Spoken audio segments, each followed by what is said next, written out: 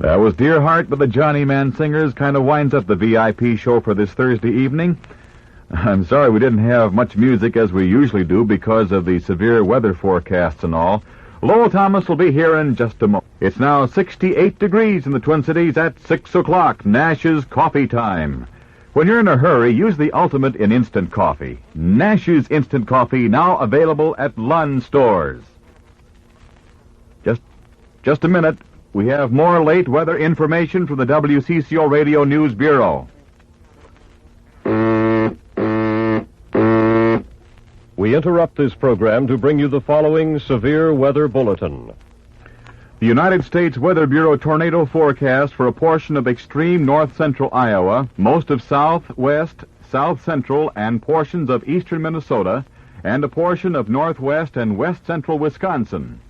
Scattered severe thunderstorms with large hail, locally damaging winds, and the possibility of an isolated tornado are expected to occur this Thursday evening from 6 p.m. Central Standard Time until 10 p.m. Central Standard Time within an area along and 60 miles either side of a line from 30 miles northwest of Spencer, Iowa to 40 miles east of Grantsburg, Wisconsin. In Minnesota, this includes an area southeast of a line from Hendricks on the Minnesota-South Dakota border, northeastward to 20 miles southwest of Duluth, and north of a line from Austin to 20 miles northwest of Winona. I'll repeat this. In Minnesota, this includes an area southeast of a line from Hendricks on the Minnesota-South Dakota border, northeastward to 20 miles southwest of Duluth, and north of a line from Austin to 20 miles northwest of Winona. This area includes the Twin Cities and vicinity. This area includes the Twin Cities and vicinity. Time now is 1.5 minutes past 6. Lowell Thomas is next. We interrupt this program to bring you an official tornado warning from the U.S. Weather Bureau. Broadcast of this official tornado warning will follow in just 30 seconds here on WCCO Radio. Please stand by.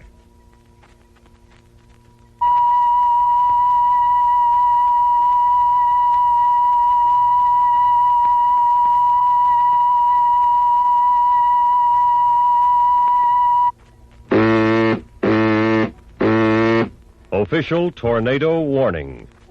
The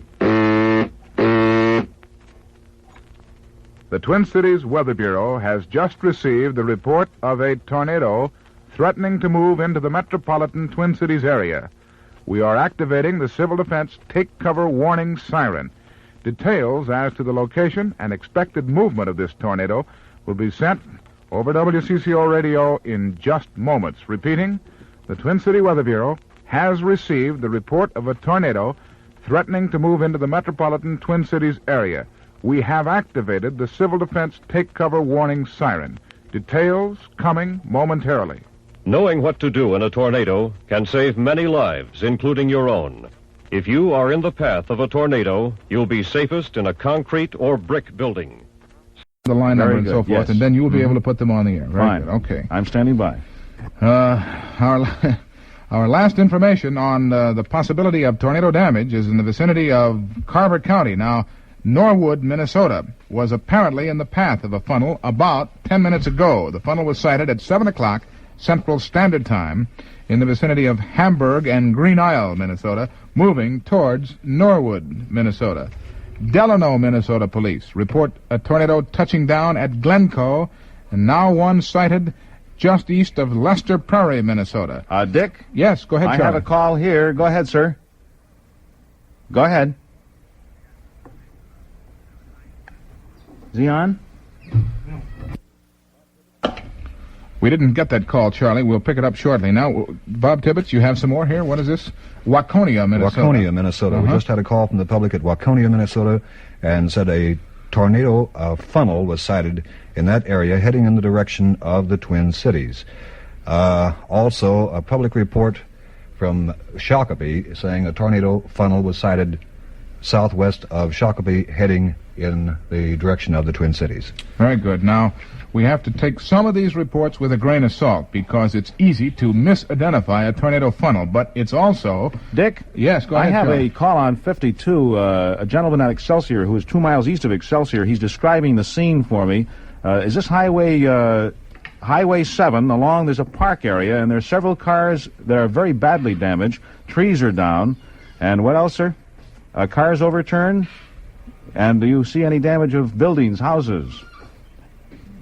One house, the roof is completely taken off. And this is Highway 7 at Excelsior. Very good.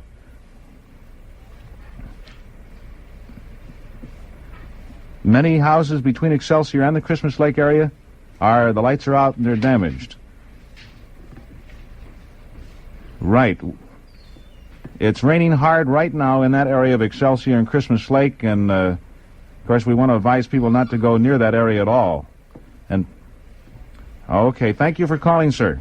Okay, very good. There's a call from Christmas Lake, Excelsior area that from that report the damage could be very, very bad. Go ahead, Dick. Very good, Charlie. Just repeating that the Delano, Minnesota police report sighting a tornado funnel touching down at Glencoe, and another sighted just east of Lester Prairie. The tornado near Lester Prairie is the same one which touched down at Glencoe, and it's moving northeastward. Now, I'll tell you the truth, I'm not sure how many funnels we're talking about now.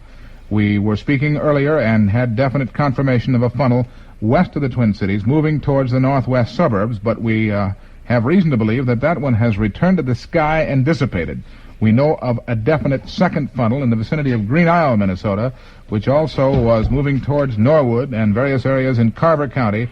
And now this funnel that is in the vicinity of Glencoe, which could be a third funnel. Chuck?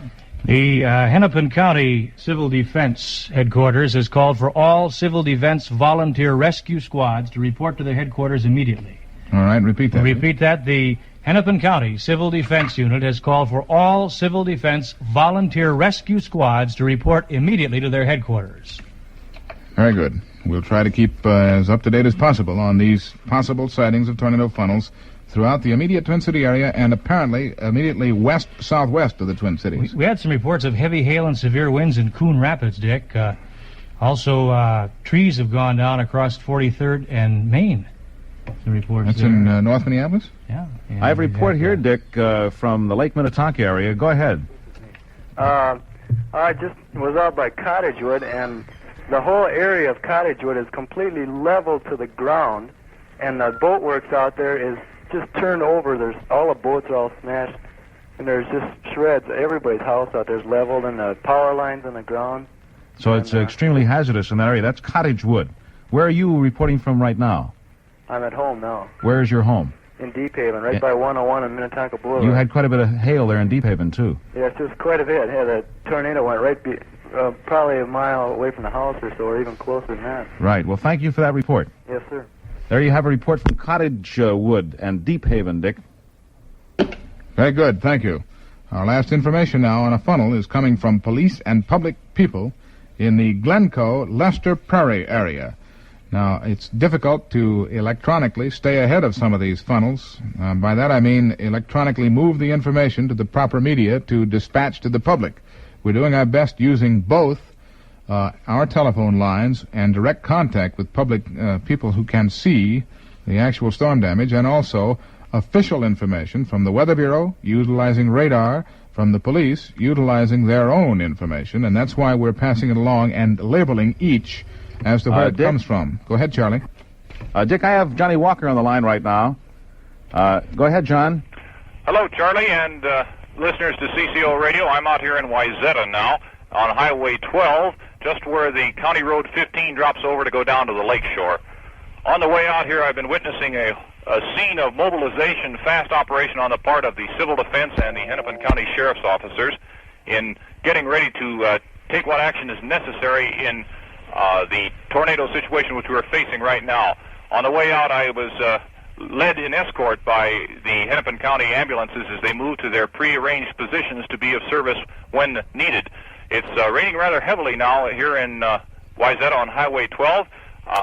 There are visible evidences of wind damage. However, we have not seen anything too serious at this time. However, things such as traffic light heads twisted completely around, and trees that are definitely broken from the winds. We're going further west into the damaged areas to survey as best we can what damage these twisters have done. Very good. That report from Johnny Walker at Wayzata. Thank you, Charlie Boone. Now, let me quickly run through once again the counties that have been advised to be on the lookout for the development of a tornado funnel within the next hour or two. Northern Hennepin County, where some of our wind damage reports are coming in from now. Adjoining Isanti, Anoka, Chisago, Polk, St. Croix, Washington counties, also Carver County, and in Wisconsin, Burnett and Pine counties. All of those counties, all of those areas, should be on the alert for the possible development of a tornado within the next hour or two.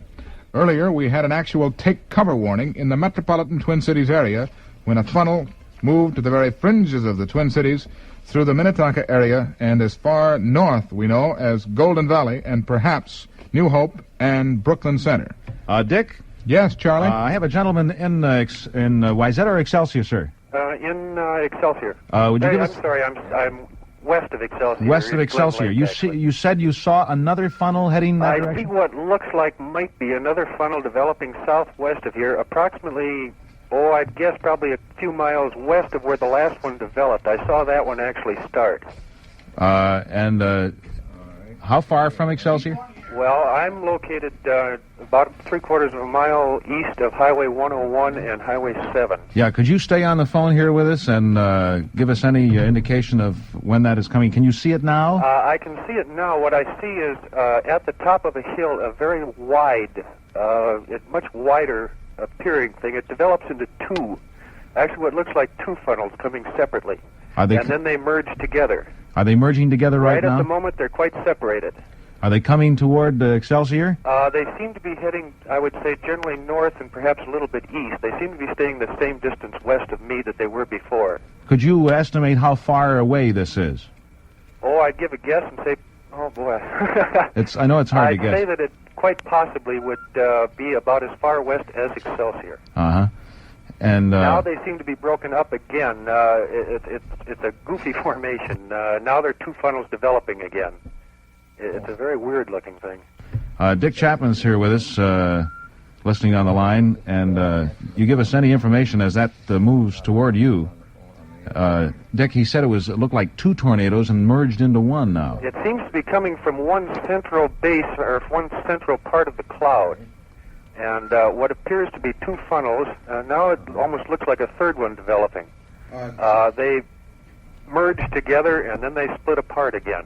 Can you hear me, At least from my angle. Yeah, can you hear me, sir? Just barely. All right, I'll talk up as loud as I can. Perhaps if I turn the radio up a little bit... No. Don't listen on the radio. Okay. Listen on your phone there, sir. We want to keep you talking here. We want to keep you on the phone because at the moment, you're the only man we have who can actually see the possible development of the funnel.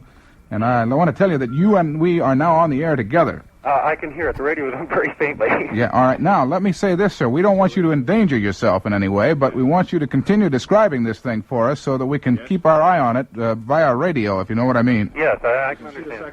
Okay. We're in, at this point where I am located, we're in absolutely no danger whatsoever. All right, very good. Now we're getting rain now and a great deal of lightning around here, but no hail or no strong winds at the moment. Very good. Now, we've got a lot of people who have just joined us and other people who didn't catch exactly where you're speaking from. Will you describe that again, please? Yes, I'm calling from an area approximately 3/4 of a mile east of Highway 101 and about a mile south of Highway 7, right near Glen Lake. All right, very good. I'm looking at this thing now, excuse me a moment, but I would say that it is approximately due southwest of me at the moment. All right. Which would, where it puts, frankly, I don't know what area. We have another party on the line, too, Dick. Yes, you hang on, sir. Yes, sir. All right. Hello? Hello, this is Pat McDonald. Yes, and where are you? I live on 101, just south of Chanhassen. Uh-huh, and you said you sighted a second tornado? Yes, we can hear it and we can see it. What direction from you is that now? It's north, it's directly north of us now. A little northwest. And you said the first one went right by you? The first one went right off the edge of Lotus Lake, just northwest of Lotus Lake from us. And we heard that one and saw it and took pictures of the houses and the roofs flying. How long ago was that, sir? This was approximately 45 minutes ago. And this funnel you're watching now is a new one, is that right? This is a new one. It's a new one. We heard it first, and now we can see it. Moving toward Excelsior, I would say. Toward Excelsior? I would guess, yes. Yeah. It's moving directly toward Excelsior at maybe 5-10 miles an hour. Is it doing much what we call moving back and forth? No, it isn't. It seems to... From our direction, it's been moving steadily toward in one direction. Uh-huh. All right. How about our other man? Is he still with us here? Yes, still here. I think that's probably the same funnel, isn't it, It sir? sounds like exactly the same one, and from my angle, it's more or less going parallel by me, and I can't see any back or forth movement from here. All right, you two fellas, bear me out now. I have a report from the Twin Cities radar operation that Flying Cloud Airport reports a tornado funnel 15 miles west of town, moving northeast. Now, would that would be it, I'm sure. It's the same one. Yes, I'm sure it is. All right, I think we better just keep you two gentlemen on the line, and thank you immensely, because we'll try to keep this baby in sight. Who knows how many people we might be able to warn out of the way. Right. Now, again, let's, as best we can, pinpoint the actual location of the funnel. First, the gentleman in Chanhassen. Yes. Go ahead. Where do you think you'd place it right now? I would place it on the fringe areas of Excelsior, just a bit west of Excelsior. All right. Coming, directly a little north of Excelsior. I hope the people in Excelsior who may be listening now have taken cover, and that would mean in their basements, if at all possible. If they're caught out in the open, I dare say any dry, low area or dry ditch then can be located. Stay away from power lines, and possibly stay away from the edges of buildings. Charlie? We have this report.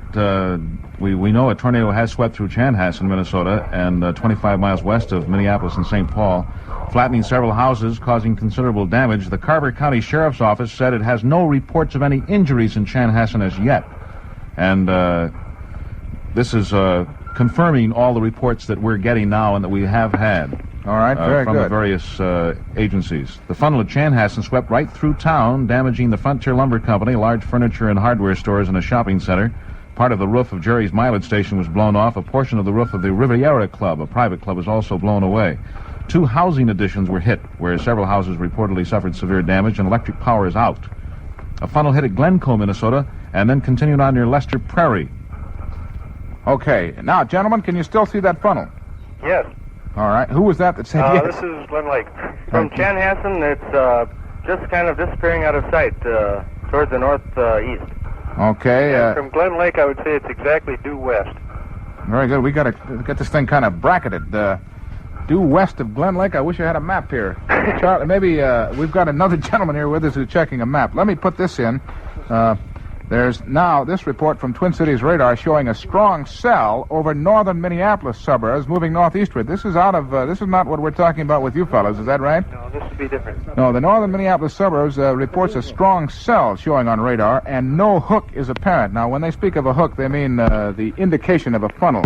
That doesn't mean that we couldn't have some high winds in North Minneapolis, so those people should stand advised. Can you still see the funnel? From Chanhassen, no. It seems to be breaking up now. Seems to be breaking up. Okay. All right. How about Glen Lake there? That was me. Yeah. From here, it seems to be breaking up. It's looks more like a heavy rainstorm at the moment from In here. other words, yeah, I see. The funnel seems to have dissipated there. We have other reports coming in. Very good. Thank you both, Thank you gentlemen. very I much. can't thank you enough. You're sure welcome. Righto. Thank you, gentlemen. We'll try to get another one here. We'll try to get another report in if Charlie can get his fingers straightened out. It's tough to handle all the phones and the 2 microphones at the same time. That last funnel that we just spoke of, actually inside of those 2 gentlemen. We've got a report right now, passed through Fridley. Go ahead, sir. Go ahead. This is Robert Park in Fridley. The funnel touched down at the Fridley Junior High School and tore the roof off the gymnasium and blew in the east side of the building, but no one was hurt. I just came from there, and none of the children assembled for the spring carnival were injured. All the children were laying down on the floor in the building, and no one was injured. Very good. I say very good in that no one was injured. Yes. You say, was the funnel actually visible? It was. I was in a car outside the gym. It blew all the windows out of one side of my car. It was approximately 60 feet over my head. Were you hurt, sir? No, I was laying on the floor of the car, and all the glass blew across me. All right, very good. And none of the kids were hurt in school? No one in the school was injured. About how many were there? I don't know. It must have been over 100. Gee, that's good news that it went by then. So the carnival will be called off because the windows are out of the building and the power's off. There's no power here in this area of Fridley either. All right. Thank you, sir. Obviously. You're welcome. Righto. Now let me indicate here with our latest report from the Twin Cities Weather Bureau why we're getting so many reports from all over. It's because there may be as many as 5 funnels in the Twin City area right now. 3 apparent tornado cells shown on Twin Cities radar about 20 to 30 miles due west of the Twin Cities airport. This is the latest report. And 2 cells apparent 15 to 20 miles north of the Twin Cities airport. That's a total of 5 cells showing on radar, not necessarily 5 funnels, but the possibility of 5 twisters. 3 of those are 20 to 30 miles due west of the Twin Cities airport. Due west of the Twin Cities airport. Now, we know one for sure was a funnel because of the 2 gentlemen we had on the phone from Glen Lake and Chanhassen. 2 other cells are apparent 15 to 20 miles north of the Twin Cities airport, and perhaps that's why we just got the call from Fridley, where the damage was reported. Now have a gentleman from Brooklyn Center. You saw the funnel, sir? Hello? Hello. Yes, go ahead. You saw the funnel. Yes, we did. Yes. We're here in Brooklyn Center. We're looking towards the east of us here. Hello. And we saw the 2 clouds form together. They came down. First, they were going back and forth, and then they emerged together. I see. And hit. All right. Could you see an actual funnel, sir, a twister, as they call it? Yes, we did. And yes, we did. could you see any apparent damage on the ground? No, we couldn't, because this is the one that actually hit, like the fellow before me here, it hit in Fridley.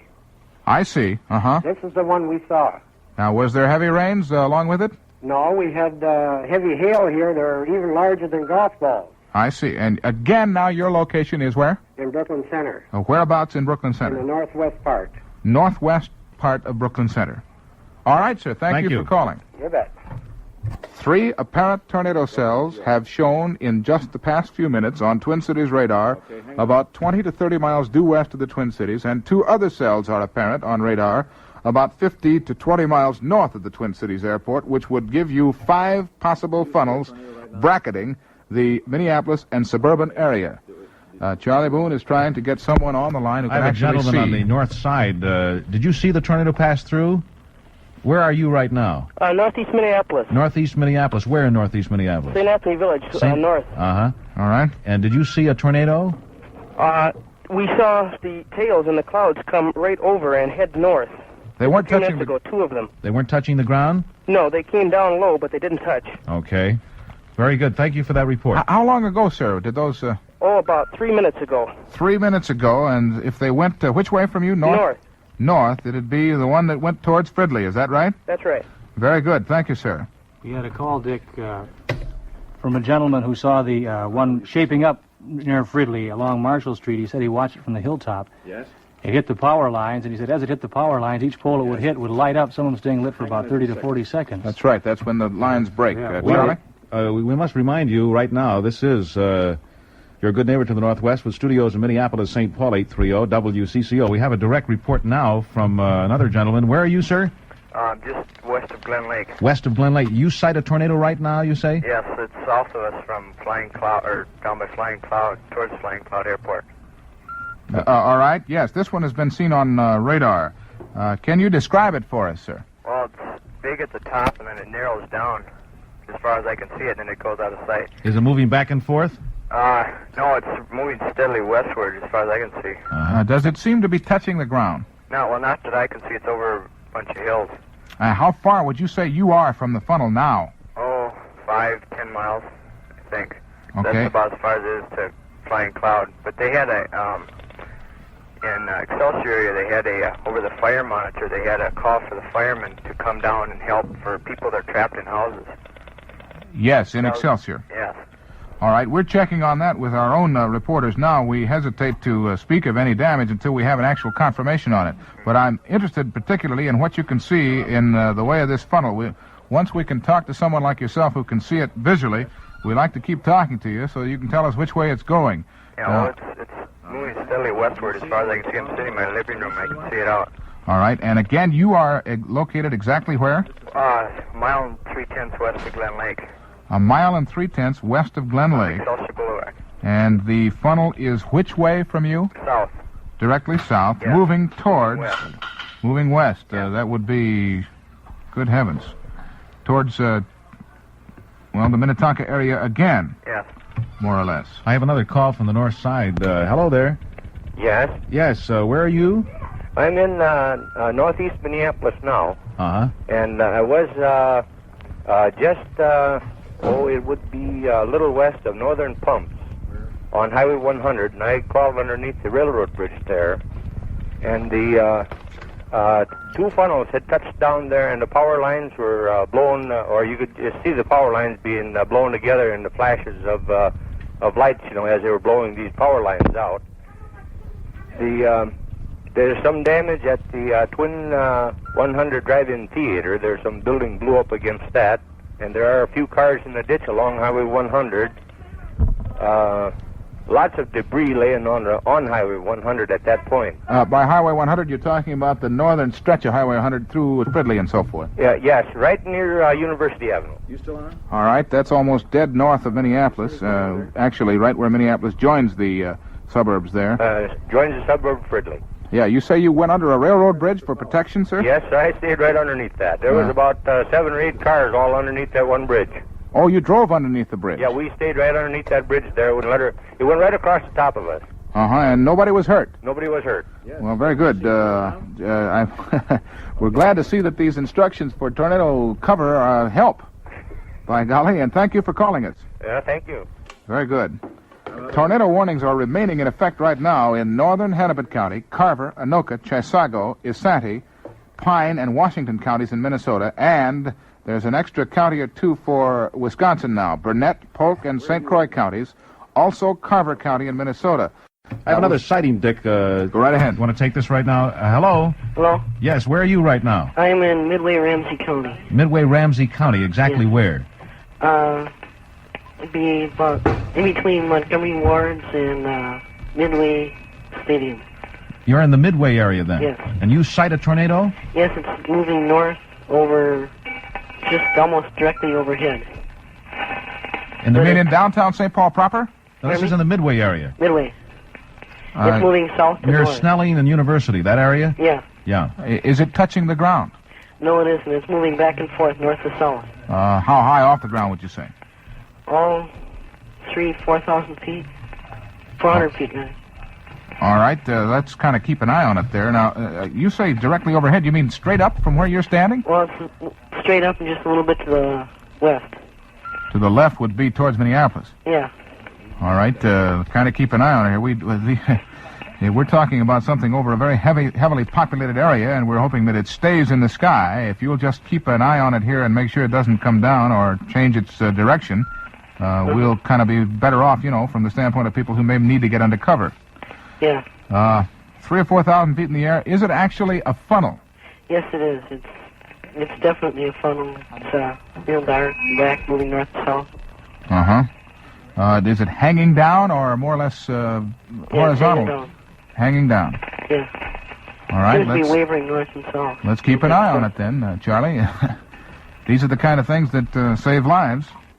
We've had reports of funnels, more than one, perhaps 5, in the immediate Twin City area in the last 15 minutes or so. Also, we know that damage has already been done by funnels in some area. Can you still see it, sir? Hello? Hang on just a second. I think we lost that guy. No, we have him on. I'm still here. Oh, yeah. I was holding him to take another call. Okay, can you still see it? Yeah. All right. It's still there. I mean, it doesn't happen. Is it raining where you are now? No. Nothing at all? No. What's the color of these clouds? It's all dark and black, and then there's lightning going through it at times. Up near it. Kind of gray. All right. Dark gray. You're calling from what, an office or a home or? I'm in my house right now. Right in the Midway. Yeah. Could you give me the address? 1282 Seminary. All right. We have this report from our men in the WCCO radio transmitter that's in Anoka. Reports that things are slowing down. By that you mean the activity is slowing down, the wind and so forth, but just south of the Mississippi River, it looks a little tough. That's a vantage point from Anoka. We're apparently right in the middle of it. Through the Twin Cities area right now, we have funnels and wind and rain and hail and everything. We have a report from Mound right now. What's happening in Mound? Well, we just had a real bad hailstorm. We're on 19. Actually, we're in Arnold Village, North Shore. And it slowed down. We did see one cyclone form. Now it went up again. And it slowed down again. And now we're looking for it. Very good. But it doesn't look good. Okay, well, keep us informed, will you please? Do you want me to hold on, or because if you actually sight a tornado funnel, would you give us a call? Well, we just had it just a minute ago, and it went up. I saw the one in YZ form.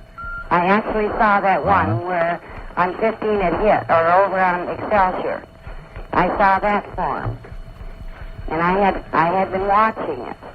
But the one you saw most recently went up in the air, is that correct? Yes, and Italy thought I was crazy, but all of this...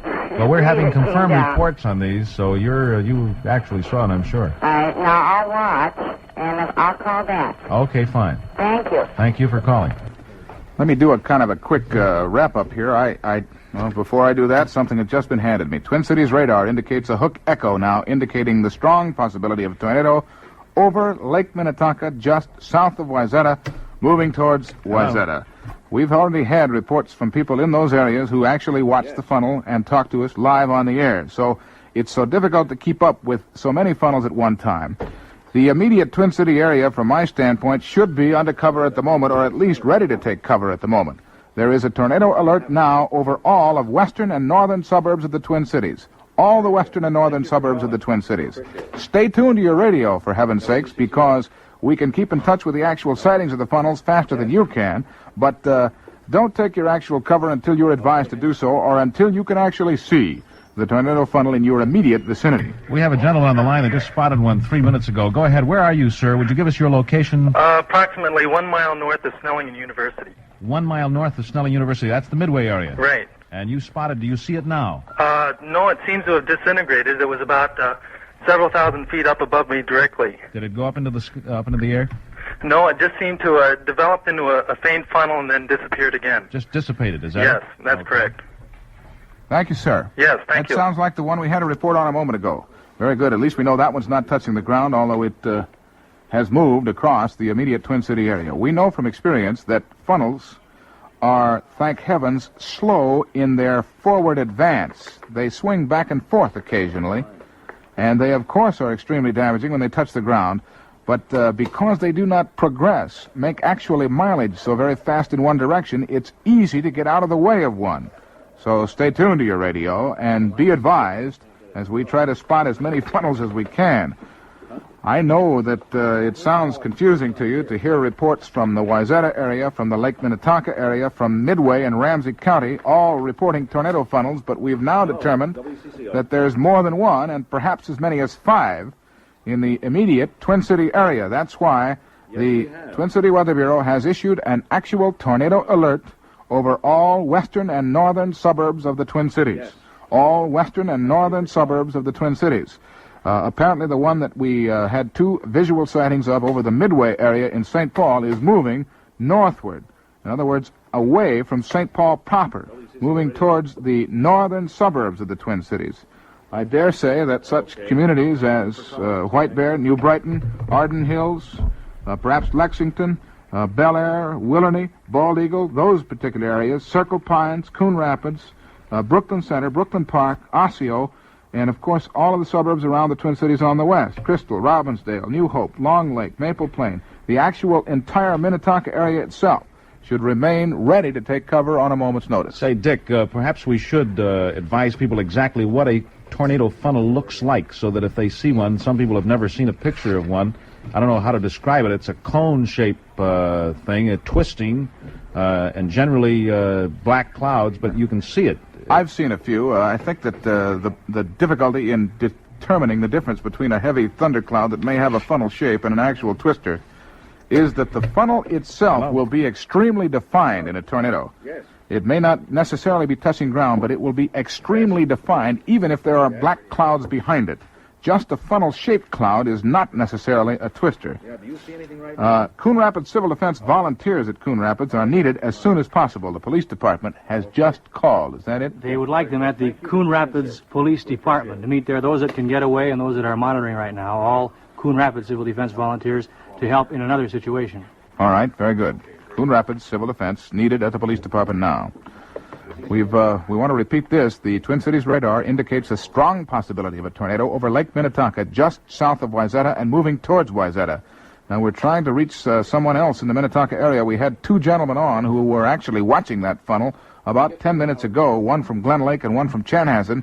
They could watch it with no danger to themselves, in complete safety, and describe its movements for us, but they said that it seemed to dissipate or at least disappear over the horizon. Wally Heron called from Roseville and said there's nothing in that area. There's been heavy rain, but no sightings yet. Roseville, all right, but nonetheless, Roseville and northern suburbs of the Twin Cities are warned of possible tornadoes right now. They are in the vicinity of the Twin Cities at the moment. We're trying to determine as quickly as possible the damage that has been reported in Chanhassen and the Minnetonka area. We know that cars are off the road in several locations, that wires are down in many locations. We had one gentleman who could actually see debris being tossed around by a funnel at one time. A report from St. Louis Park. Where are you at 100 and where? Oh, he hung up. I had him for just a second. He didn't cite a funnel, but he said in the St. Louis Park area of Highway 100, the wind is picking up definitely from what it was before. It's now picking up very heavy. All right. We really need to appeal right here and now for anybody who can actually see any funnels in the Minnetonka area to get in touch with us, Federal 99111. We're getting lots of report of damage, and we would appreciate if they'd hold those reports and strictly funnel sightings. If you'll wait until we ask for damage reports, please, and call in later. And now we want to hear from anyone who can see a funnel at this moment, particularly those funnels that are reported in the Minnetonka area west of the Twin Cities. You cite a tornado right now? Charlie, I think, is in touch with we'll soon find out.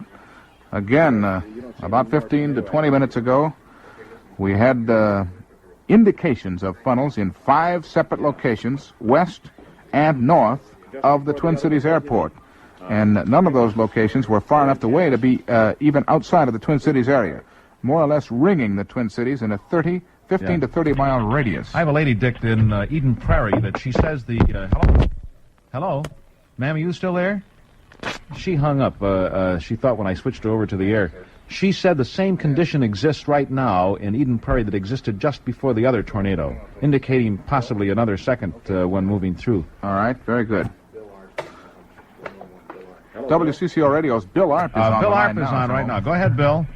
Charlie? Yes, go ahead. I'm in the Midway area, and although there's excessive lightning and no sign of rain yet, I see no sign of the sighted twister. I've seen no funnel activity at all in this area. I've been here most of the evening. Bill? Yes, We had someone in the Midway area about 10 minutes ago indicate that he could see a funnel, but it was moving north, and then we had another call from the same Midway area indicating that it seemed to have lifted and dissipated. That it did dissipate. Possible. You yourself did not see the funnel, though? No sighting at all here. All right. No rain, no heavy winds as yet? No, just excessive lightning, Dick. That's all we've seen thus far. Midway area, how far up and down? I mean, roughly exactly what location in the Midway area? From University and Snelling down to Grand and Snelling, then down to St. Clair, then up and down this area. All right. Very good. Have you... Have you you high enough up off the ground to see much? In other words, are you blocked by way of view there from? No, I'm atop a second-story building, looking out that way. All right, Bill. We'll wait to hear further from you. Okay, sure. Thank you, Dick. Perhaps we could review our take cover information here as soon as we wrap up some more, try to run in some more information from those people who may be able to see the funnel itself. Gentleman from NSP, yes, sir. Yes, we would like to ask that all of the Northern States Power Company crews in Minnetonka Division report to headquarters immediately. The telephone communications are kind of shot out here, and we can't get a hold of some of them because the phone lines are down. May I ask who you are, sir? Yeah, John Slothauer. From NSP? Right. And would you repeat that? You want the Minnetonka? All Minnetonka Division, Northern States Power Company crews report to their headquarters immediately. Very good. You say telephone communications are bad. Yes, they've lost a lot of telephone lines out here, and it's very difficult to get a hold of the crews by phone, so we're doing this as an alternative. Where are you speaking from right now, sir? I'm speaking from home in Wayzata right at the moment. All right. Can you see any possibility of a funnel in your vicinity? No, we've been watching very carefully, and we haven't seen anything. All right. We're down in the basement, I might point out at the moment. That's where everyone should be. All right. Very good. Thank you, sir. Okay, thank you. Thank you for calling. Yeah. Here's a bulletin just in from the Twin Cities Weather Bureau radar showing an intense hook echo, a definite tornado between Cologne and Carver, moving toward Victoria. All residents in the area are warned to take cover. Let me repeat that, please. And if you will, get up our honkers here, boys, because we need this one to be heard by everybody. A definite tornado. Weather Bureau radar showing an intense hook and a definite tornado between Cologne and Carver, moving toward Victoria. All residents in that area are warned now to take cover. Now, that is southwest of the Twin Cities. Gentlemen in Wayzata right now, you say you see a strange green light?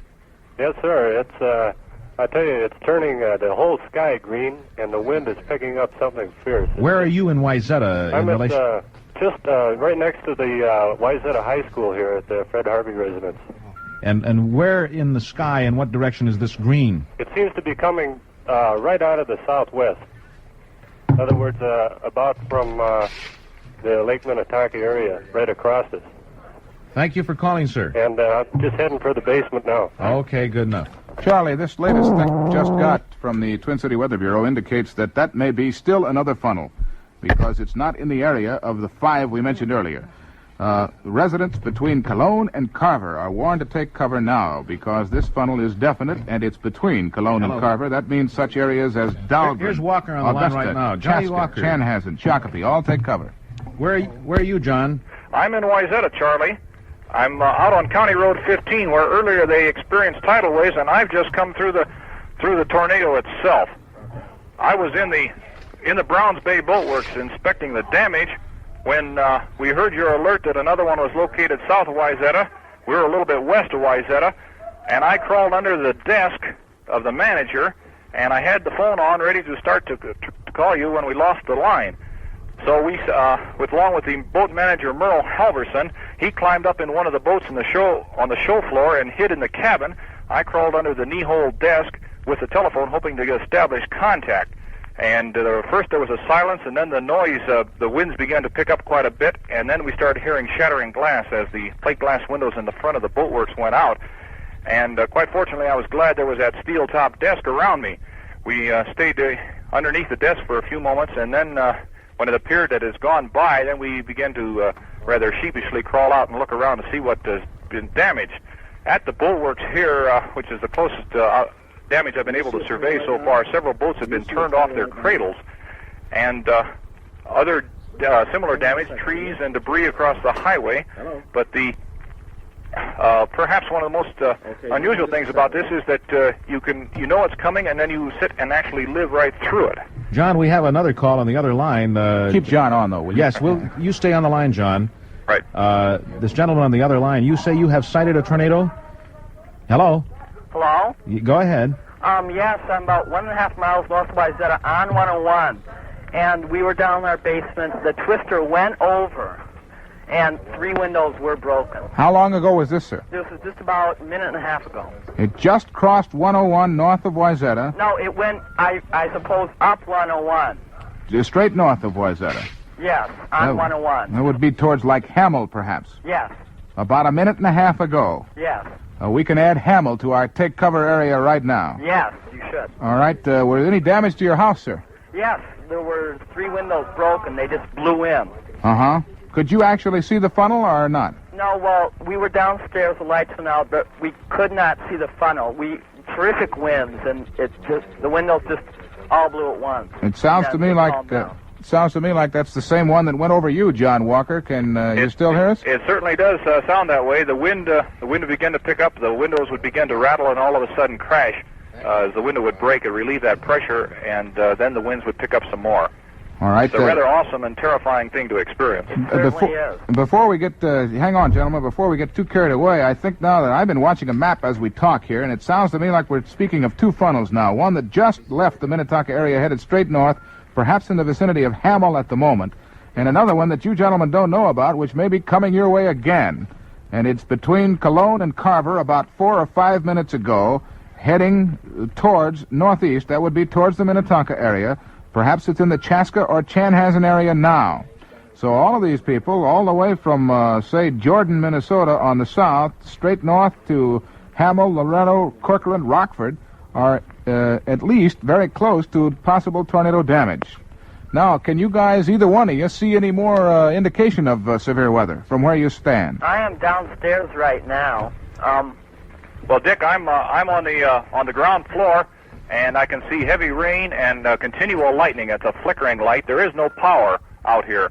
We're using flashlights to see by. There are a few cars going down the road, but it's a continual heavy drive. Now, I want to correct those tornado instructions again. You say that last one was perhaps in the Carver-Chaska area at the present time? John, no, what I said was about 5 minutes ago it was reported by the Twin City Weather Bureau a definite tornado between Cologne and Carver. Between Cologne and Carver. Now that is just about due south of Tonka Bay and Mound. The tornado was moving northeastward, moving in toward Victoria. Now there, maybe that'll help you. You know where Victoria is? Right. It's just to the southwest of the Minnetonka area. I assume that in 5 minutes it may have come closer or even reached the southwest corner of the Minnetonka area, the actual lake area. Right. Well, with so much of the area out here without power, people are going to have to depend upon their battery radios to keep in touch, and telephone communication is sporadic. We'll try and be back to you as soon as we have more concrete information. All right. Let me ask you this, John. Is it too dark to actually see the sky? No, there's a continual lightning that's flashing, and you can see the sky in the air. You can see the clouds in the sky, I should say, and they are rather continuous. There's a very little breakup, so that if you could see a funnel coming, it would probably stand out. You mean actually illuminated by the lightning itself? Right. There's a continual flash of lightning. It's almost like the northern lights. Maybe facetious, but every cloud has its silver lining. Without that lightning, we wouldn't be able to see the funnels. All right, John, you hang on because you're, as best we can figure out, I hate to tell you this, but you may be in the path of the next one. Well, I will stay here on the line and continue to watch. Yes, we may temporarily put you on hold, but we'll expect to call you back in momentarily. Don't lose contact on that line, will you not, John? All right, we'll hold the line open. All right, a teacher from Richfield has called to assure the parents of the kids at Richfield High that they're keeping the kids attending the sock hop in school and not sending them home. We should review the instructions for tornado warnings. Chuck Lilligren has the information right here. Go ahead, Chuck. Well, if you're in the path of a tornado and have been warned to take cover, stay indoors. The greatest danger outdoors are wind-driven objects. Go to a storm cellar or basement if you can. Usually the southwest corner of the basement is the safest, and take your battery radio for official information. If you must remain above ground in a building, stay away from windows. Charlie? We have a report from a sheriff in, where are you, sir? You want to give us your... 101, it just went through going north. Going north? About 2 minutes ago. And give that location again? County Road 6 and State Highway 101, about a mile north of Wayzata. Okay, and do you see any damage at all? No, sir, we do not. There was quite a bit of fire from power lines in the sky. However, we did not see it touch down. It just was a funnel, stayed approximately 400 to 500 feet in the air, and moved in a northerly direction. Very high wind. That more or less puts it on a line towards Maple Grove and Anoka, is that right? 10-4. 10-4, yes. That's, you can't see anything actual now. You can't see the funnel itself. Not at the present time, no. Before, all we could see it was during periods of lightning. I see. All right, sir. Thank you very much. And any further information you get, be sure and call us. Okay, sir, will do. Right. All right, that's the same one that went past John Walker on Browns Bay, or not Browns Bay, but on the north end of Minnetonka there. Also the gentleman that called in north of Wayzata on 101, and now we've got the report of it a little farther north of Wayzata. I'm looking at a map. It puts it in the vicinity of perhaps dead even with Hamel, but not as far west as Hamel. I have a report now north of Wayzata. All right, go ahead. Go ahead. I just drove down the main street of Wayzata. Yes? The storm hit just as I was going through, an extremely large amount of water being blown up off the lake into the main street and the buildings. I drove up the street at the west end of Wayzata, up the incline, which is a very steep hill, and was literally blown up. I had to use the brakes to keep from going too fast up the hill. He's still there. A great number of trees are down. The power went off as I was coming back east on Highway 12. We have power here. There's no power in Wayzata, however. All the street lights and all are out from here. There's quite a bit of rain falling here. Very high wind and lots of lightning. Lightning almost continuously, as bright as day outside. Very good. Thank you for that report. Thank you, sir. Thank you. Okay, we have another report now from Glen Lake. Hello. Hello? You're at 101 and Lake? 101 and 7th. And 7th in Glen Lake? No. Did you cite a tornado? Yes, it's... Hang on just a second. Hang on just a second, will you, sir? Sure. We now have a confirmed tornado touchdown at Spring Lake Park. Spring Lake Park in the Minnetonka area. Considerable damage. This was about 45 minutes ago. Injuries unknown. The Highway Patrol advises that police and ambulances are now in the area. Unauthorized vehicles, please stay away. You, sir, are where? On 101 and 7th. And you did see a funnel? Yes. All right. How long ago? Oh, well, you can still see it now. Did it touch ground? No, we can't tell. It's over the hill. Now you say over the hill. In which direction? Towards Glen Lake. Towards Glen Lake. And how far away from you, sir? Oh, about 7 miles. Okay, 7 miles. Gee, this is it straight north? No, it's, Okay, sir, thank you. It's south. South of you? Yes. About how many miles? About 7 miles. Oh, this apparently is the other one we were trying to keep track of, Charlie. I'm serious now. This is the one that was seen the last time between Carver and headed towards Victoria. It apparently has veered off towards this gentleman's location. That would put it perhaps in the vicinity of Chanhassen now. No, it's... Closer? No, it's farther away. It's more like over by Shakopee. Over by Shakopee, maybe Eden Prairie, or would you say... Yeah, right there. All right. That confirms that report the lady said about Eden Prairie, yeah. All right, very good. And this one you could still see? Yes. Is it touching ground, can you tell? No, I can't. Uh-huh. You can't see any... of course, you have to look at it as it's lit by the lightning, more or less. Yeah, in the background. I think we better keep you on the line, sir, and until you can't see it anymore, at any rate. Would you mind hanging on? Oh, sure. All right. Charlie, we'll try to take another call while we put this gentleman on hold, and I don't know how you do it, Charlie, with 2 phones and 2 microphones. I've got lots of help. I wanted to say that having been in a tornado in that Fargo, Moorhead one, will remind people not to go near power lines, because a lot of power lines are down, and there are instructions that we should repeat again. Chuck Lilligren has some more instruction that we can give you. Right now, you don't move around. We'll start where we left off, yeah. Don't move around. It says if you must remain above ground in a building, stay away from the windows. Open them about 1 inch on the side of the building away from the storm. Take shelter under heavy furniture. If you're in a car, drive away from the path of the tornado. Go to low, dry ground for shelter from wind-driven objects. Stay away from power and telephone lines. They're a danger in any heavy windstorm. If you're outdoors, lie down flat on the ground. A roadside ditch or plowed furrow gives you some protection. This is if you sight a tornado coming your way. All right, very good. Charlie, I don't know whether it'd do any good to talk to our man in the Pussy Tower or not. What do you think? I tried to get out, and on this line I'm getting calls in on tornado sightings, and... All right. For the past hour and a half, we've been broadcasting solidly here about this brace of tornadoes that is skipping in and around the Twin City area.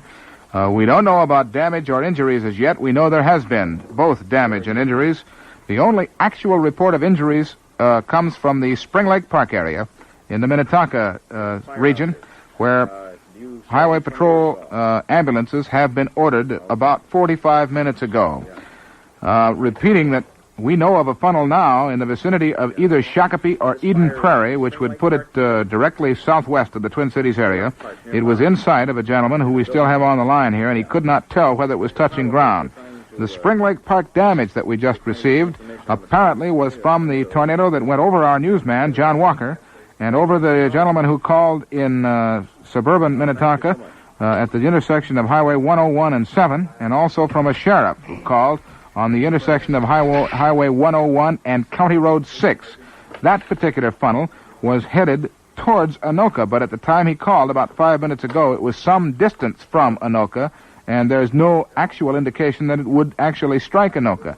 It just happened to be moving in that direction at a very slow rate of speed. My calculations indicate it would be west of Crystal at the moment, perhaps in the vicinity of Rice Lake, which is a small lake just northwest of the Twin Cities. That's one funnel. The other funnel we're trying to keep in mind at the moment is in the vicinity of Shakopee and Eden Prairie now. We want to mention it's Spring Park and not Spring Lake Park, so that doesn't confuse anyone. I have Spring Lake Park. Should be Spring Park, that area in Minnetonka. That's true. Perhaps this is, well, we'll double check There's an this. island park near Mound that there's a fire going on right now. If I can interrupt, right now there are very high winds in the Seven Corners area. Residents there might be alerted. Very high winds with poles starting to move and... in Seven Corners, Minneapolis. Yes, all right now. Hello. Very good. Let me repeat that a tornado alert is in effect at the moment for all residents on the western and northern suburbs of the Twin Cities. Also, a tornado definite sighting has been reported about 10 or 15 minutes ago between Carver and Cologne. It has since moved, as best as we can determine, to the vicinity of Shakopee or Eden Prairie. I say as best as we can determine because we're not at all certain, without actual simultaneous sightings, whether it's one or two funnels we're speaking of in these areas. We had a call from Glen Lake, Dick, and a lady said that somebody has a big searchlight going across the sky near Glen Lake. And I don't know if those people with the searchlight could contact us at Federal 99111 if they see anything. We'd appreciate that call. All right. I dare say a searchlight would be outside somewhere and probably difficult to get to a phone, but we're certainly trying to reach people who have actual information on these funnels. This late in the evening, it's a little unusual to have this many skipping around. And it's the first time in as many years as I know of that the Twin City area proper have been lashed this bad. There were tornadoes in the Anoka area some years back, also in some of the suburban areas some years back, but nothing of any extreme damage. And as best as it can be determined so far, we don't have any serious injuries. Okay, thank you. Why don't you just tell me what you're trying to write there? Rob Brown. A lady just called and said what they consider to be a funnel-type storm had passed the west edge of Brooklyn Park near Eagle Lake, near County 18. It was her guess that this funnel might have been bouncing, was headed for the Osseo area. All right, very good. Yes, I'm looking at it on the map now, and this... Gee, I don't know whether to say it's the same funnel we've been talking about moving in the vicinity of Highway 101 or not, but it very definitely could be because it's close enough. I have a report now from Washington County, Dick. Hello? Yes. Would you tell us that report again? We live in Washington County, south of 36, east And of Highway you're starting to see a 100. green sky also? And the sky is very pink and greenish with a lot of terrible lightning and is very, very windy. Uh-huh. You haven't sighted any funnels yet? No, we haven't, but the sky is, like I say, is very pink and dark. Very good. Thank you for that report. Thank you. Okay. Charlie, an appeal has been issued for all available doctors listening to this broadcast to report to the Anoka Coon Rapids Hospital. All available doctors that may be listening, report now to the Anoka Coon Rapids Hospital. We'll try to... That's Mercy Hospital? Mercy Hospital, the Anoka Coon Rapids Mercy Hospital. All available doctors asked to report now. We still don't have any reports of damage or tornado funnel sightings in the Anoka area. Most of those sightings have been south or east of Anoka. That last one that we spoke of was just west of Brooklyn Center, which would head it towards Osseo. That's still away from the Anoka area. But, again, all available doctors report to the Anoka Coon Rapids Hospital at the moment. Apparently it did hit Spring Lake Park. Spring Lake Park would put it in that same area. So okay. There's another... Here's another call. Hello? Hello? You are at 94th and Normandale? I'm on telephone. Hello? Yeah, hello? No, all right, we'll get this one straightened out here in a moment. We appreciate those calls that have actual information to talk to give us. We want those people right now, primarily, who can actually see funnels, because we know they're still in the vicinity. Yeah, you know at 94th and Normandale? I'm 65. Hello. This is confusing me. Shambles. All right. We're informed that a semi-trailer truck has overturned in the vicinity of Highway 65 and 10. When I put these things together, it appears to me that this new damage area stretches from northern Minnetonka area all the way towards Blaine Village, which would be right across the northwest suburbs of the Twin Cities. Who reported a funnel over Southdale? Do you know? Gentlemen? Hello? Hello? Reported by police. Hang on just a minute, Charlie. Police report a funnel now over Southdale, which would be in the vicinity of suburban Edina.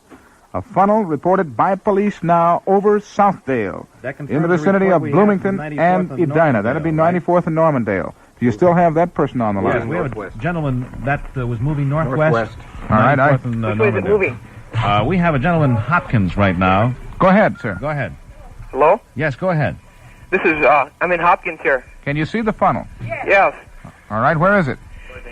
Towards Edina. It's, over Hopkins here, moving southeast. All right, is it touching the ground? Northeast south. Uh-huh. Is it touching the ground? Is it touching the ground? No, it isn't. Can you tell how high in the air it is? We're just taking a look now. All right. Okay, is it possible to move your phone towards the window, sir? See here. Not the window where it's at. One emphasize. It's still pretty high in the air, they say. All right. It shows no inclination to dip or what have you. Okay. Bear with us here as we get things straightened out. Is it showing any dips? It's right above our house, they say, and it's pretty well staying in the sky. It's heading towards Minneapolis now, I guess. My dad just said it's now heading towards Minneapolis. All right. You say it's above your house? Yes. You're not in any danger there, are you? I'm shaking like a leaf right now. Well, no, I mean, I don't want you to stay on the phone with us if it means that you have to keep yourself exposed. We're down in the basement now. Oh, you're in the basement now. Very good. All right. It's a good place to be, I'll tell you that. Yeah. That's where everyone should be right now. Yeah. This is the second tornado we've seen, when we first saw it. You mean the second tonight? It's moving faster to Minneapolis, my dad is saying right now. Moving towards Minneapolis at the moment? Yes. From Hopkins? Yes. This is the second funnel you've seen tonight? Yes. The first one, the very first one we saw was, I think, the one that hit Glen Lake and it's been working its way around to Crystal. Yeah. The first one, we saw the first one. That was how long ago? Oh, the very first one we ever reported, I think. You mean an hour or so ago? Yes. All right. Can you still see it? Can we still see? We have a kind of a chain of command going from the phone to the window, I believe, and that's all right with us. It seems like it might be breaking up right now. I'm glad to hear that. Keep your eye on it, and as long as you have to, the only way you can see it, I assume, is when the lightning flashes, so you can see it that way. Uh-huh. All right. Very good. Hang on just a moment. Right now of sighting over Southdale. Go ahead, sir. Hello? Yes, go ahead. You're on. Yes, I can see the funnel coming over Southdale now. It's moving in an easterly direction, right between Crosstown Highway 62 and about the 494 freeway. All right, I know exactly where that is. That's in suburban Edina, is that right? Yes, right off of about between 66th and 78th in France. Now, I think this funnel's the same one we were just talking to a gentleman about in Hopkins. Is it touching the ground? No, it's staying quite high in the sky right now. The funnel is up quite high, and the tail is draping on a diagonal across the sky, but is not touching the ground at all. Is the tail moving back and forth? It doesn't appear to be, no. Are you inside, sir? Yes, I'm inside my house now. All right. Can you experience much wind where you are right there? Yes, the wind is picking up quite a bit, and so is the rain. All right. Are you in a safe location there? Not at the moment. I plan to go there shortly. Well, I don't want to keep you on the phone if you're not safe, sir, but we try to keep talking to those people who can actually see the funnel. It may mean life or death to some other people. I understand. I'm all right at the present time. So anytime you want to clear out, you let us know and go. Is that all right? I sure will. What is your name, sir? My name is John Eben. Very good. And your address? 6335 Peacedale Avenue.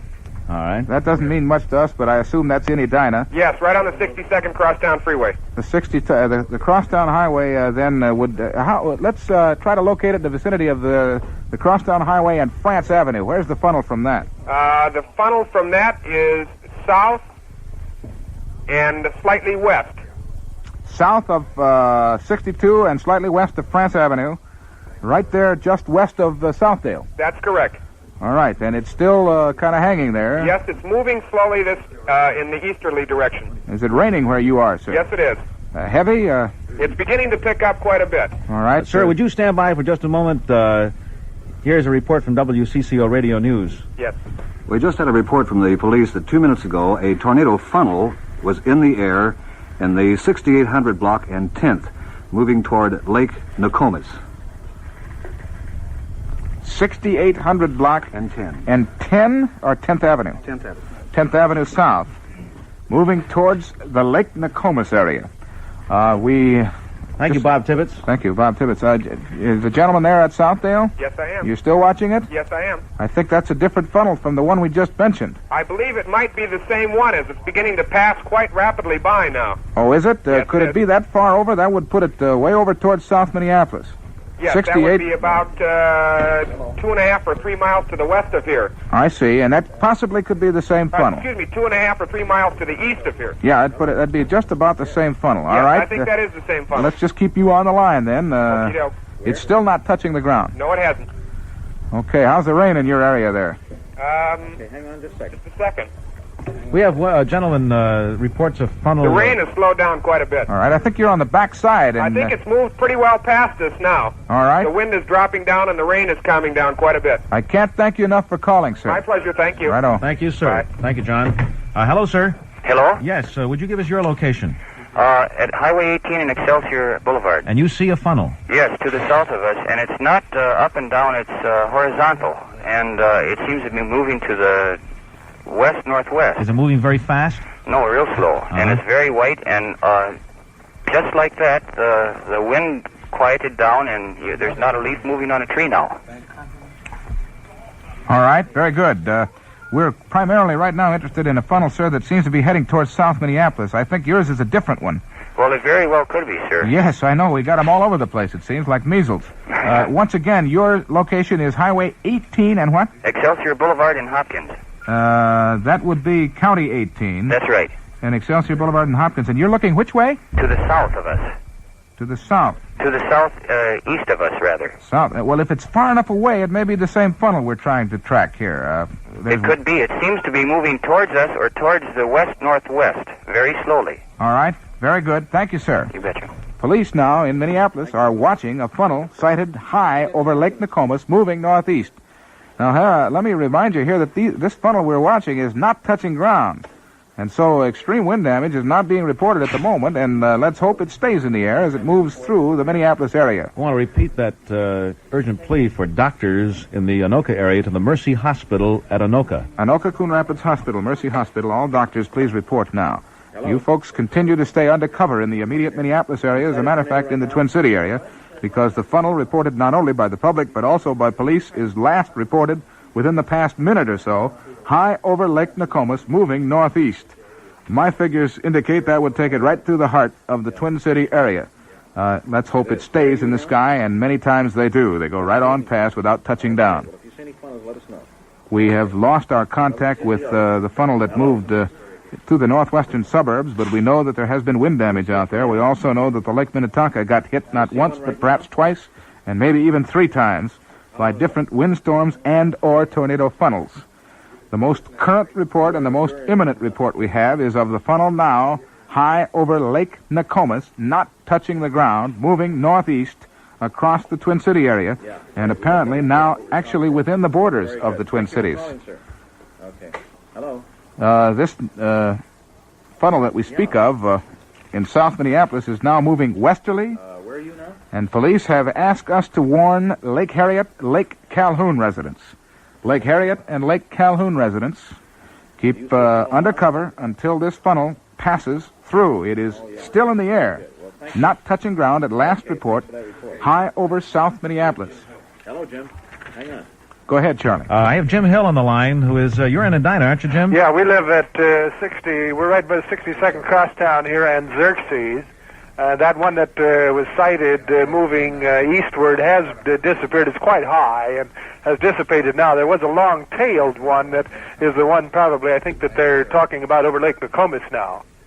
But otherwise, there's a breeze blowing and it is raining slightly. You think it's two different funnels then, Jim? Yes, there was two different ones. The one that was sighted over went over St. Louis Park, I would say, and over South Minneapolis, and now probably over Nokomis and Lake Harriet area, was a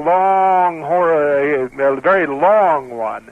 But it seemed to dissipate, and it was very high. It didn't get anywhere near the ground from here. All right, very good. Can you still see it? No, I can't see it anymore. Very and good. The same one that went down the 62nd cross down here was high and was a very small one, but of course a definite one. It's good to hear your voice, Jim. Yeah, well, good. How are you feeling? Well, I'm feeling better, thank you. Well, that's good. Good to be back on the air. Well, I should say, a lot of people have. I'm sure glad to hear your voice. Well, thank you very much. Take care of yourself and get some more rest. I'll do that. Okay, buddy. Okay, bud. Police last reported the funnel in the air, not touching ground, over Lake Nokomis, and police asked WCCO Radio to warn the Lake Harriet, Lake Calhoun region of South Minneapolis. The funnel that was over the Southdale region apparently has dissipated. We have Mike Lynch here at Lake of the Isles, and where, Mike?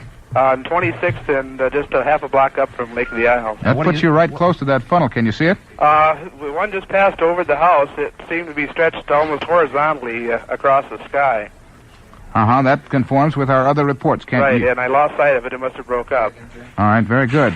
Was there any damage at all in the Lake of the Isles area? No, it's raining, but and of course lots of lightning, but no, very little wind. Okay. So it just sort of dissipated and went up in the air. Right. Yeah, okay. Mike, thank you for calling. We'll keep you posted. Very good, Mike. Gee, as the night wears on here, Charlie, I keep thinking we're really coming out of this smelling like a rose, if you'll pardon the expression, because with all these funnels around, there's sure not much damage so far. Well, in the metropolitan area, although, of course, in the Lake Minnetonka area, lots and lots of damage, and probably a lot of damage we don't even know about as yet. It'll take some time, yes. We want to remind people to stay indoors. Wind-driven objects are your greatest danger. And go to a storm cellar or basement if you can. The southwest corner usually is the safest. And take your transistor radio and keep tuned to 830. This is Studios Minneapolis, St. Paul, WCCO. We have information that there was some extreme wind damage in the vicinity of Osborne Road and Central Avenue in Blaine Village. That would have been the ones we were speaking of earlier, perhaps half an hour ago. The funnels that moved through the northwestern suburbs, nicking the northwest edge of the Twin Cities. A call from Southdale Blaine Village. Go ahead. Just a moment ago indicates that it's quieting down and the funnel dissipated into the air, and they're apparently... we haven't received damage reports as yet from that area of the city. We're assuming that a lot of folks have taken cover and are listening to the radio in those cover locations, which is the smart thing to do, and we do have some good news for a change. That our indications are things are dying down in southwestern Minneapolis and in Edina, suburban Edina, and Bloomington. However, the Lake Harriet, Lake Calhoun area should be definitely undercover and alert right now because we're still kind of keeping our eye on the one high in the sky passing over that area. It did not touch the ground, and we had 3 different reports, all coinciding that they could see the funnel, but it was still well up in the sky. I have Minneapolis police on the line, Dick. Go ahead, sir. Go ahead. Hello? Yes, go ahead. You're on. Yeah. Now, this Mrs. Zastro called. She wants you to call her at her home that she has an emergency message for you people. It's 434-6322. 6322? Yeah. And she says it has something to do with a trailer court, and I guess her husband is on a civil defense. Something is supposed to be Spring Lake Park, but they put it out as Spring Park, I believe. Oh, yes. Okay, sir. Thank you for calling. Would you call... Very good. We'll take that information off the air. It sounds like a special message that takes secondary priority here for the moment. I got the number, Charlie, if you want to try that. Okay. I thought it was something else. Yeah, I know what you mean. Those things happen. Spring Lake Park was indicated as some damage area. I don't know whether I can wrap this up all out of my head or not, but quickly, a reminder that some doctors are asked to report to the Anoka-Coon Rapids Mercy Hospital that the Highway Patrol and Civil Defense people has asked for Civil Defense to report to the Coon Rapids mustering location. And our last report from Minneapolis Police indicated that there was a funnel high in the sky over South Minneapolis, and the warning was directed immediately to the Lake Calhoun, Lake Harriet area, and we still have not received anything further from that vicinity to tell whether or not that funnel is moving on past or whether there is any damage there. Over Medicine Lake right now, a gentleman says there's heavy rain and lightning. Is that correct, sir? Hello? Yes. Heavy rain and lightning over Medicine Lake? Very heavy lightning and lots of rain. Uh-huh. Wind you is don't kind of turbulent. You haven't sighted any funnels or anything like that? Black clouds pass northeast. Well, if you see anything that looks like a twister, you let us know. Well, these were hanging low, but they were moving pretty rapidly. So. All right. Thank you for calling. Boss says get down the basement, hear your voice. That's the best place to be. Yes. Right. Okay, then. Okay, Thank fine. you. Look out for glass, too. Glass is a great danger in storms like this. Stay away from windows, yes, in the basement. The instructions for people who have reason to believe that they're in damage area is not to move around. Not now, until some order is restored by authority, by people in official positions. That means police, sheriff's deputies, various fire volunteers and fire departments and civil defense officials, because we know that a lot of power lines are down, and these can be live for a considerable length of time after the storm has moved out of the area. Power lines are, of course, very lethal in many cases, and not necessarily the end of the line itself, but where there is standing water on the ground, the water itself can be lethal. A lady so don't move around. Lady on the line who saw the funnel move across Lake Nokomis about how many minutes ago?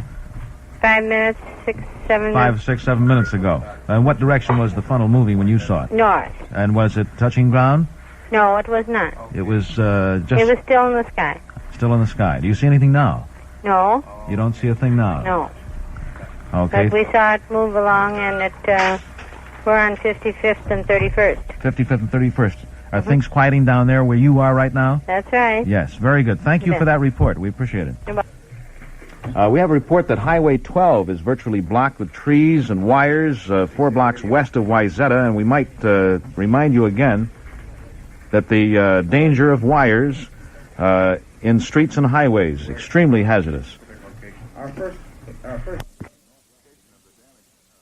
first indication of the damage northwest of the Twin Cities apparently comes from the Mercy Hospital area, where the call went out a short time ago for doctors. And one of our news people, Chuck Lilligren, checked with the hospital and tried to get an idea just how many injuries there were. And they did not have time to give out that information, except to say that the emergency rooms at Mercy Hospital in the Anoka-Coon Rapids area was operating at full capacity at the moment. And that's why they were moving as fast as they could and asking for the doctors to report in. Dick, we have somebody in the Midway area of St. Paul who has sighted a funnel. Do you see it right now, you say? Yes, I do. I see it forming. And you see it forming. What does it look like? Is it... there are 2 clouds, and they're connected in the middle. There's a dark spot down just below them. And is it? Do you see it touching ground? No, it isn't. It's up in the air. Where are you in Midway? Hamlin and Minnetonka. Hamlin and Minnetonka. Yeah. And what direction is this funnel you see forming? Northwest. Northwest of the Midway area. Yeah. Snelly and Minnetonka. Hamlin and Minnetonka. Hamlin and Minnetonka, right. Yeah, it's on the same place. Yeah, very good. Could be the one that passed over the Lake Nokomis area. That very well could be. Keep us informed, will you? Yeah, okay. Thank you for calling. Our number is Federal 99111. If you have information on tornado sightings so that we can track this storm and warn people in its path. And, of course, if you're in the Twin City area, it'd be a good idea wherever you are to be in your basement right now and away from windows. Luck of the Irish, it looks like that funnel, or at least that one, maybe 2, Jim Hill indicated 2, are going to go right over the Twin Cities without touching down. Let's hope so. This is official. The Highway Patrol has asked that all unnecessary traffic stay off Highway 65 into Anoka County. Apparently there is a traffic problem on Highway 65 into Anoka County.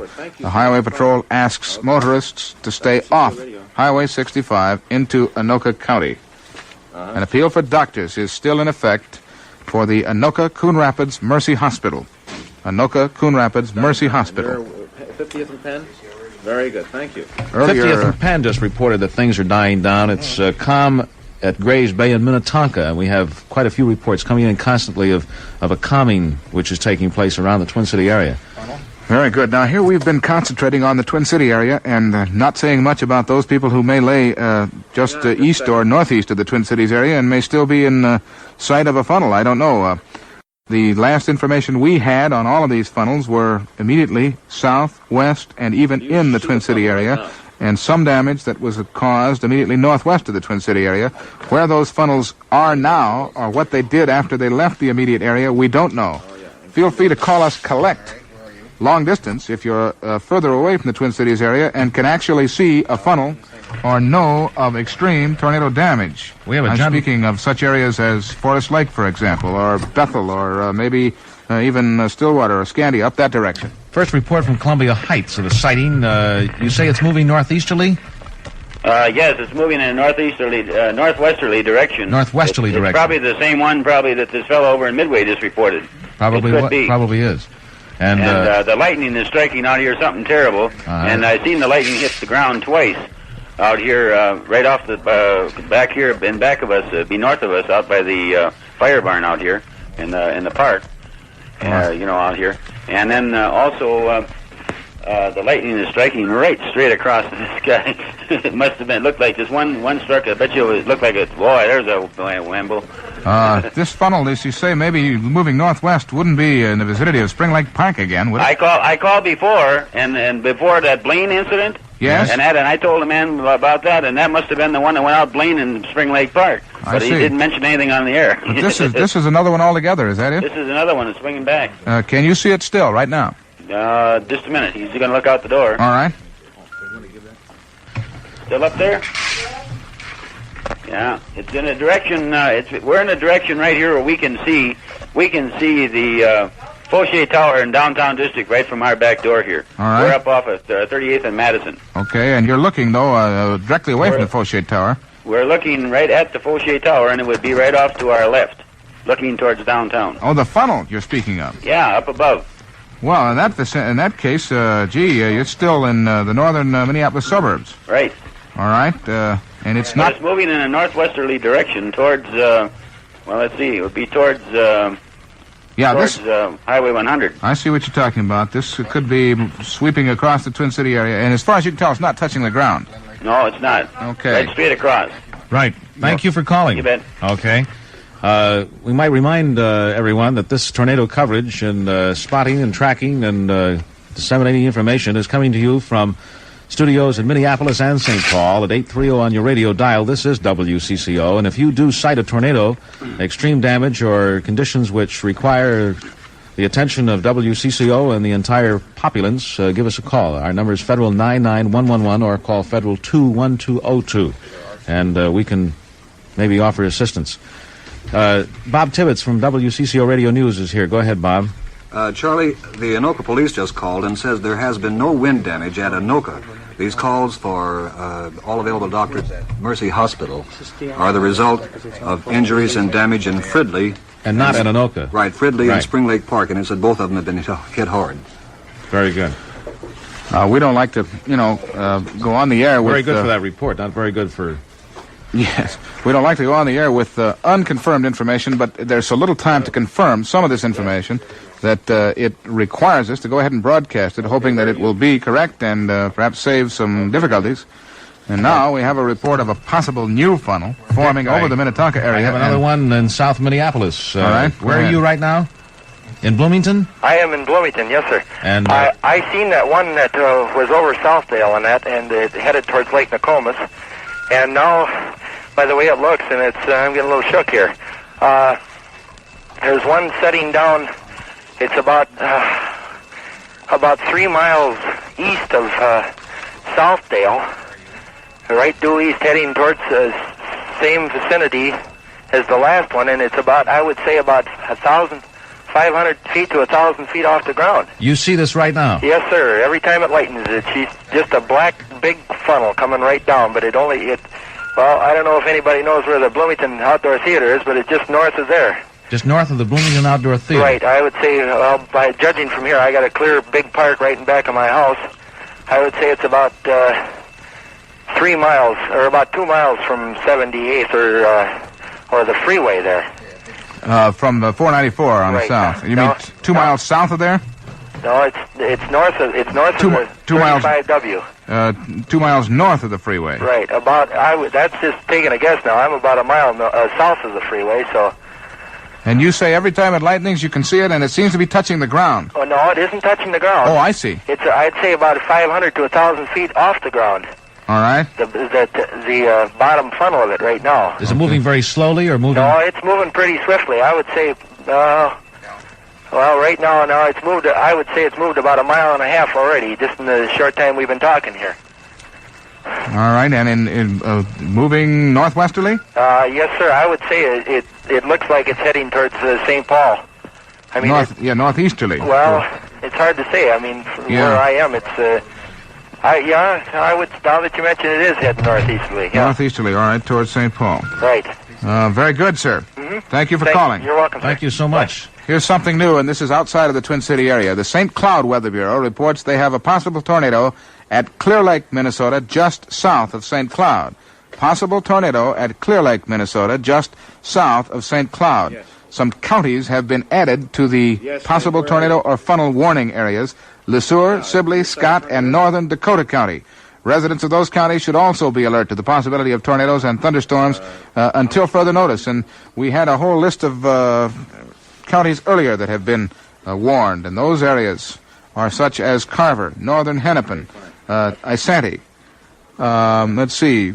In Wisconsin, we had Burnett and Pine counties, and I'm going to quickly gather these up and try to get them all for you so that everybody knows what we're talking about in terms of the actual beehive of activity right now in these clouds. Can't find the list.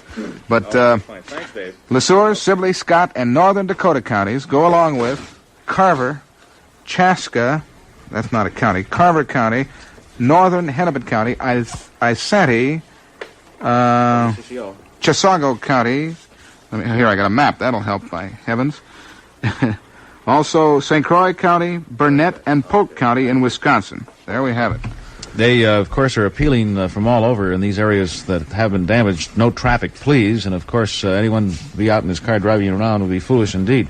Call from Glencoe indicates or confirms damage there. The mink farm, mink all around, dead mink, and several cars blown off the road, and injuries in that area. Highway 12 virtually blocked with trees and wire, 4 blocks west of Wayzata, repeating that bit of information. We have some information of new wind in the Minnetonka area, and of course, the woman that called said that people should not even plan to drive on Highway 12 in the Twin City and Minnetonka area at the moment because it's full of debris, wires, tree, and damage. So, and we can right down to it at this stage of the game until we start taking stock of things, until we're sure that there's no more danger from wind and funnels. Don't move around at all. You may run smack into fallen power lines. You may be blocked. You may find yourself out in the open, unable to get away from a possible funnel. So stay under cover. We'll keep you informed. See one right now? Hang on. Charlie, go ahead. I have another sighting, I believe. You want to confirm that sighting in Bloomington? Go ahead. Where are you right now? Hello? Yes, it seems to be quite high. It's over, I would say, well, the men mentioned the Bloomington Outdoor Theater. It's just about in that area. Yeah, where are you located, sir? 81st and 2nd Avenue. 81st and 2nd Avenue? Yes. Uh-huh. And you see the tornado right now? Yes, it looks like a funnel directly above us, or a little bit to the right of us. That'll be towards the Metropolitan Airport, east. And it's moving very fast. Is it moving northeast? It looks like it's moving towards the east, towards the Minnesota River in that area. Toward the river area. Yes. Okay. And how far away from your area? It's quite high right now. Looking at it, it would probably be, I would say, a couple thousand feet up, probably. Yeah.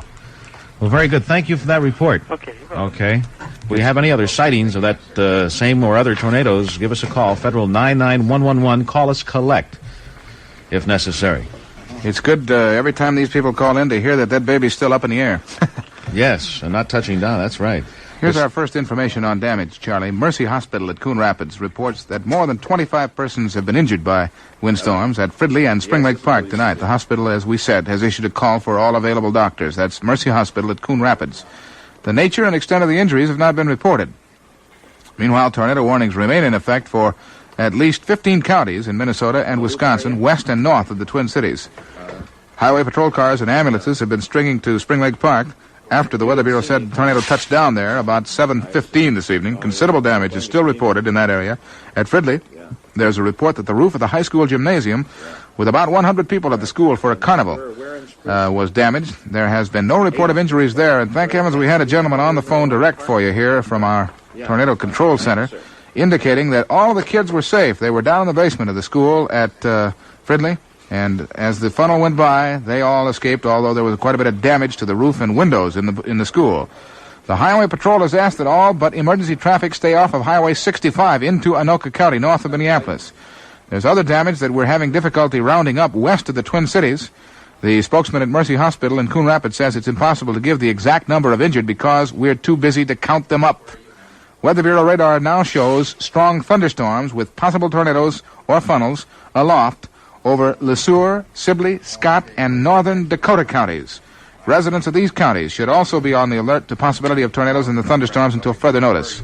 The St. Cloud Weather Bureau reported possible tornado at Clear Lake just south of St. Cloud a few moments ago.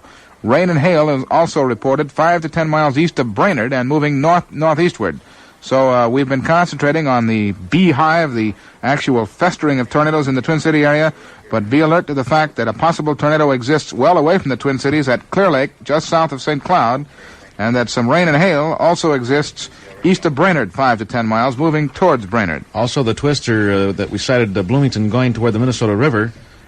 Keep on the alert for that one, and probably going toward Wisconsin. We had a report from downtown Minneapolis from the Loring Park area. A gentleman who was hiding in his closet said that he felt a tremendous sound and something like one would imagine a twister to sound like.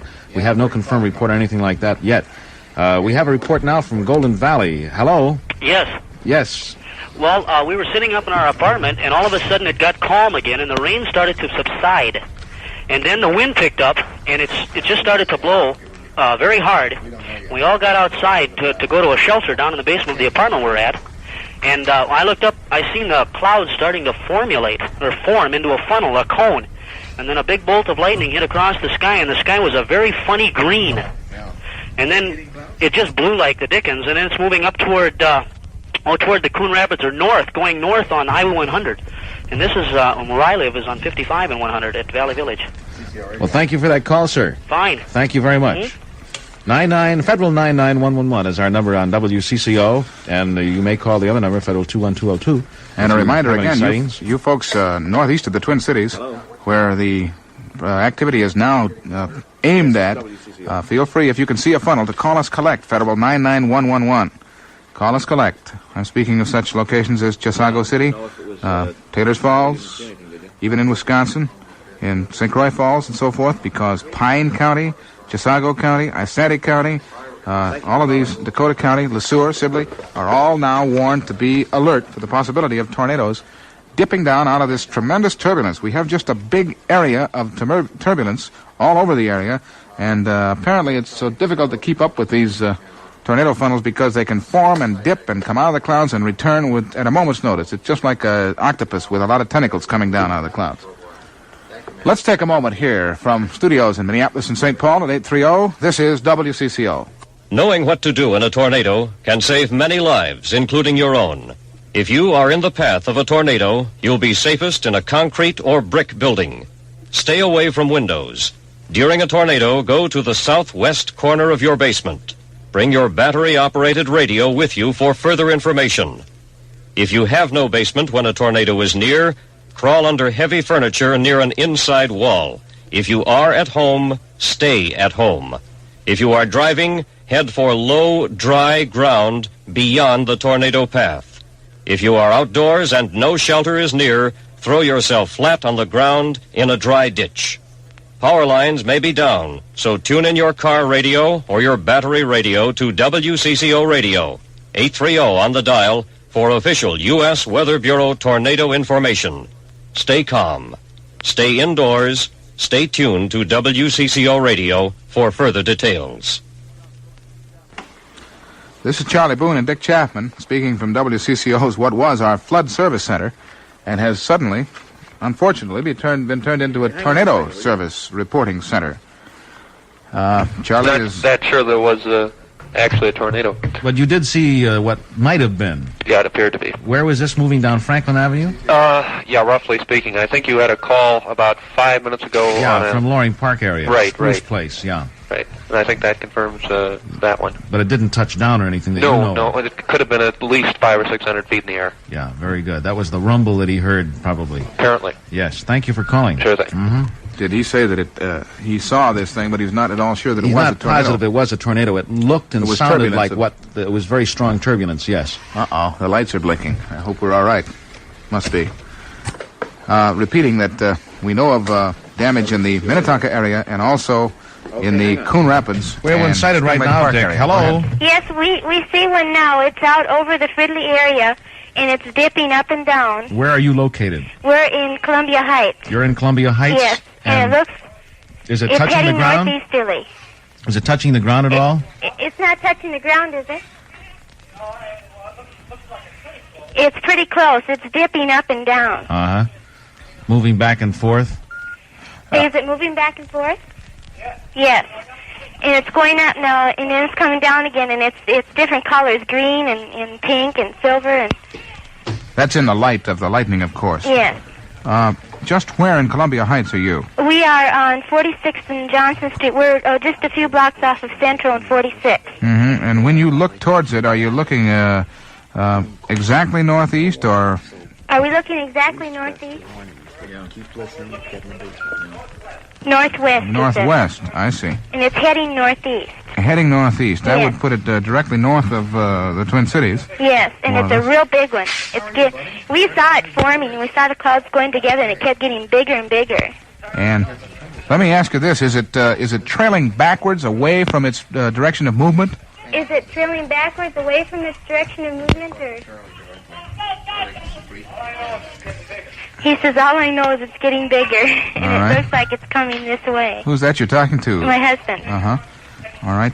Are you in a It's heading safe... northeast, he says. I trust you're in a safe place. Yes, we're in our basement. Very good.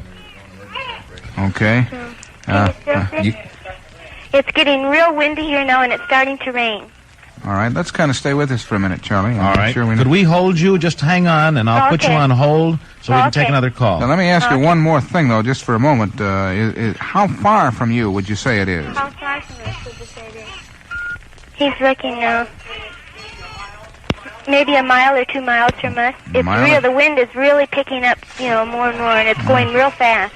It's right across Highway 65 north of you there, Yeah. more or less. Okay, between perhaps Spring Lake Park and Circle Pines. Very good, ma'am. If you'll hang on in our hold line, we'll move to another call. Okay. Thank you for calling. Mm-hmm. We have some valiant people in CCO land who stand in their basements and look out their windows and tell us about the funnels forming over their heads. I Go ahead, have Charlie. everyone, I'm sure, remembers our moon watcher, Sherman Schultz, is on the line. Sherman, do you see anything? I was in it. You were in it. Well, tell us about it. I was out at Anoka County Airport trying to do a little work on the airplane in one of the little sheds out there. Uh-huh. And I've got the sad duty to report that if anybody has had an airplane out on the line out in Anoka County, they don't anymore. Is that right? Were all of them destroyed? Oh, so many of them that it's just, I just want to cry. Well, Sherm, how about downtown Anoka? Did you know anything Well, about that? I don't know anything about that. My boy and I were out doing a little work on our plane, which was in a little shed out there, and we thought the shed would go, and the planes all around us that were parked outside were being smashed against the hangars, and reports of some of the fellows on the field said that the planes were over 100 feet in the air after they lifted from their mooring. There's motors all over the place and wings, and it's just the saddest thing you ever saw if you like airplanes. Did you see a funnel during all of this? Yes, and when we kind of recovered a little bit, and we walked out the back door that had just blown out of the hangar we were in, and directly to the north of us, we could see oh boy, that's the first time, all my life I wanted to see one of these things, but I'm not so sure I want to see another one. This is not the way to see it, sure. Oh, this is fantastic. I sure hate to make a report like this about damage, but oh boy, this is just terrible. Sherm, where are you calling from now? I'm home now, but I'm getting back out there when we get some sign of relief. Home is where, Sherm? I'm in Shoreview, just north of Roseville. All right. The reason I asked that is because we just had a lady on the line whose husband was watching the formation of a funnel not far from there. Oh, thank you. Thank you. I mean, it would be over, say, north of Fridley, perhaps over 65, just east of Spring Lake Park. Oh, Can well, you I see in that direction from your house? No, yeah, we can look in that direction, but we're by Lexington and Victoria. Uh-huh. So we're quite a bit further I see. Maybe you can't see that far. All right. Very good. Thank you for calling, Sherm. You bet. Bye. Thank you, Sherm. A lot of folks with kids out and around tonight are probably very anxious to find out how things are going, and we can pass some of these messages along as they come into us. Apparently things are calming down, Dick. I hope so. Which is a good sign. Here's a note from Milo Madsen, who's the principal of Edgerton School, and he just wants to let parents know that all of the 5th and 6th graders with him at Mount Airy's housing project in St. Paul are safe. The entire group is in the basement, and everything's okay. That's Milo Madsen, principal of the Edgerton School. He's got a bunch of 5th and 6th graders with him at the Mount Airy housing project. Everything fine there. We have a report from St. Anthony Village, apparently the same funnel that was sighted from Fridley. Where is it now? It's just north, right out over Fridley in Columbia Heights area. And it's way up in the air? Yeah, it's touching the ground. It's real big. It is touching the ground? Yeah. Can you see it? Yeah. It's going back and forth right across the Fridley area. How far from you? Oh, it's about 8 or 9 miles northeast. Uh-huh. Well, you can't, of course, that far away you can't see if there's actual damage occurring there, but it appears to be touching the ground, huh? Yeah, it does. Uh-huh. Moving back and forth by that, you mean switching back and forth? Yeah. The tail of it is moving back and forth. It's going up now. Picking up off the ground? Yeah. Uh-huh. Is it windy where you are? Very windy. But not so severe that you can handle things there? No, it's not too bad. All right. Is it gone? Yeah, it's gone altogether now. It just picked dissipated up into the air? Just disappeared. Mm-hmm. All right. Very good, sir. Thank you for that calling. Mm-hmm. Gee, we can't emphasize enough. These storms are happening so fast that people must stay inside. And if you have a storm cellar or basement, go there. And the southwest corner, usually the safest. Have your transistor radio with you. And if you must remain above ground in a building, stay away from windows. Open the windows about an inch on the side of the building away from the approaching storm. Take shelter under a heavy table. If you're in a car, drive away from the path of the tornado. Go to low, dry ground for shelter from wind-driven objects. Stay away from power and telephone lines. Extremely dangerous. And if you're caught outdoors, lie down flat on the ground. A dry roadside ditch or plowed furrow will give you some protection. Repeating, for those folks who may not have heard earlier, there is the possibility of a tornado in the St. Cloud area. It was seen or reported approximately 20 minutes ago. It's just south of St. Cloud at Clear Lake. And also the possibility of some heavy rain and hail in the Brainerd area. Dick, we have a sighting from... where are you, sir? I'm on 36th and Van Buren, right by Columbia Golf Course, on top of the hill there. Yes, uh-huh. And I sighted the same one that the fellow reported that formed over the Columbia Heights area. Right. And it appeared to me, from looking from my back door, directly northeast, beyond the New Brighton area. That's where it appeared to be over, to me, from where I am. You say, how long ago was this? Well, I would have been trying to get you at just about the same time, which had been about, all of 10 minutes ago. And as far as you know, it's not there anymore. It's no, it's not there. All it is a black mass as the lightning flashes come. Uh-huh. But that's all I seen was it disappeared directly northeast of myself, which would be beyond the New Brighton area. Did it seem to touch the ground, sir? I couldn't see from here. Okay, very good. Were you out on the golf course? Pardon? Were you out on the golf course? No, I live above the golf course, which is a very high rise of Minneapolis. Yes, I'm familiar with it. 37th and Central. Uh-huh. Yes. All right, well, we're glad that one's picked back up into the sky, I'll say that. Well, that's what I had heard, so I'm happy that it did that. Okay, thank you for calling. All right, thank you. Okay. We certainly appreciate you people reporting in on these various sightings. This way we can track the storm and warn people in that area. We haven't heard from John Walker in a long time, and we've almost completely ignored the Minnetonka area, and we assume that John is trying to determine just how much damage was done out there. If you can hear me, John, why, ring us up, pal, and we'll try to get some further information from the Minnetonka area. I'm sure that a lot of folks are anxious about just how things fared there. We know of heavy wind damage in the Coon Rapids area, also at Spring Lake Park, also some wind damage at Chanhassen, some in the area of Tonka Bay and Browns Bay on Lake Minnetonka. Some boats. We heard just a few moments ago that there was extreme damage at the Anoka County Airport. Sherm Schultz, our Moonwatch man, who happened to be there at the time the funnel went by, said that almost every airplane at the Anoka Airport was destroyed. There's motors laying all over the ground, wings ripped off. At least one, this is just into our WCCO Radio News Bureau. At least one fatality has been reported in these series of tornadoes that struck the suburban Twin Cities area tonight. Further details are not available at this time. Thank you for that report. Okay, Sergeant. We'll attempt to get identifications on the injured and anything else as soon as possible. At Coon Rapids, the nature and extent of injuries have not been reported, although there's at least 25 persons taken to the hospital there. The report from the hospital, the emergency staff, said simply that it's impossible to give the exact number of injured because, and we quote, we're too busy to count them up. And there's been a call for doctors at Mercy Hospital.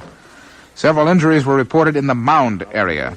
These facts are coming to us, piece by piece from the WCCO Radio News Bureau. Yeah, thank you for calling.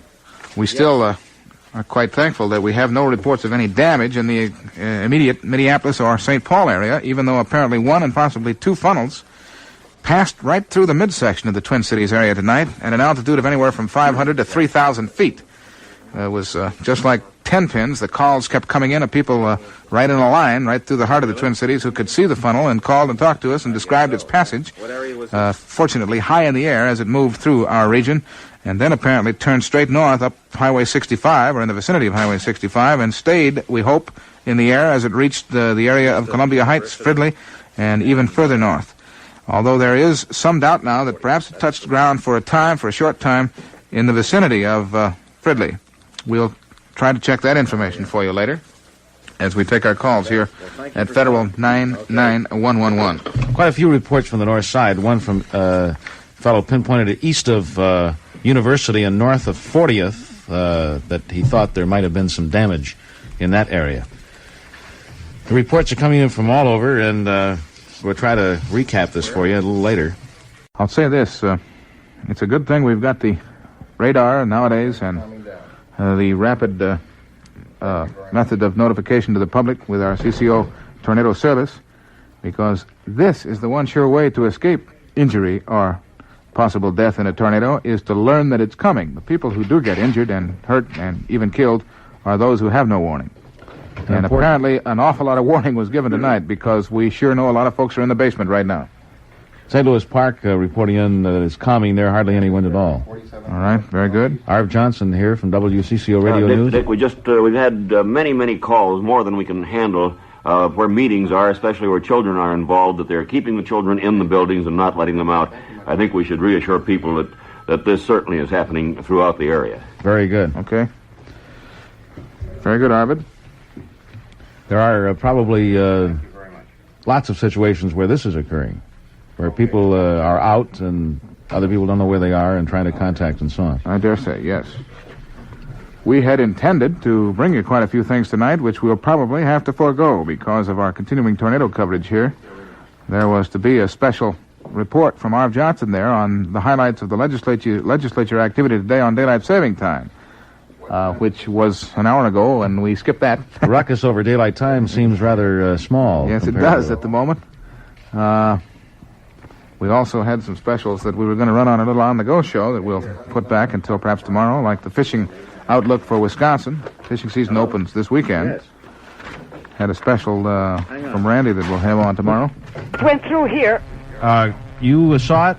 Yeah, I couldn't see it. It just got dark, and it hit just real suddenly. I was looking out, and it got funny and dark, and it just hit. Where are you? I'm on 50th and Aldrich North. 50th and Aldrich North? Yeah. Do you see damage?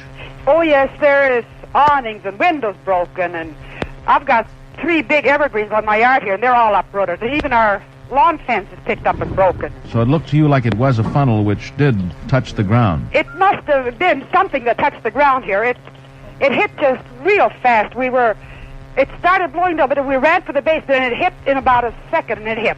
When did you say this happened? About 6 minutes ago. 6 minutes ago. About 5 minutes ago. 50th and Aldrich is where? Is that in Columbia Heights? No, it's still in Minneapolis. You're still in Minneapolis? That's Minneapolis. I see. Well, this must be the one that the folks from the Midway area reported. We're just trying to keep tabs on it. It's gone now, though. That's right. It's gone now. It's almost still now. It's right north of Camden. Right north of Camden, that North Minneapolis. North Minneapolis, right north of Camden. And put it actually almost in the next suburb, which is Brooklyn Center there. But that's right. You can't see it touching the ground or anything. No, we couldn't see nothing. It just hit real fast. I looked out, and we went for the basement because it looked kind of dark. Right. How did your house stand up? Well, the roof is all off, and the windows are broke here, and All the roofs are off in the whole neighborhood. You mean here. the roofs Roofing. are off, or Not the roof, shingles? roofing. The shingles. The shingles are off. Yeah. Yeah. And there's laying insulation around it from some places. It's torn into the roofs, and some places I don't know where it's come from. Yeah. But windows are broke and doors are tore off. And Well, we appreciate your calling us. Very Okay. good. Thank you. Thank you. Okay. Actually, there's not much sense in differentiating between an actual funnel and a high windstorm because they both cause damage. They sure do. And I'm sure that we have had a few people reporting funnels tonight, which were actually nothing more than severe squall lines. They can be equally damaging, that's for sure. But we know that we had an awful number of funnels, just like a nest of them that streaked in and out of the skies at will all evening and perhaps still around, although the activity's dying down now. Has it dissipated now? Okay. Apparently this heavy wind that we've been speaking of, we've had 2 calls from Columbia Heights, one from Fridley, now one from North Minneapolis that you just heard. Apparently there is wind and turbulence now, not necessarily funnels, but severe activity right now in the vicinity of Highway 65 and 100 on the north end of the Twin City, central section of the Twin City area. Report from New Brighton indicates that about 3 or 4 minutes ago that that would be it, 65 and 100. Went through that area. So those folks stay alert and stay close to cover, if not under cover. Here you are, Dick. All right. The Weather Bureau radar at 8:45, that's about 13 minutes ago, shows a broken line of thunderstorms now, many of which are heavy, extending from northwest of Duluth, southward over the Twin Cities, and then southwestward to the Iowa border. Average width of this line is about 30 to 40 miles, moving very slowly eastward. No hook echoes are apparent on radar at present, indicating some lessening of activity. However, all counties surrounding the Twin Cities should still remain alert to possible severe thunderstorms or possible additional tornado activity until further notice. That's good and bad news in a way. At least the hooks, the little telltale giveaway of a possible funnel, are off of the radar screen at the moment, but there's still a long string of severe thunderstorms stretching through the Twin Cities, both north and south. Dick, I have a gentleman on the line who is in South Minneapolis who can see, has a vantage point that he can see in the north. There is a funnel still over in that area. What area of the city do you think it might be? It is in the New Brighton area.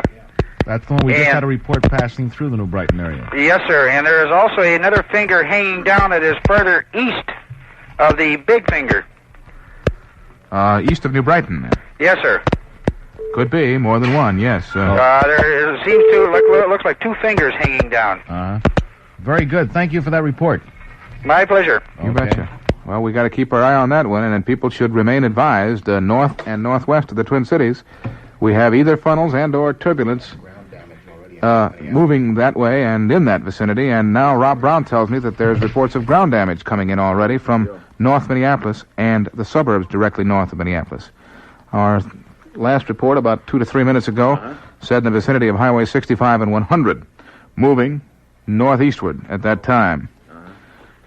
That would be such locations as Fridley and Arden Hills, at least close to those areas. We have a gentleman at 152, Highway 100, that's the belt line, and Highway 52. Right. And he was watching a funnel. Robbinsdale. That's right, Robbinsdale area. A funnel forming which was going toward the Coon Rapids area. That's right. And do you see it now? No, we saw it about 2 minutes ago. What did it do? Dissipate into the air or what? No, it stuck straight down. Down? Mm-hmm. You mean, did it look like it was touching the ground in that area? Well, it wasn't quite that far down, but there was a dark, like a finger, hanging out, and from the finger there was another cloud that was extend downward, say about halfway between the cloud and the ground. That must be the same one that this fellow in the south saw. Like a large funnel and a small funnel. Mm-hmm. Side by side, more or less. Right. Neither one were touching the ground? No. You can't still see it? Just a minute. All right. No, I can't right now. Okay, very good. Thank you for calling, sir. Mm-hmm. We've got it pinpointed more or less in the vicinity of Fridley, Columbia Heights, Brooklyn Center. In times as like far this, over as Arden Hills, where there's turbulence present in the sky, it's sometimes difficult to tell a tornado from other signs of turbulence. And Bob Tibbetts, I'm sure, who's seen some funnel clouds in his times. What is the difference, Bob? Well, Charlie, a funnel cloud remains in the air. It does not touch ground. This is a big difference. I mean, people will call in and say, I spotted a tornado. Uh-huh. Well, it is not a tornado until it touches ground. I see. That's the difference. Right. And I thought maybe we better make this clear. Very good, because we're getting a lot of reports of funnel clouds and turbulence and not actual tornadoes. Oh, yeah, well, that's true. We frequently, they twisters, tails, the circular formation of the funnel can move without any damage all through the sky, and frequently do. Mm-hmm. As a matter of fact, they spend most of their time without touching ground. Did you know that? The only damage from tornadoes is when they do swing down, and that's just a kind of a phenomenon of the crowd. There are frequently misinterpretations of funnel clouds, though, by people who see this bubbly wind turbulence in a cloud that is not actually the existence of a funnel, and those are the ones that are just heavy turbulence and can develop into twisters, but seldom do. Just repeating that information from the Weather Bureau about the long line, broken line of thunderstorms, which some of them are heavy, extending all the way from Duluth through the Twin Cities into Iowa at the moment. See anything now? This coverage is coming to you from the good neighbor to the northwest with studios in Minneapolis and St. Paul. 830 on your radio dial. This is WCCO. It's 2 minutes past 9, and I haven't the slightest idea what the temperature is. All I know is that there's a lot of trouble around. What? We'll get that in a moment, I'm sure. Yes. There must be someone else here. The good news that where? No, I just had a report from the north side that a report that they saw this funnel cloud developing and is now breaking up, turning dark, and sort of getting calm. Very good. Well, we've sure got a lot of reporters tonight, I'll tell you that, and they've all been pretty accurate. Yes, they have. I'm very surprised. At any rate, back to that little warning from the Weather Bureau, there is some good news in it, too, in that the Twin City Weather Bureau radar shows no hook echoes at the moment. That may be an unfamiliar term to you, but that's the little telltale warning sign on a radar screen that indicates the presence of a tornado funnel. No hook echoes are apparent at the moment. However, the Weather Bureau says all counties surrounding the Twin Cities should still remain alert to the possible severe thunderstorm or possible additional tornado activity until further notice. You'd think we've had enough for the moment, but no call-off as yet, because this sweep apparently came from the west and southwest right through the Twin Cities area and is still possibly heading into and towards Wisconsin and the counties immediately north of Minneapolis-St. Cloud. We've had no further word on the possible tornado in the vicinity of Clearwater, southeast of the Twin City, or rather southeast of St. Cloud. That was just a warning of a possible tornado in that vicinity. And we had nothing further from Brainerd yet regarding the heavy hail and rain that was moving into the Brainerd area about an hour ago.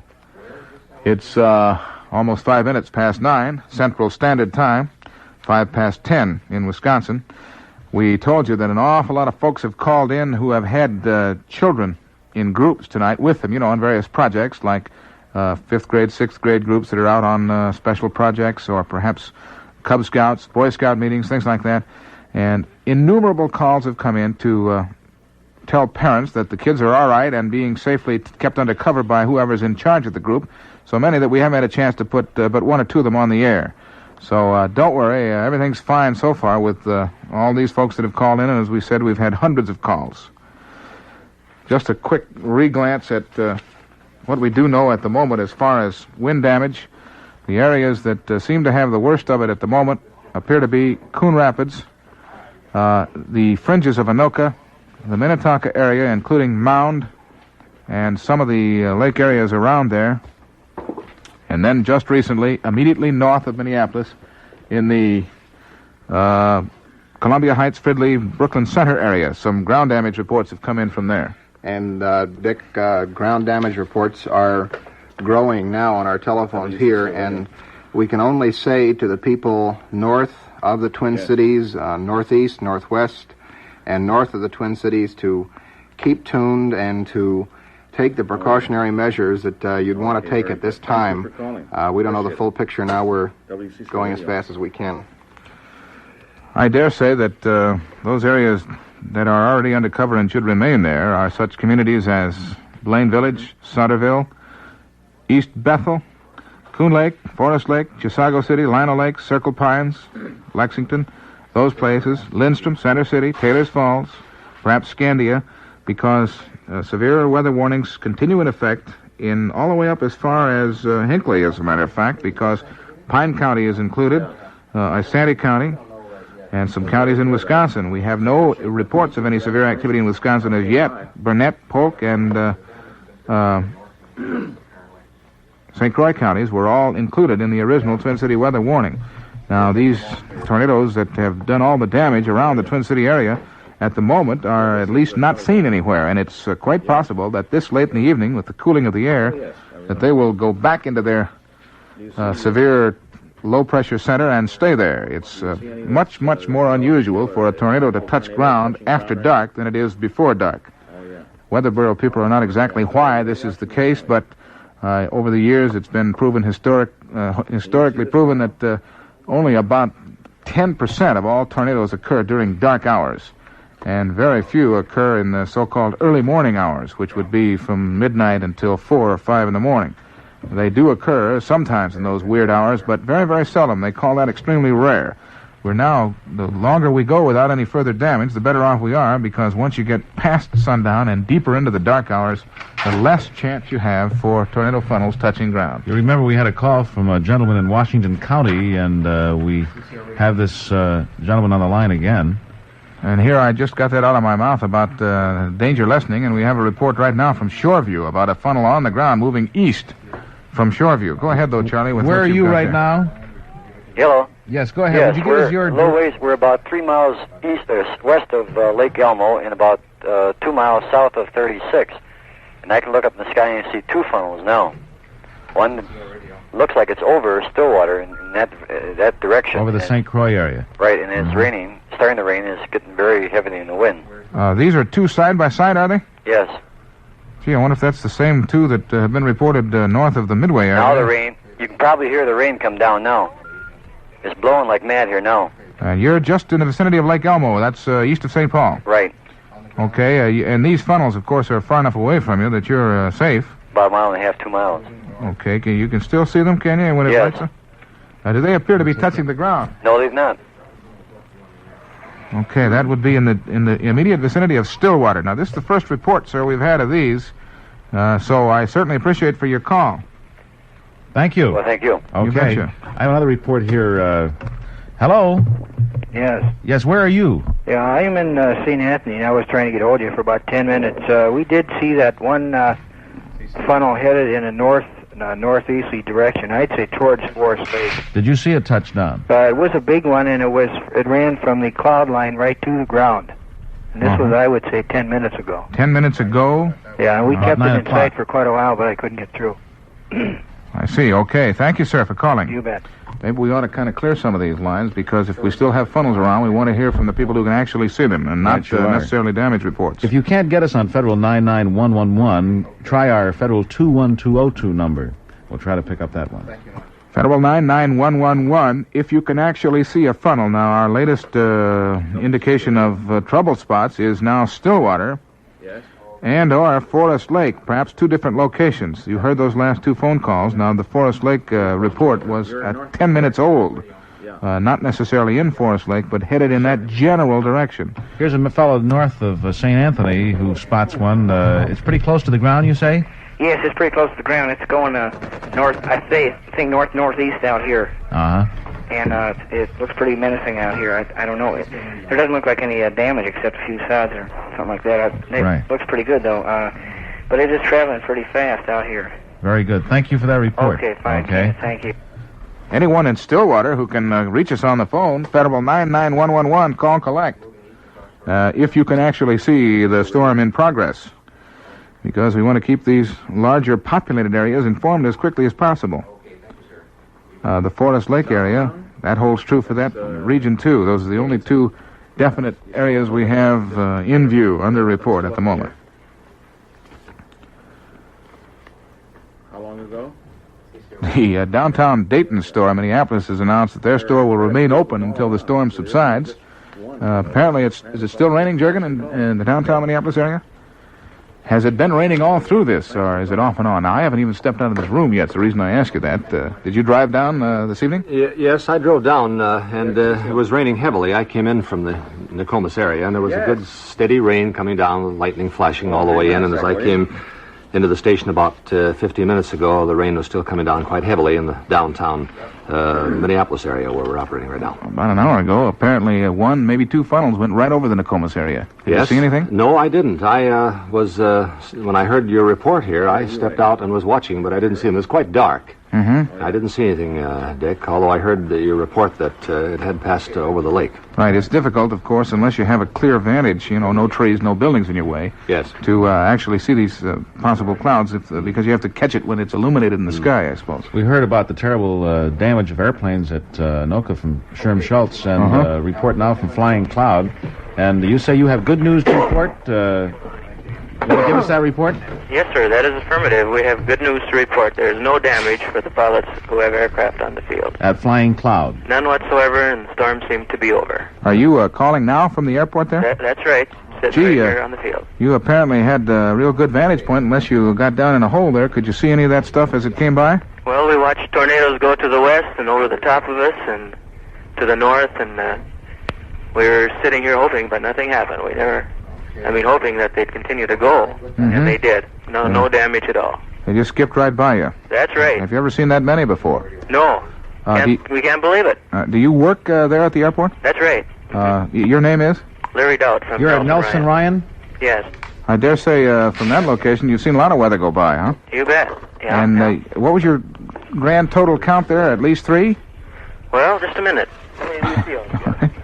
It's kind of like counting ducks, I guess. This is very weird. It just doesn't happen like this most of the time. That's for sure. We those of us sitting here have seen about 5 or 6 go by. 5 or 6 this evening? That's right. Amazing. We first noted that one that hit the Chanhassen area about 5 or 10 after 6 out to the west of us here. Okay. We also noted that it went across some power lines out here and left or made very large bright sparks on the horizon, and then the power went out around here. Yeah, looks like firecrackers going off on the horizon. That's right. All right, sir. Dynamite. Thank you, sir. You're welcome. 5 or 6 tornadoes they saw go by as they sat on the bluff there at Flying Cloud Airport. Later reported Highway 55, Olson Highway, International Paper Company out there, and Douglas Drive, windows blown out, and a little bit of damage there. I have Jim Borman? Jim Hill. Jim Hill is on the line again. Jim Hill, how are you? Well, I'm fine. I'm sure watching this weather and listening to you fellas, but there's if you could see to the south of the Twin Cities, we live near Southdale. Yes. And the tremendous pyrotechnics are building up out there now. It's lightning like crazy, and thunderheads are building up and moving this way. We had a report of some turbulence just a few moments ago at near Southtown. That's in Bloomington. Yes. Right That's near not too far from here. Near the Met Stadium area.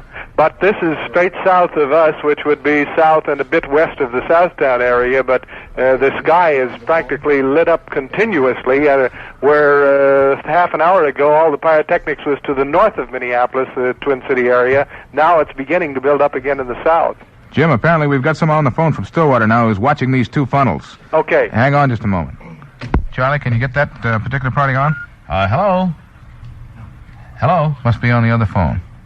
On Federal, yes. Here we have the call from Stillwater. Hello? Hello? Yes, we're waiting for your report. I just a few seconds ago noticed out of the window here. Are you in Stillwater, by the way? Yes. Uh-huh. And this dark funnel-shaped thing, and its tail of it's close to the ground. Are you in Stillwater proper? No, just on the outskirts, a little southeast of Stillwater. Are you looking toward the St. Croix River now? Right. And where's the funnel? Is it over Stillwater or across the river? Across the river. That would be. Would you say it was over Holton? No, not quite. South, north of there? I'd say a little north. A little north of Holton, but it's definitely across the St. Croix in Wisconsin. Right. Okay. And she's wait just a minute. All right. I don't know if I can see it right now or not, but I got the kids down in the basement and my wife down there. All right, keep them down there. You betcha. Yeah. I'm still just picking it out on the map here. If it's across the river from Stillwater, it would be a little north of Holton, and there's no immediate large towns. There are obviously river places or homes along the river there that are in possible jeopardy. Well, we haven't heard any. I think this is the first sight of anything this way. I see. Well, it very well could be the one that we've more or less tracked from calls in Midway and St. Paul and Lake Elmo, and now you. We've been listening, but there's so many, we've got them all mixed up. And it's difficult to keep them straight. I know what you mean. You still can't tell whether she's touching ground or not. Oh, they were just a few seconds ago, and I lost sight of it here. Maybe I can get a different angle if I looked out a different window. All right. Couldn't stay on the phone, but it seemed, it's hard to judge the distance, but she seemed a little, not actually on the ground. Not actually on the ground. No. Okay, well, we'd appreciate any further definite information you get on it. Thank you, sir, for calling. Goodbye. Okay, thank you. That gentleman calling from Stillwater and watching the funnels that we have seen been reported all the way across Minnesota, crossing the river right there at Stillwater, and now I dare say that such communities as Somerset, Marino, and St. Croix may keep their eyes open and their ears peeled for the possible wind damage that could come their way, although at the moment there's not any large dwelling areas of any time right in the immediate area of the funnel. Just north of Houghton, Wisconsin, across the St. Croix from Stillwater, where the funnels were last seen. Oh, good. You know that... we still have this gentleman on that was in Washington County, right? No. Where are you? Hello? Hello? I've lost him. We have this report from Burnsville Police just in. Suburban Burnsville Police are urging residents to stay in their basements because now severe lightning is seen in the area. At least one house in Burnsville has been hit and is burning. Yeah. Oh, this Burnsville is Jim, Police. You still have Jim on the phone? I didn't mean to leave him hanging. Yeah, Jim is still on the phone here. I'm sorry, Jim, to keep you hanging there. Well, no, that's all right, but a while ago we had this report from the Weather Bureau that the Le Sueur area, Le Sueur County was still in this tornado area, and it would appear now that that area is moving toward the city because of the tremendous lightning and thundering and the thunder clouds which are building up to the south of the Twin Cities. Right. Okay. Okay, Jim. Good to hear you. Get it over with. I want to go to bed. Okay, I don't blame you. We'll try. Okay, Jim. We'll talk to you That's later. the same thing as the Burnsville Police reporting the lightning area now, severe lightning area, away just west of that area. And they say one house has been hit and it's caught fire by the lightning. We're still waiting to hear from Johnny Walker, who is in the Minnetonka Lake area, and get a further report of damage because he may be having problems. Extensive. He may be having problems getting a phone line. Right, communication problems and problem on getting through on Highway 12, which was blocked with trees and live wires and damage.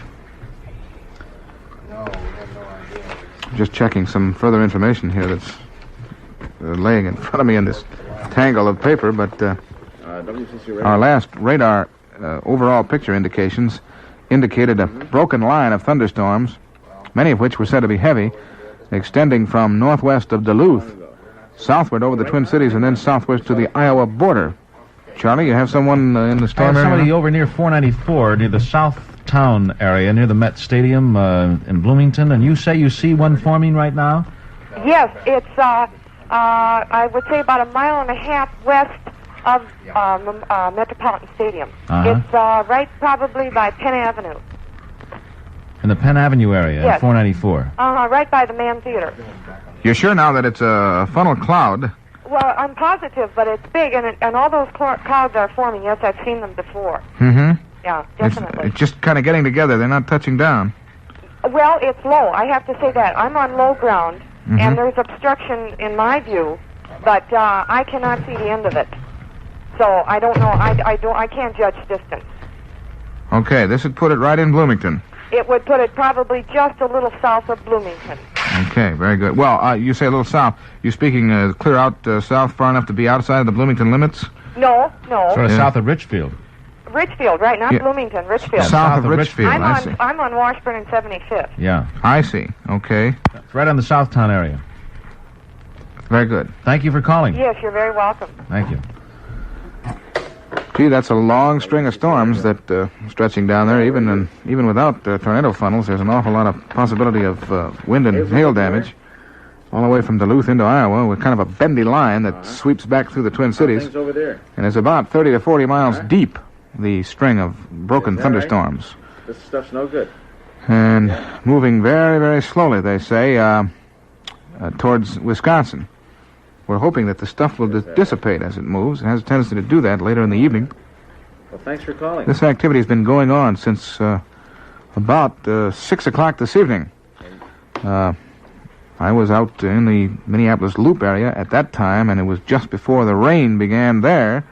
And obviously, by that time, the severe turbulence had already built up just west of the Twin Cities and began moving into the Minnetonka area. By Minnetonka, I'm speaking of all the lake suburbs there. West of North. And this is the area that is curiously not in contact at the moment. We apparently have phones out of order throughout the Minnetonka area because we've had calls from police out there asking folks to stay off the road and for civil defense people to report to their jobs. Dick, people are calling us to ask a little bit about is there any all-clear information at this time? And I just checked in WCCO Radio News Bureau. We do not, I repeat, we do not have all-clear information at this moment. If people are listening in their basements at this time, I think we'd unofficially advise it's the best place to stay for this time. Keep listening. Again, we'll see what happens from here on in. Yes, the Weather Bureau has promised to lift these things as soon as possible. They're the ones that have the best means of determining whether the danger is past or not, and they have not indicated that the danger is completely past. They were optimistic to the point of saying that apparently the tornadic activity is lessening. Not to say that the thunderstorm activity is dying, but the hook echoes, a curious little mark that appears on a radar screen, are not in evidence at the moment, and these are frequently the dead giveaway for a tornado area. Some of these reports coming in on funnel clouds are sometimes the separation of two cloud formations which look like a funnel and which actually are not. And some of the reports over the Bloomington area might be this. It could be. We know that we had a pretty good batch of them, though, earlier, because some very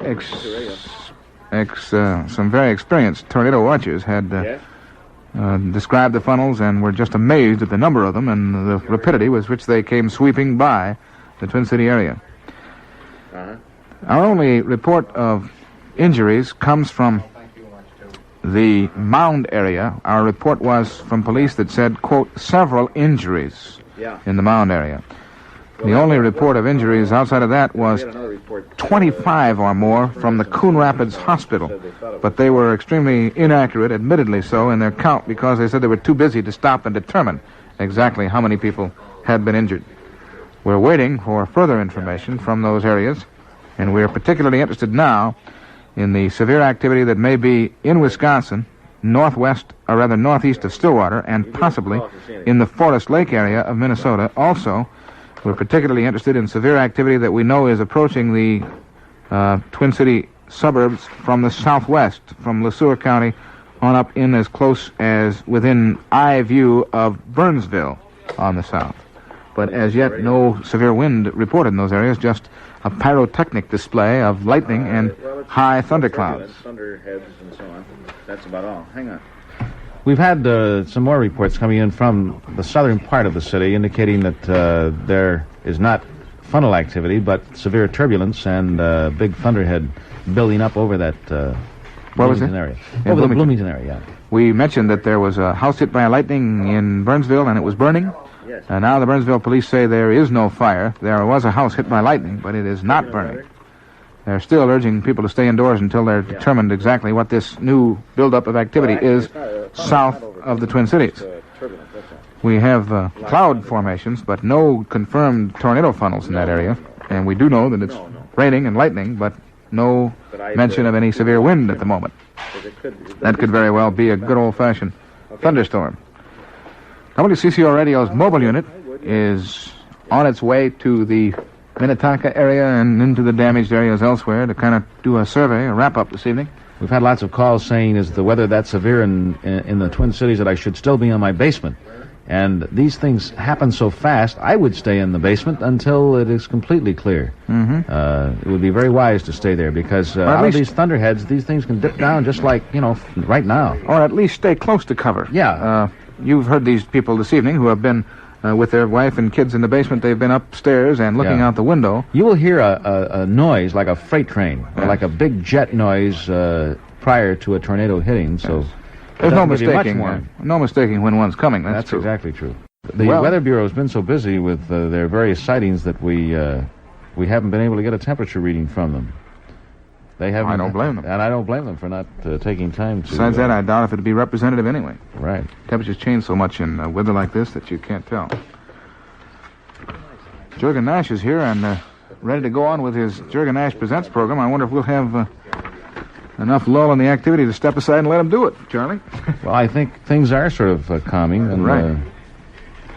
We've had no late reports right over this area. I don't know. Let me see if I can, off the top of my head here... We're waiting for any collect calls we might get from the St. Croix Valley area or from that area of Wisconsin. Where... Yes, west and north of the Twin Cities. Yes. Perhaps even Forest Lake, although we're not at all certain that any of the severe activity went that direction. WCCO-AM. The number is Federal 99111. But do not call unless you have some specific, definite information on severe activity and or funnel clouds at the moment. About 6 this evening is when the activity started west of the Twin Cities. And the exact chain of events from that time on is almost difficult to describe because it happened simultaneously in many locations. At one point during the evening, Twin City Weather Bureau radar had 5 definite tornado indications on their screen, 3 west of the Twin Cities, 2 north of the Twin Cities. We had an eyewitness from a gentleman who works with aircraft and weather, and all of his compatriots who do the same, who have seen tornadoes many times in the past, and to quote him, he said, "It's amazing." He said 5 or 6 went over and to each side of them from the Flying Cloud Airport on the bluff just north of Shakopee. He said he never saw so many tornado funnels in all his life. We know of many others that we don't know exactly how many there were during the evening because they're sighted over and over again in different locations, of course. Also, that they have a tendency to dip and lower without any warning and sometimes disappear completely and reform again. So your guess is as good as mine as to actually how many funnels have been involved in this sudden, massive, turbulent storm tonight, but we know that it was all around and even through the Twin Cities area. We're also dead certain that 1 and possibly 2 funnel clouds in the sky moved directly across the center of the Twin Cities section from Southdale on the southwest corner, straight through the Lake of the Isles, Lake Calhoun, Lake Harriet area, on north without touching down, and moving from that point possibly through the Midway area and northwest from there over towards Stillwater and disappearing. I want to emphasize that some of the reports of the turbulent weather over southwest Minneapolis, there was no sign of a funnel as previously reported. Apparently a squall line and heavy thunder clouds, but no funnel was reported in southwest Minneapolis. We have a lady on the line who was in Deep Haven at the time that tornado struck. An eyewitness report. You were there when the funnel went through Deep Haven? Yes, And did you see quite a bit of damage? Yes, a great deal of damage. The home that we were in had many windows broken and trees down and that sort of thing, and we found a front door from some other home in the laying out in the middle of the road. And then across Carson's Bay, we could see many homes that were, I would say, at least 4 and possibly many more. We couldn't get to them because there were many lines down. And we saw at least 4 that were severely damaged and many ambulances and other emergency vehicles around. What was it like when you heard the tornado coming? Well, we were sitting in the window watching the hail, and the hail was, much larger than eggs. Did you hear a loud noise? Yes, it sounded like, just like a train coming through the house.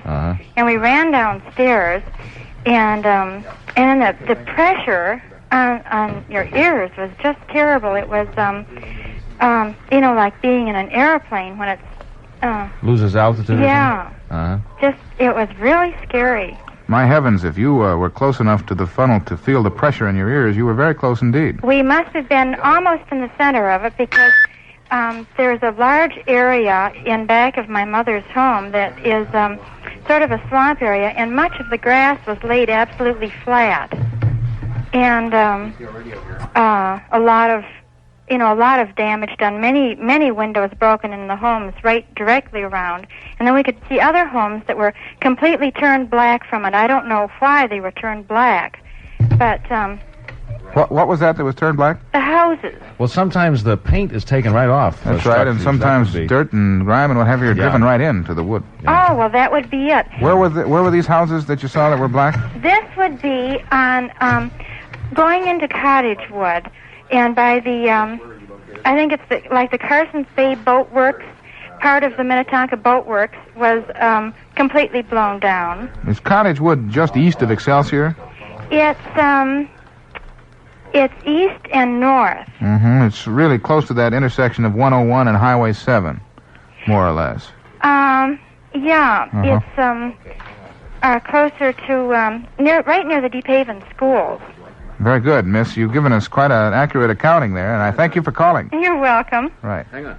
Excuse me, Dick, I think I should interrupt with this. I had just had a call from my good friend, State Senator Henry McKnight out of Wayzata, and he says you got to go ahead and tell those boys what a terrific job they're doing on the air. Meaning you and Charlie. Thank you, everybody here. This is the Good Neighbor to the Northwest with studios in Minneapolis and St. Paul at 830 WCCO, 9:33 Central Standard Time, and now Johnny we understand Walker is on the line. You want to take Chuck Lilligren as our mobile unit? All right, let's take them both together. Chuck Lilligren, are you there on our mobile unit? Yes, I am, Jack. Standing by here at 49th and Camden in Minneapolis, in North Minneapolis, where there's been a great deal of wind damage, severe wind damage, and in addition to that, a very bad accident was caused by a man driving into a downed tree. A couple of the folks who live out here on 49th and Camden. Your name, sir? Jerry Burke. And this your wife? No, my fiancé. Your fiancé. All right, Jerry, would you tell us about the wind that came through? Well, we were in the house when it came through. Johnny? It sounded like a train was going through. Uh-huh. And then you came out? We came out over by the tree. And we were standing by the tree, and all of a sudden this car came shooting up the street. He must have been doing at least 50, 60. And all of a sudden he hit. The lights are out in the area mostly, aren't they? Yeah, they were out for quite a while, at least a half hour. And there's no way of lighting these things. We might mention right now that people who are driving, if you have to be driving, be very careful in any areas where the wind has gone through, because there are trees all over. We had a hard time getting this place ourselves. How much do you think it was a tornado that came through here? They say the tornado touched down over on 50th and Lyndale. That's only 2 blocks from here. Mm-hmm. And what did you do when the wind was coming? Well, we were just in the house. Did you go in the basement? No, we weren't. Probably will next time. Probably. Thanks a lot for talking. We'll turn things back to you now, Charlie, with the report that in North Minneapolis, where we are on the Aldrich area, a number of trees down. As far as we know, the only injury was an injury that was storm-connected but not caused by the wind itself. A car hit a large tree that sprawled across 49th here at Camden. Chuck Lilligren reporting from WCCO Mobile Radio. Chuck, can you still hear me? Yes, I can. I just want to head you out towards Coon Rapids, if that's all right with you, and check damage out there. We're going out the Fridley way, and we're going to go out that way. All right, thank you very much. Chuck Lilligren. You've got Johnny Walker. Johnny Walker on the other line, Dick. And before I put Johnny on, I want to remind people, this is from WCCO Radio News, the telephone circuits are becoming overloaded. And the telephone company asks everyone, do not use the phone for unnecessary calls. So try to keep that in mind. Johnny Walker, reporting from Wayzata. Well, Charlie, I have a story tonight that I think certainly points up the role of broadcasting. I've just been with a family who heard the broadcast storm warnings earlier this evening, followed their advice, and went to their basement. Mrs. Jack Ronning, R-O-N-N-I-N-G, and her 5 children who live on Lafayette Bay on County Road 15, right at the west edge of Minnetonka Beach. Went to their basement this evening when they heard the reports. They were down there for about 20 minutes, and they heard the reports of the tornadoes coming across the lake. And they sat there, and they waited, and they waited, and they waited. And it wasn't much longer before one came and went over and demolished their house.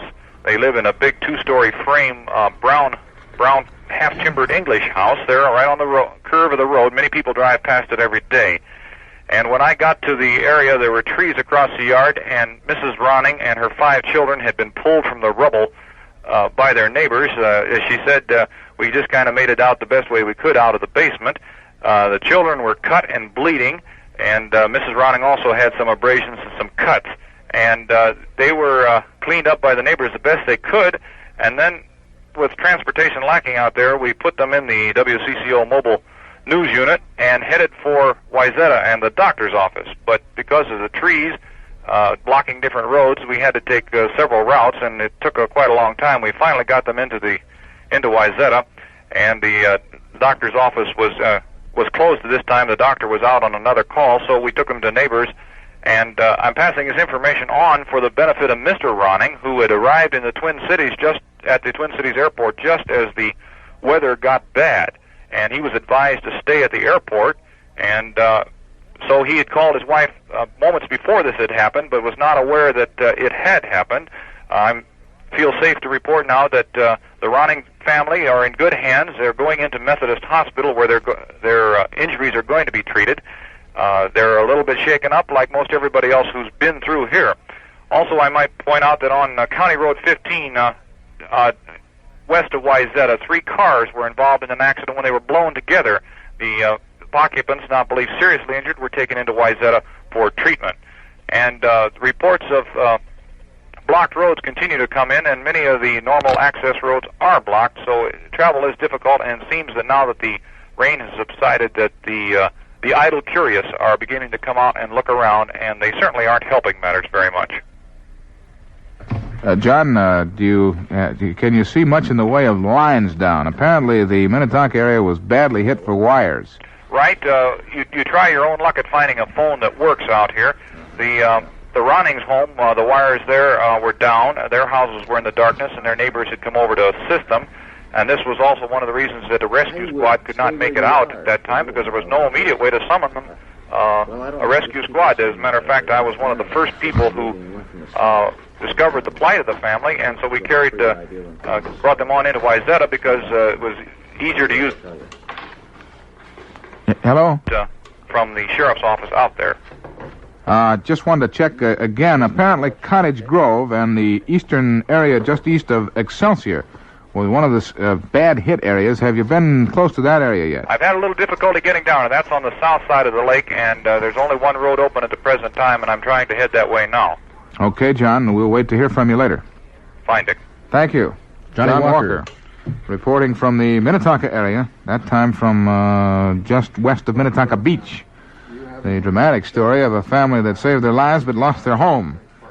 Saved their lives by heeding the warning and dashing to the basement and staying there while the funnel ripped down their 2-story home. Might mention that earlier in the evening when this all first started to take place, sirens were blowing, the civil defense sirens. Right. And a lot of people wondered why, and they hear this... They shouldn't have wondered why. Yeah, the first Wednesday of every month it blows on practice, but if you hear it any other time, that indicates there is an emergency, either weather or some other emergency. That's exactly and it. Take heed. It works, though, to this extent, Charlie, that just because the sirens blow, at least people wonder what's going on and have a tendency to turn on their radio. This is very true. Exactly. A lot of people are calling in wondering whether it's safe to venture out now, although we have reports of possibly another storm system to the south that we're checking out. Well, and we can keep people informed as to how things are clearing and to what time that they will be able to venture out safely. If you mean venturing out by that, if you mean actually driving away somewhere, that's out. For example, this note just in. Police have asked all people to stay away from University Avenue and Highway 100 northeast. Stay away from that vicinity of University Avenue and Highway 100 and 50th northeast. and Lindale is... 50th and Lindale north is in difficulty because of the gas mains and broken lines and so on. It's impossible to be able to drive through that area. We're getting more reports on this around the cities, and we'll have those for you. Here's the latest now from the WCCO radio, or rather from the Twin City Weather Bureau. Tornado and severe thunderstorm warnings continue in effect for the Twin Cities area and northeastward into Wisconsin. Now, listen to this. The following Wisconsin counties are added into the area, the warning area, and those counties in Wisconsin are Barron, Dunn, Rusk, Chippewa, Polk, St. Croix, Pierce, and northern Eau Claire County. Those counties have been added now to the tornado and severe weather warning zone.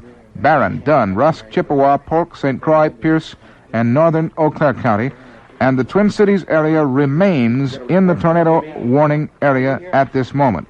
Later advisories will be issued as required. This is the latest, just handed me, from the U.S. Weather Bureau at Twin Cities International Airport.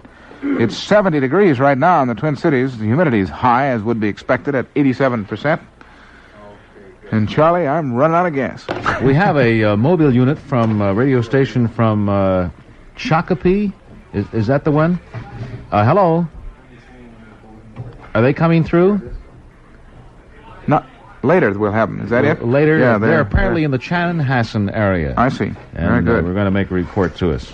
Okay. We're trying to get a hold of some folks at the vicinity of Highway 100 and University by phone. I'm curious. Chuck Lilligren, I think, is on the line. All right. Chuck, are you there? Chuck Lilligren's in our Charlie? CCO mobile unit. We're standing by here, Charlie. Do you get us now? Yes, we hear you very good. Okay, we're going out Lyndale now after having made several detours, and might mention that it's near Brooklyn Center, and there are several trees down. There's a great deal of damage to trees and to cars. It doesn't look right at first glance that too many homes have been damaged, and that's just lucky because whatever force it was that tore these trees down, it was almost unbelievable. There are trees lying all over the streets. There's a broken gas main in one area, apparently, at least a report of one, and fences ripped up, signs knocked down, a great deal of damage in this area where apparently heavy winds touched down for a great number of blocks, scattered blocks, we might add, not in one straight path, but apparently this wind touched down at various places.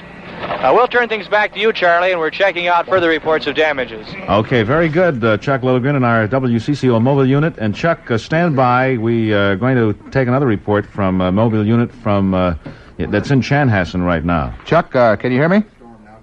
Yes, we hear you. All right, just want to tell you and the engineer there to stay off of our frequency for a short period here because we'll be using a different mobile unit on our frequency from the boys at the Stillwater station. No, not Stillwater, from the Chanhassen, Shakopee and Chanhassen. KSSM, I believe. KSSM, right. Okay, Chuck, thank you for that report. Okay, fine. Now we have a report of hail and rain in the South Twin Cities area. Apparently another squall line. This is the lightning activity that we've been watching coming in from the southwest, and we have no definite indication that there's any funnels involved here, but as I warned you, the Twin Cities is still included in a tornado warning area issued just a few minutes ago by the Twin Cities Weather Bureau, and so they're predicting severe thunderstorms right on through the evening for a while at any rate, from the Twin Cities stretching northeastward into Wisconsin. And they've added a series of Wisconsin counties to the warning zone. Those counties are Barron, Dunn, Rusk, Chippewa, Polk, St. Croix, Pierce, and northern Eau Claire County. That'll be probably, we don't have the exact time on it, but they've just added it, so I assume it's a 2 or 3 hour warning. Generally, that's the way these warning zones are formulated by the storm warning centers. As the turbulence moves, they block it off in squares, just kind of taking the path that they figure the turbulence will take in the next few hours. We understand that the mobile unit in Chanhassen from KSSM from Shakopee is standing by. Are you there? Yes, Charlie, we're here. This is Bob Zelmer in the KSMM mobile unit. We can give you nothing specific at the moment. We can give you a general report from here. Chanhassen appears to have been hit pretty hard. We do have considerable damage in the residential areas, generally speaking, to the north of the Chanhassen Business District. Now, we also have reports that tornado activity struck out here to the west of this general area, in other words, over toward Waconia and Norwood. We haven't been able to get any more definite information other than that there was tornado activity over toward those areas. That's Waconia and Norwood. Now, Mike Boyd was over here in Chanhassen earlier this evening about the time that this thing hit, and I think that he probably could give you some first-hand information. Mike? Okay, thank you, Bob. Right, we were in Chanhassen here, approximately a block away from the funnel as it went through town, through the Frontier Lumber Company, and it went through the Jerry's mileage station, took the entire south wall out of that gas station, as well as damaged the large overhead doors. The funnel then moved south to a housing development known as Scholler and Near, and reports from there that 90% of the homes in that area are damaged. I spoke to one businessman here in town, Adolf Tessness, has a brand new home just south of town. His home is completely destroyed by the tornado. Well, very good. Thanks, Mike. That was first-hand information from Mike, who was, as he mentioned, here at the scene when the tornado struck in Chanhassen. We've had one report, I believe that's right, Mike, of one personal injury here, not a fatality, but a lady was taken to the hospital. Is that correct? Right. Okay. Then we have a lady here who was parked in a car, Charlie and Dick, at the time this thing struck, right in the business district of Chanhassen. Mrs. Hi, Bob. Nelson. Okay. Let's hear from her. Mrs. Nelson was in her car near the gas station that Mike referred to as having had the roof torn off. And Mrs. Nelson, perhaps you could tell us in a few words just exactly what did happen. You mentioned something about a roof came flying off a building toward your car. The roof right across was it the lumber yard over there? Yeah, the Frontier Lumber came towards the car, and Christian and I lay down on the seat there. And you escaped injury. Your car did receive some bumps and bruises, I understand, from debris that was flying through the air. Is that correct? Yes, a couple on the fender. I see. That was Mrs. Herb Nelson, who was also here at the time that the tornado struck in Chanhassen. We don't have any specific report whatsoever from Excelsior. I think John Walker probably is over in that area that we heard that he was broadcasting from there earlier, so perhaps John will be able to give you more from that location. The power is out in Chanhassen. Things were fairly quiet up until about 10 minutes ago. Now we have thunder and lightning and some more rain out here in the area once again. And that's about it. The NSP crews are out here trying to restore service, as is the gas company. So that's about all we can tell you, Charlie and Dick, from here at this point. Well, thank this you. is Bob Zelmer reporting. Bob Zelmer, a very good report. Bob Zelmer in the KSSM mobile unit, reporting into WCCO radio. He snuck in on our frequency there, and quite welcome to do so. Yes, very welcome. We have a report now of quarter-inch size hailstones in Edina. This is that new squall line moving across, and heavy rain and steady. But this must be in the southwest corner of Edina. Some Wisconsin reports coming in now, Dick, as the storm is moving into that area. Lightning and thunder quite severe at Amory, Wisconsin. Is that right? Right. I wanted to advise that there is an emergency shelter at highways 10 and 65 in Spring Lake Park, in the bowling alley there. There is an emergency shelter, and that's highways 10 and 65 in Spring Lake Park. We're trying to get through, but it's difficult because of phone lines are down and so on. Minneapolis police have just repeated a warning, or a request. They want sightseers to stay away from all the damage areas. Traffic is badly blocked, especially in North Minneapolis and Northeast Minneapolis. So if you don't have business in the tornado and storm damage areas, please stay away. As a matter of fact, the police are authorized to issue tickets, make arrests, and clear these sightseers from the street if necessary. They don't like to get tough like that, but they can if they have to. Same thing as during the flood area. When you get sightseers, it bogs down the activity of trying to straighten things up. Dick, we have a pretty good report on damage from Noble Avenue and Golden Valley Road, did you say? Hello? Yes. Yes, go ahead with you. Tell us what you see out there. Well, this is about 45 minutes ago now. The storm hit here, and all the south windows on my house are bashed in. And are you near Highway 100? Well, about 6 blocks east of Highway 100. Very good. I think part of somebody's house is in my basement. It came right down my basement stairway and smashed through my basement door. And were you there when it happened? Yes, I was within about a foot of getting right into the thing. I was just walking from one room to the other in the basement. And boom, it happened just like that. It came right... Very quick, yes. Right into my basement. Well, thank you for that report. Okay. Okay. From Golden Valley Road and Noble Avenue. Here's a bulletin from the WCCO Radio News Bureau. One person has been killed in tonight's storms at Norwood, Minnesota. That's southwest of the Twin Cities. He's been identified as a well-known Holstein breeder, 56-year-old Ray Perbix. Authorities say he was in his barn when the storm hit. His body was found 100 feet away. Mrs. Perbix was injured in the same storm. Very heavy property damage also is reported in the Norwood area, with at least 15 homes destroyed and 30 to 40 barns damaged. That's at Norwood, Minnesota.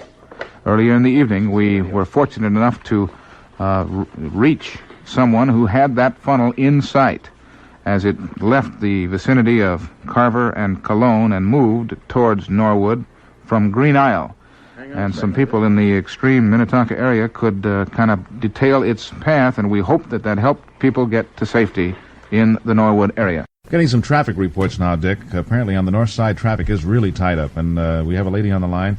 Where are you, ma'am? Well, I'm on 52nd. Go ahead. Hello. Something happened that they got hung up. Hello. We got Must cut have off. happened She on was the other mentioning end, that the yes. traffic on University and on the north side and on Highway 65, which goes on the north side, is extremely, it's just impassable practically because of the tie-up in traffic. Yes, we have warnings from police to stay away, sightseers, because of badly blocked traffic, especially in North Minneapolis and Northeast Minneapolis. One of the real trouble spots, apparently, is University Avenue and Highway 100. Stay away from there. Gentleman just told us of the storm damage to his house in Golden Valley at Noble Avenue and Golden Valley Road. And the first identification of a fatality came from Norwood, Minnesota, where a well-known Holstein breeder, Ray Perbix, was killed when the funnel hit his barn. His body was found about 100 feet away. His wife was injured in the same storm. 56-year-old Ray Perbix of Norwood, Minnesota. 15 to 20 homes were reported damaged at Norwood, and perhaps 30 to 40 barns damaged. I take that back. 15 to 20 homes were reported destroyed at Norwood. Apparently that funnel hit the town square. That was one of perhaps 6 or 7 that came from southwest of the Twin Cities and bracketed and went through and over the Twin Cities earlier this evening. That'll do it. Okay, thank you. Danger area now lies in Wisconsin, northwest of the Twin Cities, and all of those counties we mentioned earlier should remain advised that for the next few hours there's a definite threat of severe thunderstorms and tornado activity in such counties as Barron County, Dunn County, Rusk, Chippewa, Polk, St. Croix, Pierce, and northern Eau Claire County. Here's we have the lady back on the line that was talking about traffic on the north side. Are you there? Yes. Yes. I said if the police had asked people to stay off University in 100, everybody and his brother must be on Highway 65 or Central Avenue in 100. I would guess that I know there have been some accidents because I've seen 2 ambulances and the police cars have been there.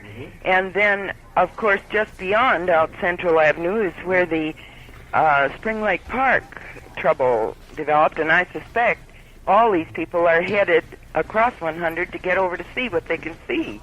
But they're lined up from 100 way past the Robert Hall stores, so that's around about a mile back from 100. I can see the taillights. And the traffic up there, the police are trying to get it across. Many cars get discouraged and turn around and come back on the other lane. Right.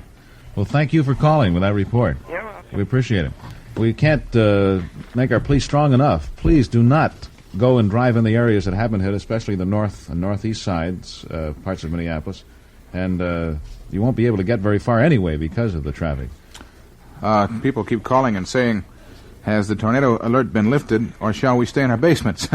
Well, now that I think about it, Charlie, I don't know that we have to keep people in their basements. Of course, this is not up to us to say one way or the other, but I dare say you want to stay close to cover. Right. They until they lift the warning for the Twin Cities, which they should be able to get outside and take a look at the weather and judge. Yes. But, of course, as we said, these storms occur so rapidly, it really can't, you don't know. I'll tell you the truth, it's these sightseers out stringing along the highway. I realize there are a lot of folks caught out accidentally who have to be out. But they're the people that may be in trouble if anything develops here, because you're going to have to find cover somewhere. You better stay close to it. In the storm area in Spring Lake Park, there's some children that some people were worried about, and there are no phone lines, no way of communicating. And the children in the park music studio are safe and sound. They're in the basement, they're okay, and everything's fine. That's in Spring Lake Park. We're continuing to get calls. WCCO Radio. I'm Mrs. Cotton. I'm calling. I live at 18th and 24th Street South, and I want to know if the Twin Cities is out of danger. No, the tornado warning is still in effect for the Twin Cities. They are predicting, or they're warning of tornado and severe thunderstorm conditions in effect for the Twin Cities area and northeastward all the way into Wisconsin. They will later advise us when the warning is lifted. Okay, thank you. You betcha. You're welcome. I dare say that it's close to being lifted, though, because we're on the back end of it, as you know, as it were, the tail end.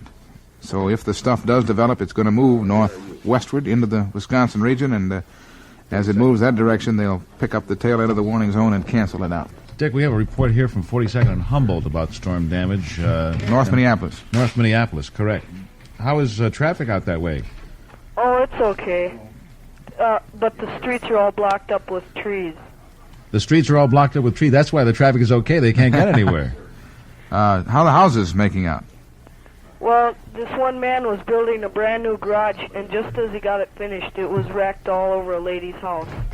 Oh, really?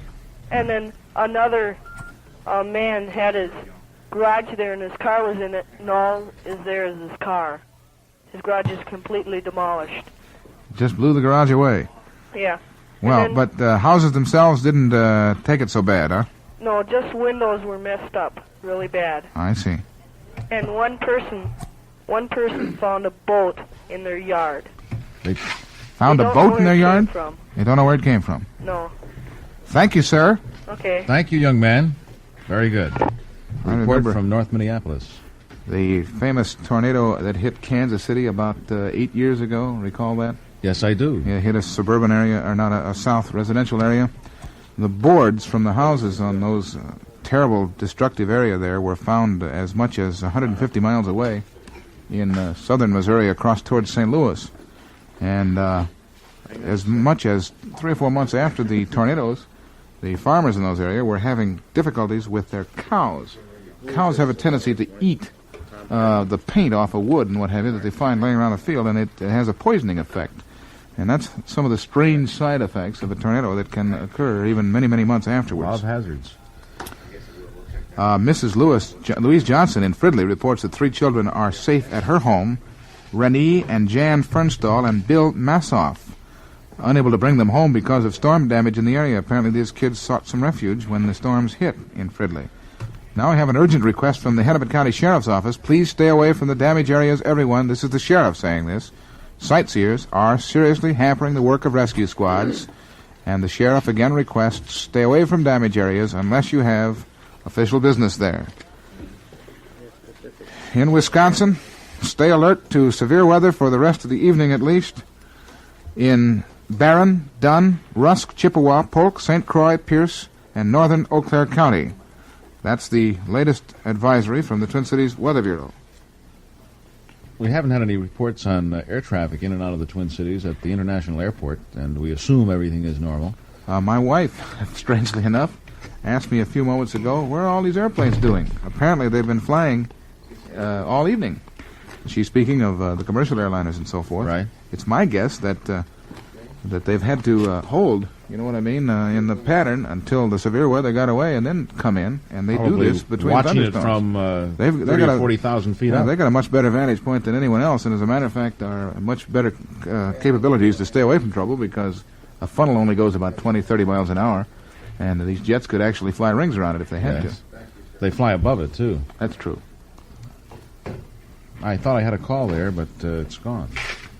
Our friends from KSSM, mobile unit at Chanhassen, are listening, and they have another report on damage in that area. Bob Zelmer, are you listening? Yes, Charlie and Dick, we have talked with Ed Hermstead, who is the proprietor of Ed's Super Fair here in Chanhassen, and he is one of the businessmen who have more or less pitched in here trying to keep things orderly as possible, at least. I just spoke with Ed a couple of minutes ago, and he informed me that out in Sunrise Acres, I believe he called the addition north of Chanhassen, just half a dozen blocks or so, he said there's considerable residential damage there. Also, considerable residential damage to the Scholler-Nair addition, which is, practically on the north edge of the Chanhassen Business District. Now, Ed had estimated that perhaps in the vicinity of 40 to 50 homes had received extensive damage.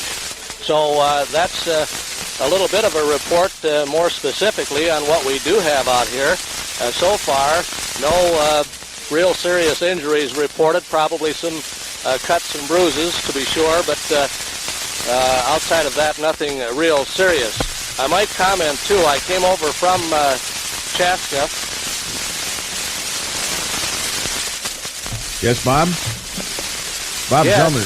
We got him now. Go ahead. Charlie and Nick, I was just going to comment. I came over from Chaska earlier, and there was no damage there. The power was on in Chaska. Now, this is at least an hour ago, so I don't know what the situation there would be at the precise moment. I might comment, too, that I came over from Shakopee before driving through Chaska, and the situation in Shakopee, when I came through there shortly before 8 o'clock, was normal, too. So apparently Chaska and Shakopee have escaped the brunt of the tornado force that came through. Now, it's still turbulent, real turbulent out here. You can see the whole sky lights up from time to time from lightning, and it is very turbulent here. And I think the tornado forecast, in effect, is very appropriate, at least judging from the appearance of the sky when the lightning does flash across the area. We talked with John Main, highway patrolman, at the time we came through Chaska earlier this evening, and John had just come down from the Waconia, Victoria area up to the north and to the west of Chanhassen, directly west of Excelsior, you might say, out on 7 and 5 over in that direction. And John said that there was evidence where terrific wind force had gone across roads in various spots, trees down, lines down, this sort of thing. So it's pretty general out throughout this whole area, and if we get more definite and more specific information, we'll let you know. Very good. Thank you. Bob Zelmer reporting from the KSSM Mobile Unit in Chanhassen, reporting into WCCO Radio. His reports of wind and rain and lightning hold true with the continuing stream of reports we have here within the past 5 minutes, such as half-inch hail in Hopkins and St. heavy Louis wind. Park just came in a report. St. Louis Park says the hail's the size of ping-pong balls, and there's hail now at St. Anthony Village. That's pretty widespread hail all the way from the western edge of the Twin Cities all the way around to St. Anthony Village. So there's a pretty good little squall line moving through again on the northwest edge of the Twin City area. Hopkins, St. Anthony Village, St. Louis Park. And Edina earlier we had a report of heavy hail, at least quarter-inch hail, not quite as big. The storm area now stretches from the Twin City area straight into Wisconsin northwest and includes about 8 or 10 Wisconsin counties in the immediate forecast future, such as Barron, Dunn, Rusk, Chippewa, Polk, St. Croix, Pierce, and northern Eau Claire counties in Wisconsin. Fallen trees and downed power lines are blocking most, if not all, routes north, south, and west of the Twin Cities. This information has just been handed to me, and it's particularly directed to those folks who have to drive or who are sightseeing and should not be. I'll repeat this. Fallen trees and downed power lines are blocking most, if not all, routes north, south, and west of the Twin Cities. These downed power lines would make any travel in these directions definitely inadvisable. Further information on specific routes will be available as soon as Highway Department crews can clear enough trees away to get out and look. All that's known for certain is that Highway 12 is closed in many places in the Minnetonka area. So you can't drive anywhere, and kindly stay away. There's been one serious sightseers accident already in North Minneapolis. Both the sheriff, the highway patrol, and police departments of various communities are urging no sightseeing or no driving or traversing in the damage areas unless you have official business there. We're going to try to bring you some extra news here of other events of the day. We've been wrapped up with this storm story, of course, since about 6 o'clock this evening. There's quite a bit of other news that would normally be heard at this time on the Big Ten News, normally sponsored by Lund Stores. And we hope to bring Paul Giel in here a little bit later with the sports of the day in our usual time period here between 10 and 10:30. This is the good neighbor to the northwest, reporting on an extensive tornado damage story in the Twin City area tonight. From studios in Minneapolis and St. Paul, 830 on your dial, this is WCCO. This is Dick Chapman and Charlie Boone, and Rob Brown has just stepped in here with some further information. This word from the switchboard at the Northern Ordnance Company in Columbia Heights. Anyone can come into work tomorrow. It will be strictly cleanup work tomorrow at Northern Ordnance. We asked her what the damage was, and an official at Northern Ordnance in Columbia Heights stated the damage will run to several $1 million at that large industrial operation there. And repeating again, any work tomorrow will be strictly cleanup work at Northern Fridley. Ordnance. Right. Fridley, Columbia Heights. Yeah, New Brighton, yeah. Well, we had a lady just called in that said watching the storm system move toward White Bear Lake now. Large hail and winds. Winds, a heavy thunderstorm, yes. Thank heavens nobody's calling in reporting funnels. It was weird there for a while, Charlie, with everybody saying... Almost everywhere. I'm looking at this funnel over my house, and there's 2 or 3 out here, and, it seemed almost impossible, but apparently we had the real thing going. Could be that many, and apparently there were. That's right. Yeah, very unusual situation, and... Let me take just about 2 or 3 minutes here for a brief rundown of worldwide news, which we haven't had any of here for a while. 4 U.S. Marines were killed and 1 wounded during a skirmish with rebels in the Dominican Republic's capital city of Santo Domingo today, despite a ceasefire. 3 other U.S. servicemen were wounded. 2 Marines were captured by the insurgents and later released. United States Command said the fighting broke out after a Marine patrol made a wrong turn and wandered into rebel territory. The rebels charged that the terms of the ceasefire had been violated, and that's why there was shooting and killing. More than 4,000 U.S. Marines have landed on a beach in South Vietnam about 340 miles northeast of Saigon. A new air base is to be built in the landing area about 60 miles south of Da Nang. And a U.S. announcement, the headquarters of the 3rd Marine Amphibious Force will be set up there. The new Marine landings came as transport planes ferried more Army paratroopers from Okinawa to air bases in South Vietnam. The new Marines apparently also are from Okinawa. Their landings brings the strength of the Marine Combat Force in South Vietnam to almost 13,000 men. The jury deciding the case of Ku Klux Klansman Collie Leroy Wilkins, Jr. in Hayneville, Alabama, has gone to bed for the night and will resume deliberations on Friday. Wilkins is charged with first-degree murder in the shooting death of a white civil rights worker from Detroit, Mrs. Viola Liuzzo. Mrs. Liuzzo was slain on the night of March 25th while helping to transport voting rights marches from Montgomery to Selma. The jury foreman told the judge that the jurors did not appear to be near a verdict. The British Labour government of Harold Wilson has won a narrow 4-vote victory in the House of Commons on its plan to nationalize 90% of the nation's steel industry. The closeness of the vote indicated that the government may have to revise the plan before the steel bill itself is introduced later this spring. Away from the storm story, in our own neck of the woods, this news: a 25-year-old Minneapolis printer, Michael P. Redmond, was seized by federal authorities today and charged with manufacturing counterfeit printing plates and some $15,000 in fraudulent $5 bills. Redmond was held under $1,000 bond pending a court appearance Monday. U.S. Attorney Miles Lord said Redmond, employed by a St. Paul printing firm, made the plates after work hours without his employer's knowledge on or about January 5th. Lord said Redmond made a mistake in printing the bills, discarding some $15,000 in fives on which the back of the bill was upside down. The discarded bills were found by a paper-converting firm and turned over to the U.S. Secret Service. So far as the government knows, Lord said only one of the bills was in circulation.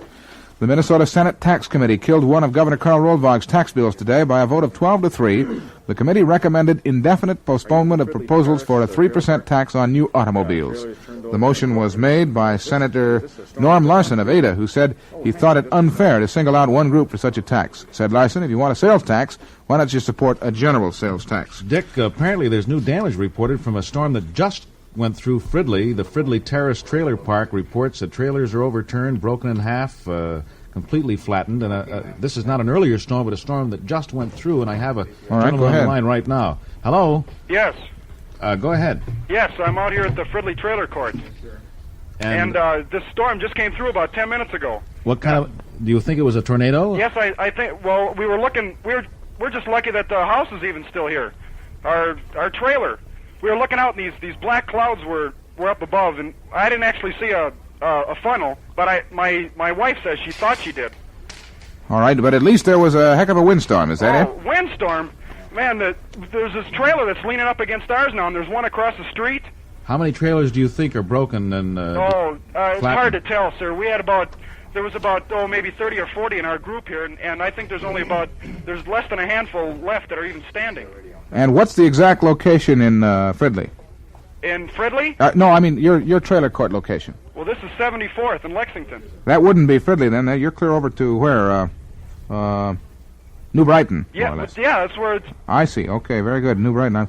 We're just trying to figure what's next in path. You're kind of helping us warn some other people, you see. If it went by you, it's probably headed towards White Bear Lake. Is that right? That's more or less, yes. Okay. That's where it's going. Can you tell if anybody got hurt out there? We can't tell. We heard some shouting. We're not sure. My wife just went outside. It seems to have calmed down now a little bit. Uh-huh. And, but this... Well, thank you for the report. Oh, thank you. You betcha. Thank you, sir. That Thank call you very just much. in from New Brighton. A windstorm just went through there about 10 minutes ago, which would have been about 10 o'clock straight up. And, well, let's see. We don't exactly know the exact angle of the wind, but folks in the vicinity of Arden Hills, White Bear Lake, Bald Eagle in that direction, straight northeast of New Brighton, should stand warned that there is a new windstorm moving in that direction now. Oh, very good. Back to our news from elsewhere in this news-packed day. Here's a late development from Wisconsin Rapids, Wisconsin. Hello. A Wisconsin Rapids man has been charged with bank robbery in the holdup today of the Community State Bank at Wisconsin Rapids. Police Chief Rudolph Exner said 30-year-old Lawrence Connolly will be arraigned tomorrow. Exner said all but $7 of the $3,595 taken was recovered in Connolly's home. A bill to extend coverage of the state's Fair Housing Act to single-family, owner-occupied dwellings was passed by the Minnesota Senate today and sent to the House. There was no opposition to that important fair housing bill. Minnesota's Parks Director, U.W. Hella, denied today that he is ever influenced by 4 state legislators whose names have been brought into hearings concerning state parkland purchases. Hella again appeared as a witness before a 7-member House committee investigating the $30,000 purchase of a tract for Bearhead Lake State Park near Tower. Hella was asked a series of questions by committee attorney Chaim Siegel to the effect of whether his judgment was influenced by contacts with Senator Paul Toohey of South St. Paul, Representative Fred Chena of Aurora, Senator Tom Vukolich of Gilbert, and the late Senator Gordon Butler of Duluth, and said Hella not in the slightest. Previous testimony told of Toohey being the representative of Walter Milner, seller of the controversial tract at Bearhead Lake. Other testimony today involved names of the 3 other lawmakers in connection with 2 other tracts. Other testimony involved purchases of condemnation of land for Fort Snelling State Park, some of which was flooded this spring. Back to Wisconsin, the Wisconsin Assembly okayed a resolution today calling for a constitutional amendment to let school districts excuse students from class to attend religious instruction. And Governor Warren Knowles announced today that he and Wisconsin's Assembly leaders have agreed on a 6-point highway traffic safety program. Our late information on the storm has now taken a new turn with a brand-new windstorm. After an evening terror-filled with tornado funnels around the Twin City areas, we've had a new windstorm rip through New Brighton, north of the Twin Cities. Charlie? I have on the line right now Earl Trude, who is a teacher at the Fridley Junior High. Is that right, Earl? Yes, that's right. Is this Charlie or... This is Charlie and Dick Chapman here, and you wanted to convey a message to parents of some of the children? Yes, Dick. We had the fair on at the junior high school, and a number of the students didn't get home. Mr. Parks, for example, just told me he tried to get through with a load of children up to somewhere around 61st and University, and he came back to the school because he wasn't able to get through. So if the parents would be patient, I'm sure that they will get them there sooner or later. But the territory between University and Highway 65 and south of Highway 100 and a little bit beyond 61st is, I'd say, a disaster area. It occurs to... I talked to Mr. Hansen, the superintendent, just a moment ago, and he said that they would have to cancel school in the Fridley School District for some time before they get things straightened out. Would you kind of outline that area you mentioned again? Yes, south of 100, as far north as 61st or Rice Creek, and between University and 65. Yeah, I see. Homes, the roofs are off of houses, the windows are out. The Parkview School is, there's a lot of damage in Parkview School, a lot of damage in Hayes School, a lot of damage in the high school, and very much damage in the junior high school. Very good. Roof's off. I've been waiting around in a couple of inches of water, moving pianos and desks and so forth to try to get it out of some of the rain in the high school. And the windows are out in most of the inner court areas in high school, and of course the junior high is in very bad shape. How many kids do you have there with you this evening that can't get home? Well, I wouldn't dare say because they're around in this car and that car. Now, one group in particular I can mention to you, the track coach, Bob Johnson, tried to get his track team home. They came back from a track event, and he has some of the track team with him. He may have called you. I suggested that he try to call. and let you know. I don't know whether they got a hold of you or not, because we have no power or telephones, you see, in the school or that area. Uh-huh. And he was going to call. Now, the boys are with him in his house.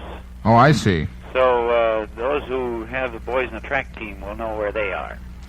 Well, it's possible that an awful lot of folks, because of the extreme debris in the streets, will have to spend the night elsewhere. Oh, definitely so. A couple of the teachers came back and were just frantic. They didn't know what to do or where to go because they can't even get out of the area in some spots. They're just hemmed in with this and that. And it's very possible that they'll have to spend the night somewhere else. And they're going through the building, and really the streets are in a bad shape with power lines down. I certainly think that the young people and the children in that area ought to stay in and keep off the streets. And, of course, keep away from that area as far as driving is concerned. There's a real traffic jam up in there. All right, Earl, thank you very much. Yes, you're welcome. Very good. Earl Trude, the teacher at Fridley Schools. We have a report from Navarre that used cars and a lot turned upside down, cars spread all over. And there was a liquor store there in Navarre which was heavily damaged. And we mentioned Northern Ordnance in Fridley. 2 boxcars flew through the carpenter's shop. And parts of the roof were torn off, so they had heavy damage there in Fridley. What was that estimate of damage at the Northern Ordnance plant? I don't remember. Several $1 million? Was it really that high? That's right. Lilligren, is he there? Chuck Lilligren in our WCCO Mobile unit. Come in, Chuck. All right, Charlie and Dick, we are at Northern Ordnance right at present, and this is an awe-inspiring sight. The couple of the huge high-tension towers that carry the high-tension lines are down, just bent completely over. As we drive along, we see cars, several of them that must have been on the highway at the time, thrown off the road. One is just about flattened. Great deal of damage here, fenced down for hundreds of yards around Northern Ordnance. Right at the entrance to Northern Ordnance, there is one of the high-tension towers down, and it's a scene of desolation. If they say millions of dollars damage, Charlie, I'm sure that they mean it, because there's quite a bit here. Actually, what apparently happened, we came from the Camden district, and of course that's right across the river from this area, and apparently the storm came through that way at this particular windstorm. And we might also mention, Charlie, that there must be a good solid mile or more of cars just stopped right on the highway here, going nowhere, and sightseers apparently who are sitting now and will be cooling their heels for quite some time to come, we're sure, because of the congestion and because of the fact that there's traffic stopped. I don't even know if they've been able to get to all the cars to see if there were people injured in them, and we've seen emergency vehicles trying to move, and we actually saw an instance where a vehicle with a siren was unable to go anywhere. Back to you now, Charlie and Dick. Say, Chuck, Dick has a question for you concerning the storm that we understand just passed through, another storm passing through Fridley. Yeah, are you in a windy area right now? No, moments ago we were in an area where we had a little hail, but we didn't have any strong wind right where we were. We understand that it went over towards New Brighton way. We heard that. We've been listening to you, of course. We didn't have any wind. It seemed as though we were going to have, and we were a little worried. The rain started coming down, and we heard some quarter-inch hail. But actually right now it's just sprinkling a little bit and lightening off in the distance. Well, apparently there was a good whiplash through that trailer court, as you heard, which wouldn't have been too far from you. That's why we asked. Okay. It sounded, Charlie and Dick, we noticed also that the man that called you just realized apparently that the tremendous damage done, and you could tell it in his voice as his wife came back in the trailer. I'm sure it was bad damage. I don't know if you can hear now. There's an emergency vehicle behind us going somewhere. We hear a siren again. It's probably too far out for you to hear, but this has been the sound we've heard in our travels around this area, sirens and many people out, volunteers with flashlights helping to direct traffic. As we say in the Camden area, which apparently was the only area within the Twin Cities, as far as we've been able to determine, that was actually hit by these heavy winds, there is extensive damage, and of course, with lack of communication between emergency units, I'm sure that it'll be a long time before it's discovered just how many dollars damage and how many injuries there were.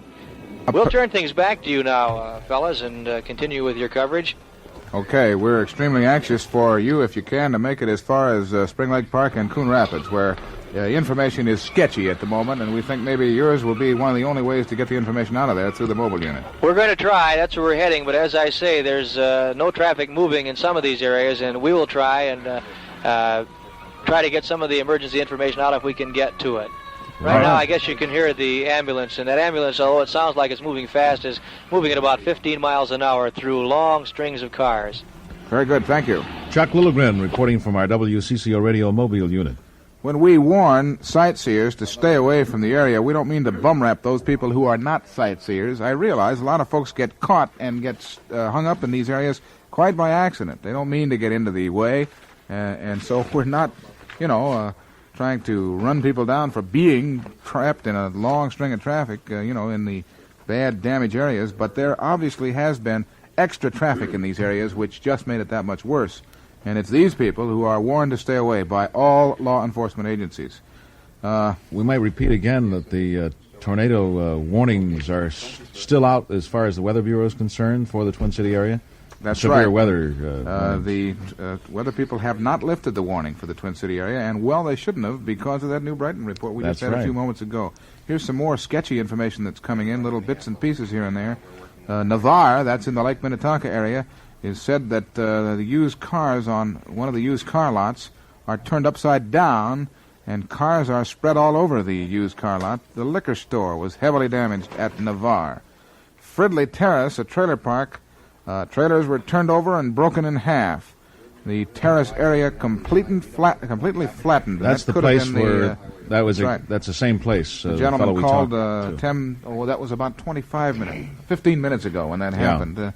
I hope that storm has given up the ghost, but we don't know which way it went from there. It was headed off towards White Bear Lake, off northwest in the very area that the warning zone was laid out. Just to repeat for you folks that may lay ahead of the turbulence, that includes a big section of Wisconsin north and west of the Twin Cities. Thanks for calling. Let's see if we can't just kind of wrap up some of the information that has occurred in the past 2.5 to 3 hours with a little 1 or 2 minute summary here. At least 2 persons have been killed and 50 injured tonight. This is the count we have now because of the several tornadoes touching down in the Minneapolis-St. Paul area. One of the victims has been identified as 56-year-old Ray Purvis. Purvis, that's a new, his name was not given as that earlier. This is what he's identified as now. Ray Purvis, in his barn near Norwood, Minnesota, about 35 miles west of the Twin Cities, when the funnel touched down. Destroyed the barn, and Purvis's body was found about 100 feet away. He was described as a rather well-known Holstein breeder. 79-year-old Mrs. Alma Grindy of Duluth, Minnesota, was killed when a twister demolished her son's home in Spring Lake Park, Minnesota. She's from Duluth, but was visiting her home in Spring Lake Park in the Twin City area when the twister touched down. And the victims identified as 79-year-old Mrs. Alma Grindy. She died at Mercy Hospital in Coon Rapids, where her daughter-in-law is reported in critical condition. Authorities say Mrs. Grindy, her son Lloyd, the address of the house was 841 Ballantine Lane, and his wife were getting ready to take to the basement when the twister hit. The victim and her daughter-in-law were blown from the house. Grindy was also injured, but not as seriously. A doctor at Mercy Hospital said at least 50 persons have been treated at the hospital, and at least 25 are in critical condition. That's the first definite word we've had from Mercy Hospital on the number of injured and the seriousness of the injuries, and it sounds kind of bad in that area. We're getting a lot of calls, Dick, from the northern parts of Twin Cities, indicating that the power is out, wondering when it will be restored, and with the tremendous traffic in that area, the various, like NSP and so on, are going to have a difficulty, I imagine, getting through. And the Highway Department right now is denying entry into Coon Rapids and Spring Lake Park on Highway 10.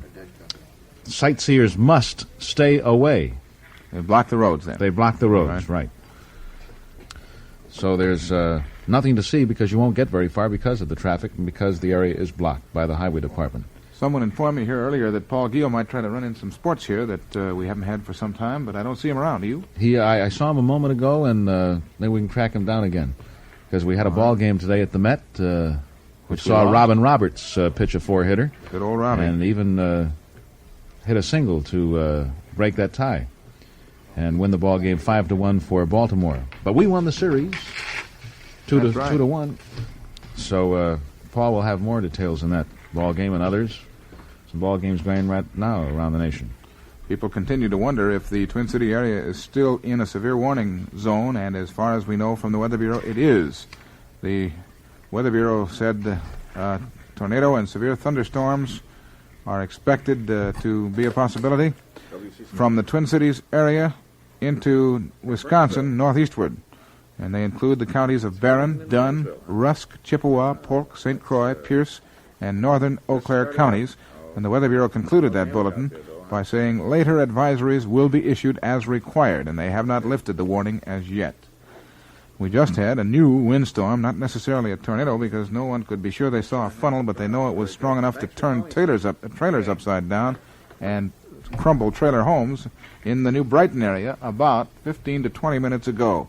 We have had no further word on that severe area of wind since it went through that area. It must have been highly localized because our own mobile unit, not far from the trailer court in Fridley and New Brighton, were unaware that a strong wind had gone through. They do, however, say that there's extreme damage at the Northern Ordnance Plant in New Brighton, and also that travel is almost impossible. It takes forever to get anywhere because of long backed-up lines of traffic and because major routes and streets are strewn with overturned trees, wrecked automobiles, downed power lines, and what have you. One of the severe areas of North Minneapolis apparently is just south of Highway 100 and west of University Avenue, which would be Columbia Heights and New Brighton area, Fridley.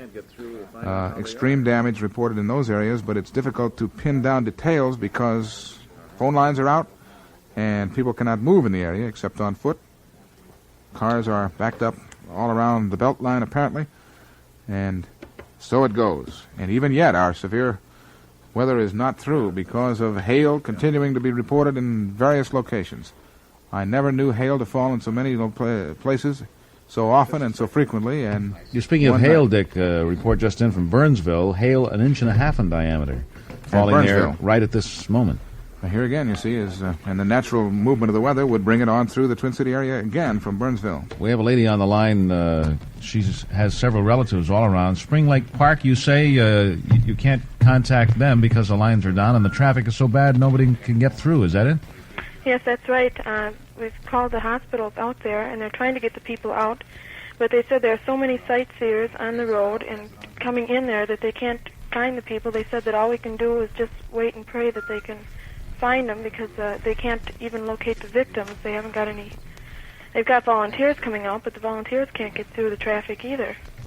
And you said you had a relative in Minnetonka area? Yes, I have my aunt living out there. She lives about 3 blocks from Lake Minnetonka. She says that there's been docks torn up out there. There are boats that are out in the middle of the lake, and in their front yard they have 2 pieces of plywood and a piece of steel that must weigh about 100 pounds. They don't know where it came from, but their house itself wasn't damaged. Very good, ma'am. Thank you for calling. All right, thank you. It's 10:30 Central Standard Time. 10:30 Central Standard Time. And this special tornado news coverage is coming to you from the good neighbor to the northwest, with studios in Minneapolis and St. Paul at 830 WCCO. Charlie Boone and Dick Chapman here in WCCO's hastily put together reporting center. Earlier we had some reports from Bob Zelmer from the Shakopee radio station from KSSM, who has been reporting in from their mobile unit and reporting in from Chanhassen, and he's standing by right now. Do you have a report, Bob? Yes, Charlie, we've got some specific information from the Chanhassen mayor, Gene Coulter. He would like to have us tell volunteers, that is, people who want to volunteer to come out into the area for assistance here at Chanhassen, not to do so until the specific request officially comes out from his office. And by the same token, of course, he would send out the plea once again for sightseers to please stay away from the area so as not to hamper the work that necessarily must go on, the restoration of power lines and utilities, this sort of thing. So much for the word from the mayor's office here in Chanhassen. Everything seems to be pretty well under control. People whose homes were extensively damaged or totally destroyed have been taken out of their homes and are being put up now with neighbors, friends, and relatives, this sort of thing. So the situation here is quite calm, I must admit, in spite of the duress of the entire situation. Fine, Bob. By way of information, so far as the area to the northwest of us, I talked with Dick Mingo, the baseball coach at Waconia. Actually, Dick lives here in Chanhassen, but he was in Waconia earlier this evening. They had a ball game over there, I understand. And as Dick was coming back between Waconia and Victoria, he spotted a twister that crossed the highway there. Now, that would be Highway 5. And Dick said that at this time, when he saw the twister cross the road, evidently causing a lot of damage and touching down, he turned around, went back to Waconia, and reported that earlier this evening, this was approximately 6 o'clock or so, there was considerable rain, hail, and wind over in that area, but we haven't had any more specific reports from the Waconia or Victoria areas. Now, the power is still off here in Chanhassen. We understand that telephone service is near impossible. Some of the phones are completely out, and others you have to wait for several minutes even to get so much as dial tone. We understand, Bob. Mike Boyd and I are going to attempt traveling over to the Norwood area, which we understand is very hard hit. And we'll try. I don't know if our reception from that point is going to be satisfactory or not, but we'll try when we reach the Norwood area, and if possible, we'll give you a report from there. Okay, Bob Zelmer reporting for WCCO Radio News. They expect power within an hour to some parts of Chanhassen, by the way. That latest report from the mayor in Chanhassen. St. Louis Park by the Norwood Plaza on Highway 7, that's very strong hail reported there just a moment ago. And Johnny Walker is now available. He's reporting in from Wayzata. Johnny? No, Charlie, I've just come through Navarre, and I'm approaching Island Park. And when I say I'm just coming through Navarre, I mean what was Navarre. Navarre no longer exists, at least the crossroads that are so well known to so many people, where County Road 15 and County Road 19 cross, just aren't anymore. They are completely leveled. It's unbelievable. I've counted at least 35 cars that are in some other position than their original one, most of them upside down on their sides. On their tops, there's a school bus or two tipped over.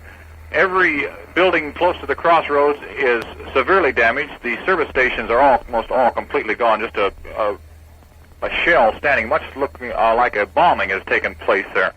And further out on Casco Point, several homes have been severely damaged. It's unbelievable. This crossroads of Navarre sits high on the point there, and has always been a favorite crossroad intersection for many, many people, but it just isn't there anymore. It's just one big pile of rubble. Johnny, I flew over that area Saturday in the helicopter, and I remember that particular place you just mentioned, a lot of very beautiful homes. There are some homes close to the lake by there. The homes up here, many of the lake homes have had some damage, and the trees in the area have been damaged also, but right in the Navarre business district, right on the main roads, seem to be where the brunt of the activity has taken place, and it certainly has reduced it to much of a rubble. Okay, John, where are you going now? I'm going on out to Island Park to do some more reporting out there. Fine. Well, give us a call when you get there, will you? I'll do that. John Walker, Radio News Bureau, reporting then from Navarre. And the only identification we have on 2 fatalities so far have been confirmed here in the past hour or two. One was 56-year-old Ray Purvis of Norwood, Minnesota, and he was killed in his barn near Norwood when a funnel ripped it apart. 76-year-old Mrs. Alma Grindy of Duluth, who was visiting her son and daughter-in-law at Spring Lake Park. A funnel destroyed that home. Those are 2 fatalities identified tonight. The Mercy Hospital in the Coon Rapids area reports 50 injuries, 25 critical hospitalizations, 25 people in critical condition. Names, of course, are difficult to come by at this moment, but we hope to wrap this up during the evening. Hail reported now moving from Burnsville to Egan Township on its way to the International Airport, which has been apparently open all evening. We have an emergency message from Mercy Hospital in Anoka and Coon Rapids. The hospital is looking for a 5-year-old boy, Timothy Ratcliffe, of 7350 Memory Lane in Melody Manor of Fridley. The boy's mother is at North Memorial Hospital. The father is unable to locate the child. Anyone knowing the whereabouts of 5-year-old Timothy Ratcliffe of 7350 Memory Lane in Fridley should call Mr. Goodman at Walnut 6, 2269. Walnut 6, 2269. Just a second. We have a lady in New Brighton proper, which indicated hail and strong winds went through there again just 3 minutes ago. Hello? Hello? Yes. Yes, go ahead. Yes, we're right in New Brighton proper. Uh-huh. And about 2 or 3 minutes ago, an old hail about the size, about half-inch maybe, went through with some heavy rain and some wind. And it didn't last but 2 or 3 minutes. Uh-huh. But that just happened 2 or 3 minutes ago. That's about the third storm, or at least 3 storms that have gone through New Brighton.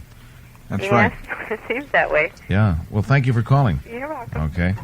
Well, what this is just a seething mass of turbulence, and as you'll recall in that earlier bulletin from the Weather Bureau, Charlie, it was described as 30 to 40 miles deep and moving slowly. Inside of this squall line of thunderstorms, are several areas of severe activity, and as they come along, they pop up in various locations, moving slowly through the Twin City area. As a matter of fact, I dare say there's probably some damage up and down north and south of the Twin Cities that we don't even know about as yet because of communications problems and so forth, because the Weather Bureau radar indicated that long squall line of thunderstorms reached all the way from Duluth in a kind of a curving line back across the Twin Cities down into Iowa. So there's where we stand, and the warning has not been lifted for the Twin Cities or the adjoining section of Wisconsin from the Twin Cities on northeastward into Wisconsin. And the Weather Bureau has advised us only that they will notify us in later advisories. They did not even put a time limit on this particular warning. It's just in effect now and continues in effect. Charlie is operating the phone here in our WCCO, what has been our flood service center, and suddenly has changed to another spring disaster type warning center. Okay. And we'll try and hang with it here as we wrap up information. Difficult beyond words to get accurate information after such a catastrophe hits. The Weather Bureau indicates that the temperature has been around 70 degrees so far this evening in the Twin Cities, probably fluctuating wildly during the thunderstorms and hailstorms. Humidity has remained high, anywhere from 100% down to 80%. And the law enforcement agencies, not only sheriffs, but local police forces in the suburban communities and in Minneapolis, have pleaded with sightseers to stay out of damage areas because of extreme choking traffic jams, not only because of the cars, but also because of the downed trees and wires.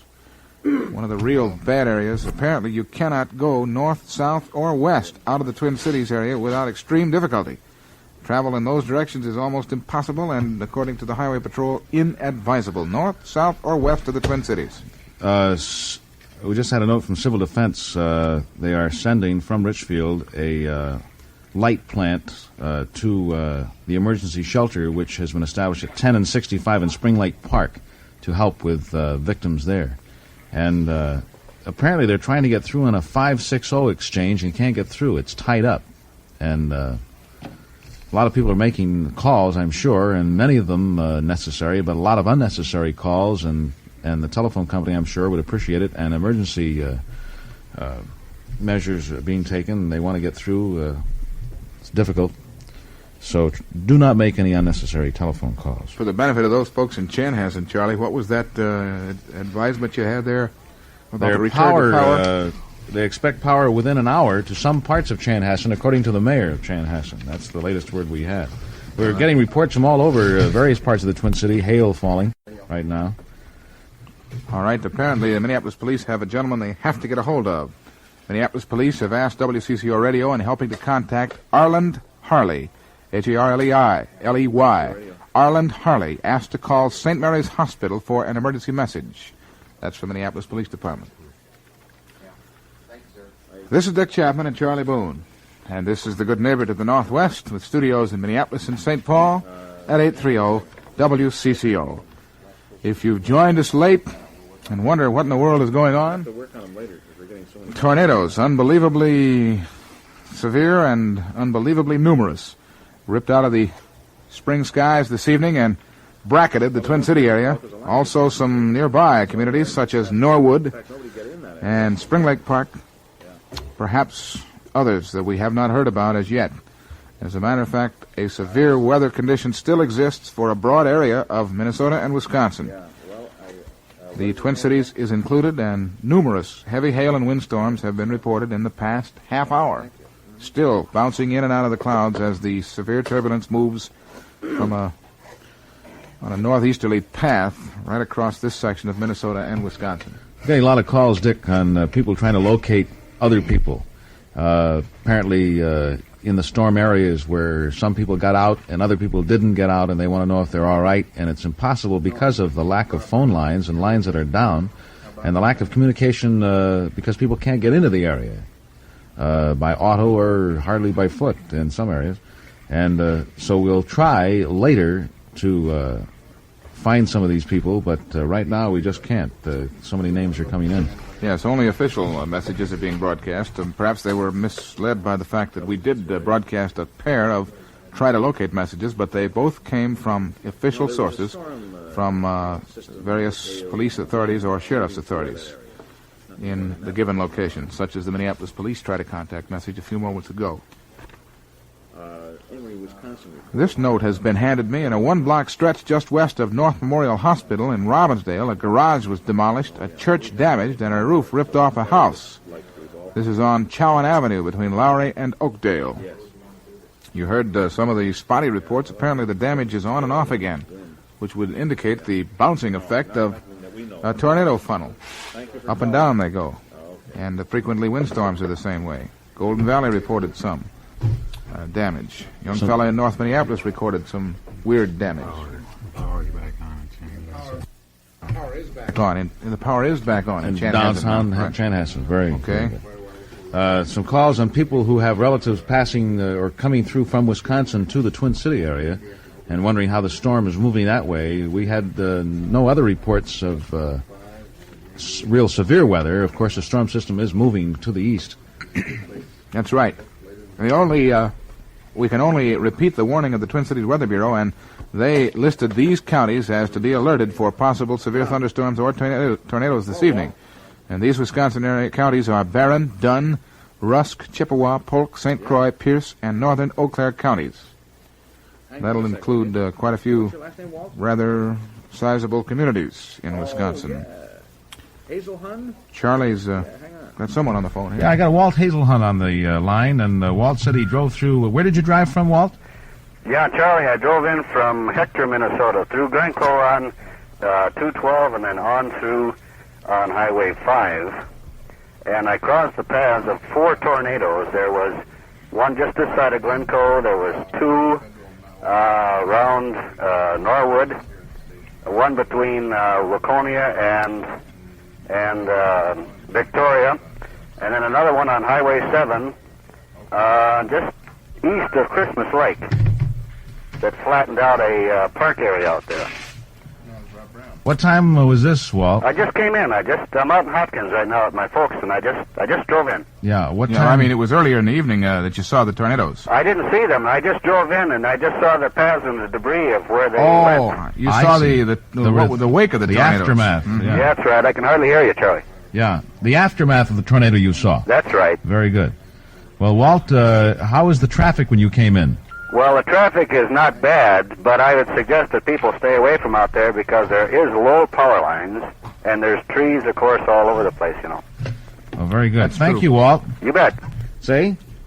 Another warning to sightseers, especially in the Fridley area. In some of the damaged areas, gas is escaping from broken pipes in houses. So sightseers blocking the streets and highways are endangering both the rescue workers and the victims and themselves. Gas is escaping from broken pipes in houses. The official rescue workers, have to get in there to take care of not only downed power lines, but now gas pipelines, especially in the Fridley area. Stay away. Here's a bulletin just in.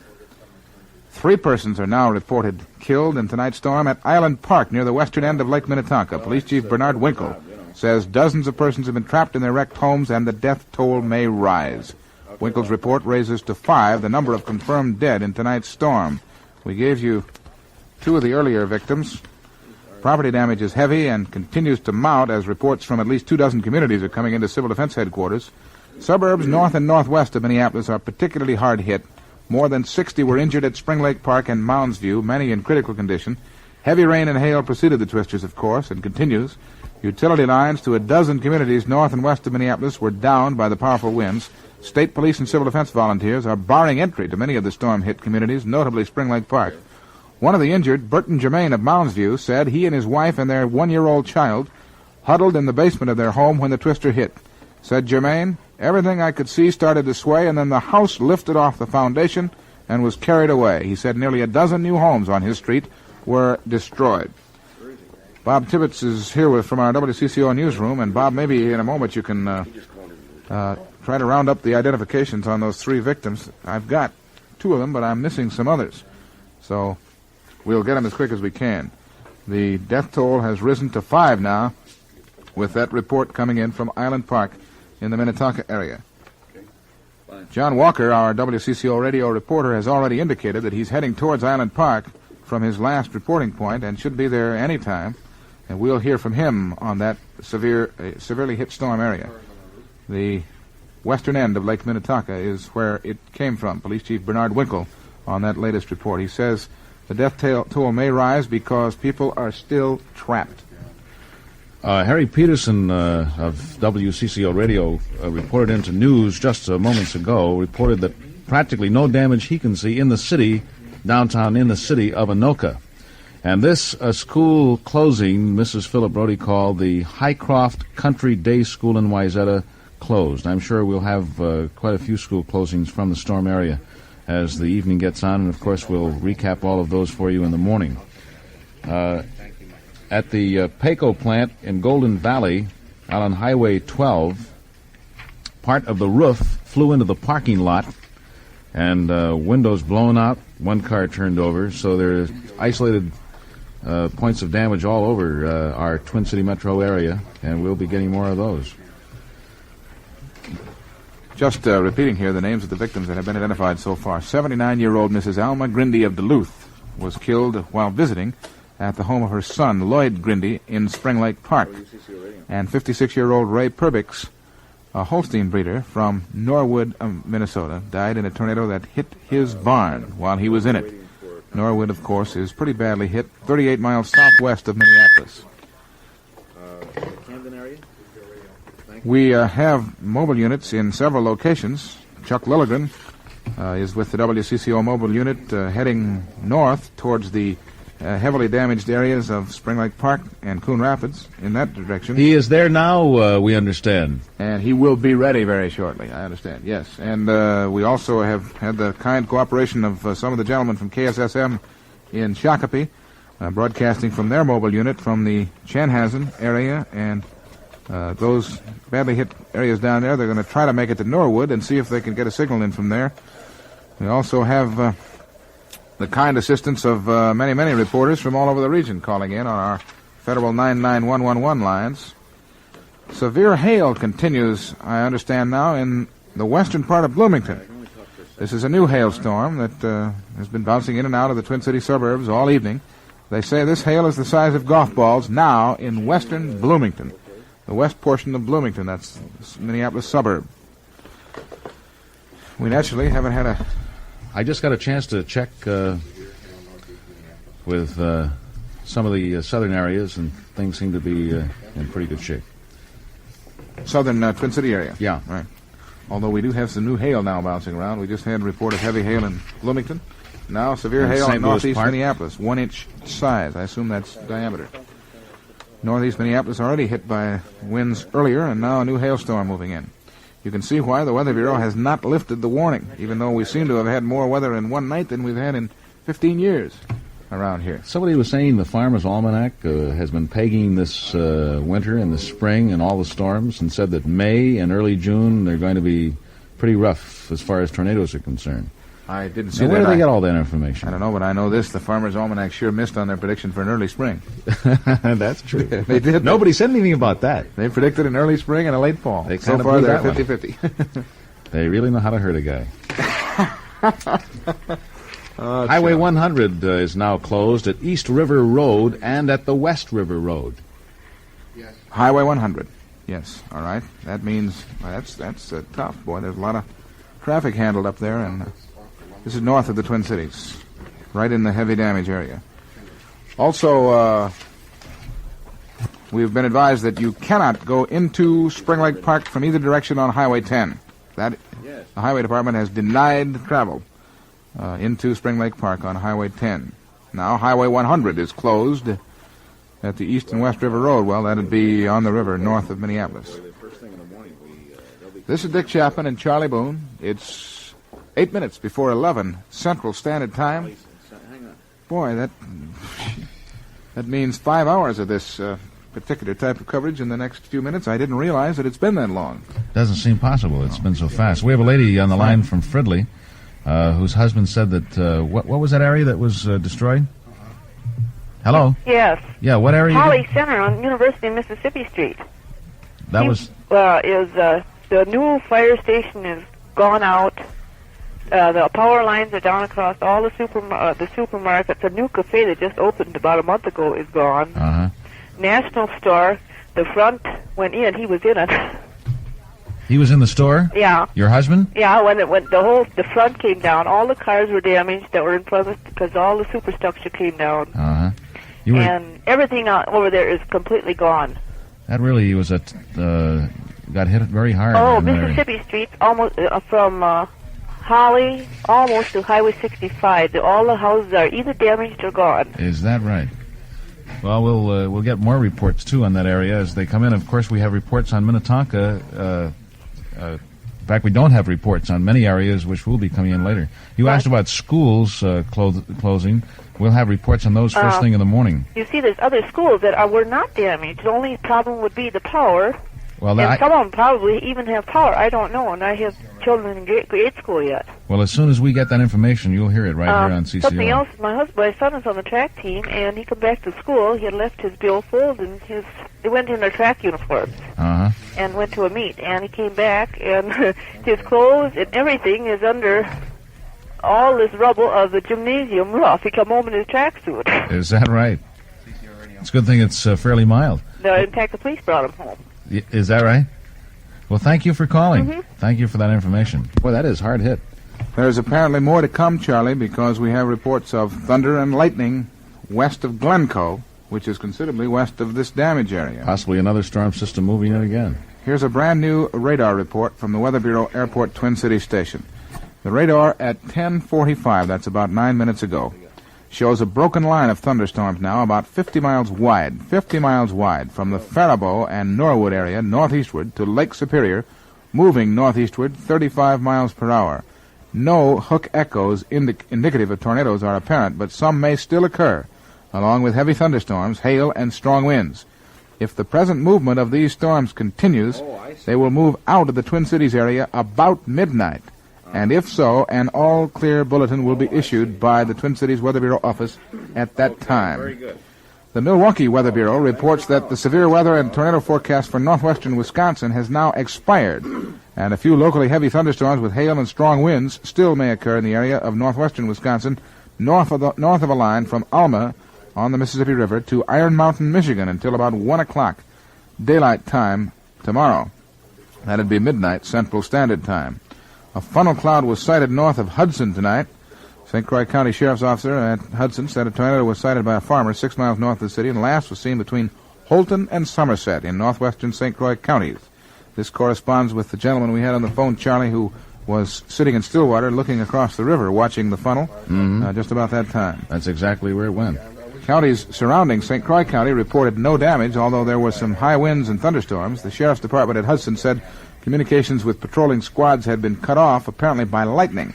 Residents of Hudson and New Richmond had been warned to get off the streets and into basements like the rest of us. I was just thinking, Dick, during the flood, so many people all across the nation were concerned about people in this area because they heard about the Twin Cities and all the areas were completely underwater.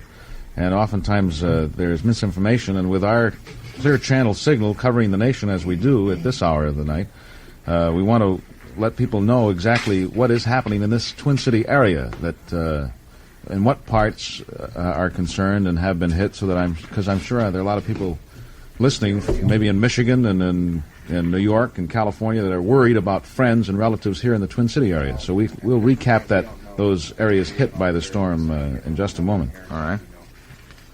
Probably the most succinct information we've had in the past hour or so is this new radar reading from the Twin City Weather Bureau, which was taken just, 11 minutes ago exactly. At that time, the radar showed a broken line of thunderstorms about 50 miles wide from the Faribault and Norwood area northeastward to Lake Superior, and moving northeastward about 35 miles per hour. There are no hook echoes indicative of tornadoes in that reading, but some may still occur, along with heavy thunderstorms, hail, and strong winds. If the present movement of these storms continues, however, they'll move out of the Twin Cities area about midnight. And if so, an all-clear bulletin will be issued by the Twin City Weather Bureau office at that time. So you can see that the activity, perhaps not as severe, but still severe enough, stretches from below the Twin Cities right through it, straight towards Lake Superior, northeast of us. And there is a great section of northern Wisconsin that's still under a heavy thunderstorm warning. Everything in northwest Wisconsin, north of a line from Alma on the Mississippi River to Iron Mountain, Michigan. And that exists until about midnight. Very heavy rain and hail at Bush Lake in Bloomington. That's in the western section of Bloomington. And the hail is said to be the size of golf balls. That is as of right now.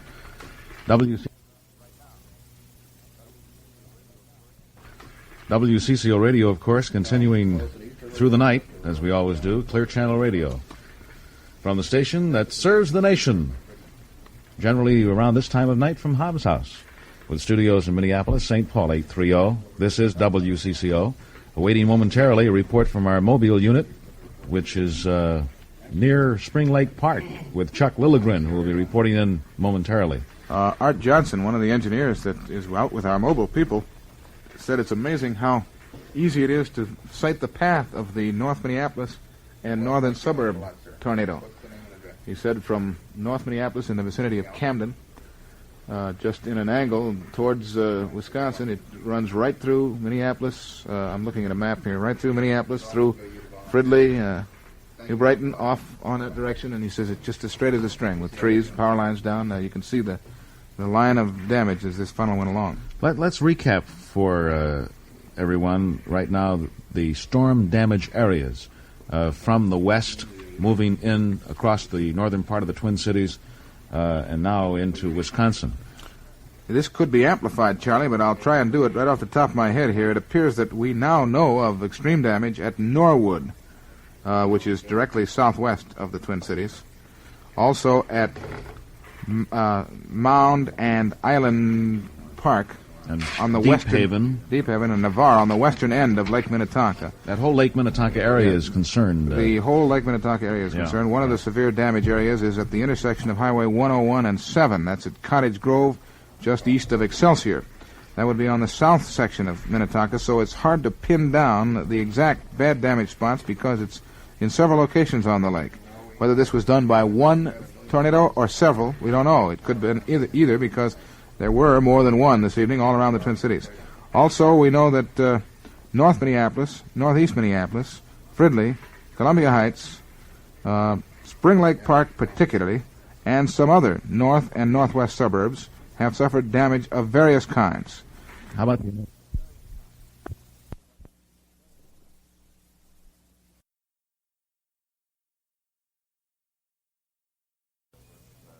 one of the areas that was devastated by this tornado and this latest storm. And Bill, I understand you're the sales representative for the group of houses that That's correct. Many of them destroyed? This is in Melody Manor in Fridley. It's in the very northern section of Fridley, right on the Spring Lake Park border. And from 73rd and University, the tornado struck down there. And I know I could see in the area. I went in to pick up my children who were safe in my home down the basement. I could see many homes that are completely gone. They're just not even there. Just our foundations are standing there. Were you there at the time of the storm? I was not there. Just my children were there. I came in about a half hour after it struck. Mm-hmm. And I came past the Fridley Terrace trailer court on 65, and that is in unbelievable condition. It is very, very bad. And if people would stay away from that area, rescue, I would think it would be the best thing possible. It's just, it's unbelievable the area is, and we did get in and out, but by sheer luck, I would say. Is traffic pretty tough there right now? I haven't been in the area now for an hour and a half. We immediately left the area and went to some friends' home where we're going to spend the evening. Mm-hmm. And so I don't know. It was getting bad, and if people would just stay away so that operations could go on rescue work. Yeah, emergency vehicles are having difficulty getting through. It's and they must get through because this area is really hard hit, and the area of Spring Lake Park north of the Osborne Road, and the Woodcrest School is down, and it's just a real hard hit area. And if people would just stay away at least for a day, it'll still look the same a day from now, I know, and it would at least give the operation a chance to succeed, I hope, and get the injured people out of there. We have with us, if I could make the announcement, Pam Lubeck, and she is safe with us. She was with my daughters tonight visiting, and we took her out of the area, and we have her with us now, if her parents are listening. Okay, Bill Shaw, thank you for that report. Dick Chapman's here. Say, Bill, for the benefit of folks who are not familiar with the Melody Manor area, these homes that were demolished, what type homes were they? Were they like... These were an area of homes from $18,000 to $25,000 or $30,000. And they were... Rambler types? Or? Well, across the street I had a Rambler and I had a split level, and they're both gone. And my house, the garage is gone, all of the windows are gone, and I think that's what saved the house. I think the windows completely broke out, and I think that's what kept the house on the foundation. Mm-hmm. And just all types. A friend of mine has a two-story on a corner, and the upper floor is gone, and all of our trees are stumps now, and it's just tragic sight. A car. My boss had a prospect he was going over a house with, and that man's car is now demolished across the street. Where the house used to be is where the car is now. It's just it's unbelievable. It really is. All right, Bill. Thank you very much for calling. You betcha. The force of nature. I was told that my wife is on the phone, and she apparently is going to report on the hail in Edina, but I can't figure out which phone she's on. I'll try to find out for you. I finally got through to my house after many, many hours, and the last word I said was, get in the basement. And, is that right? And then we were busy here. I wasn't attempting to reach my home, but I figured since we had a sighting of a funnel out there, I'd find out if she could see it, you know. I remember earlier, and then I said, well, if the weather gets bad, give me a ring, and she... Maybe doing it. We have a report of heavy hail in Edina now. Charlie's checking with some of these reports coming in, and the severe weather warning continues. Let me repeat that. They do think that it may expire within the hour, but at the moment we still have some severe activity in the immediate Twin City area, and the warning is out from the Twin Cities all the way to Lake Superior. It's about a 50-mile wide band of thunderstorms. Well, actually, from Faribault all the way to the Twin Cities. Chuck Lilligren, I think, is ready to come in. Chuck, where are you? Dick, we're at Highway 10 and 65. A temporary shelter has been set up here. It's a command post. The gravity of this tornado has been brought home forcefully to those of us here. The injured are being brought in. House-to-house searches are going on at present.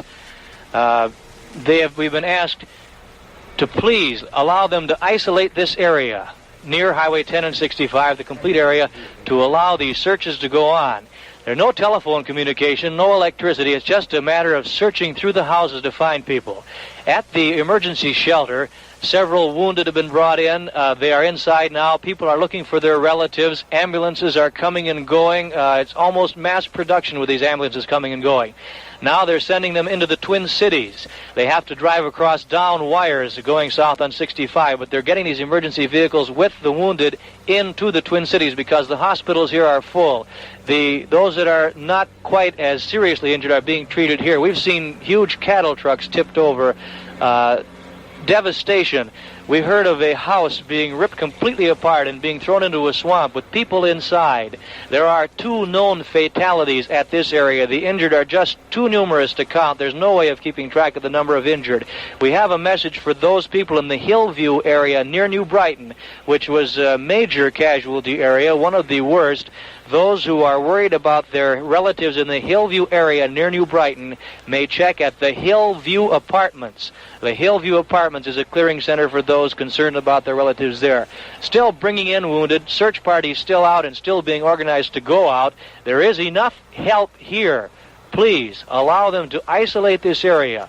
Now the rain is falling, and that'll be hampering search efforts, but they are searching, bringing in people, as we say, on an almost continual stream. It'll be long, long into tomorrow before it's known how many actual casualties there are from this storm, but it's a serious one. We wonder, Dick, no one has mentioned the late 30s storm in Anoka, the tornado that hit this area, roughly this area, but now that it's built up and now that the population has increased so, it has caused a tremendous amount more damage. Dick, are you still copying us there? We're there. Yes, Here. loud and clear. All right. We mentioned that in our experience, we were talking with engineer Art Johnson. We don't know of any tornado that ever hit the Twin Cities. I remember in '51 there was a terrible wind that hit both Minneapolis and St. Paul.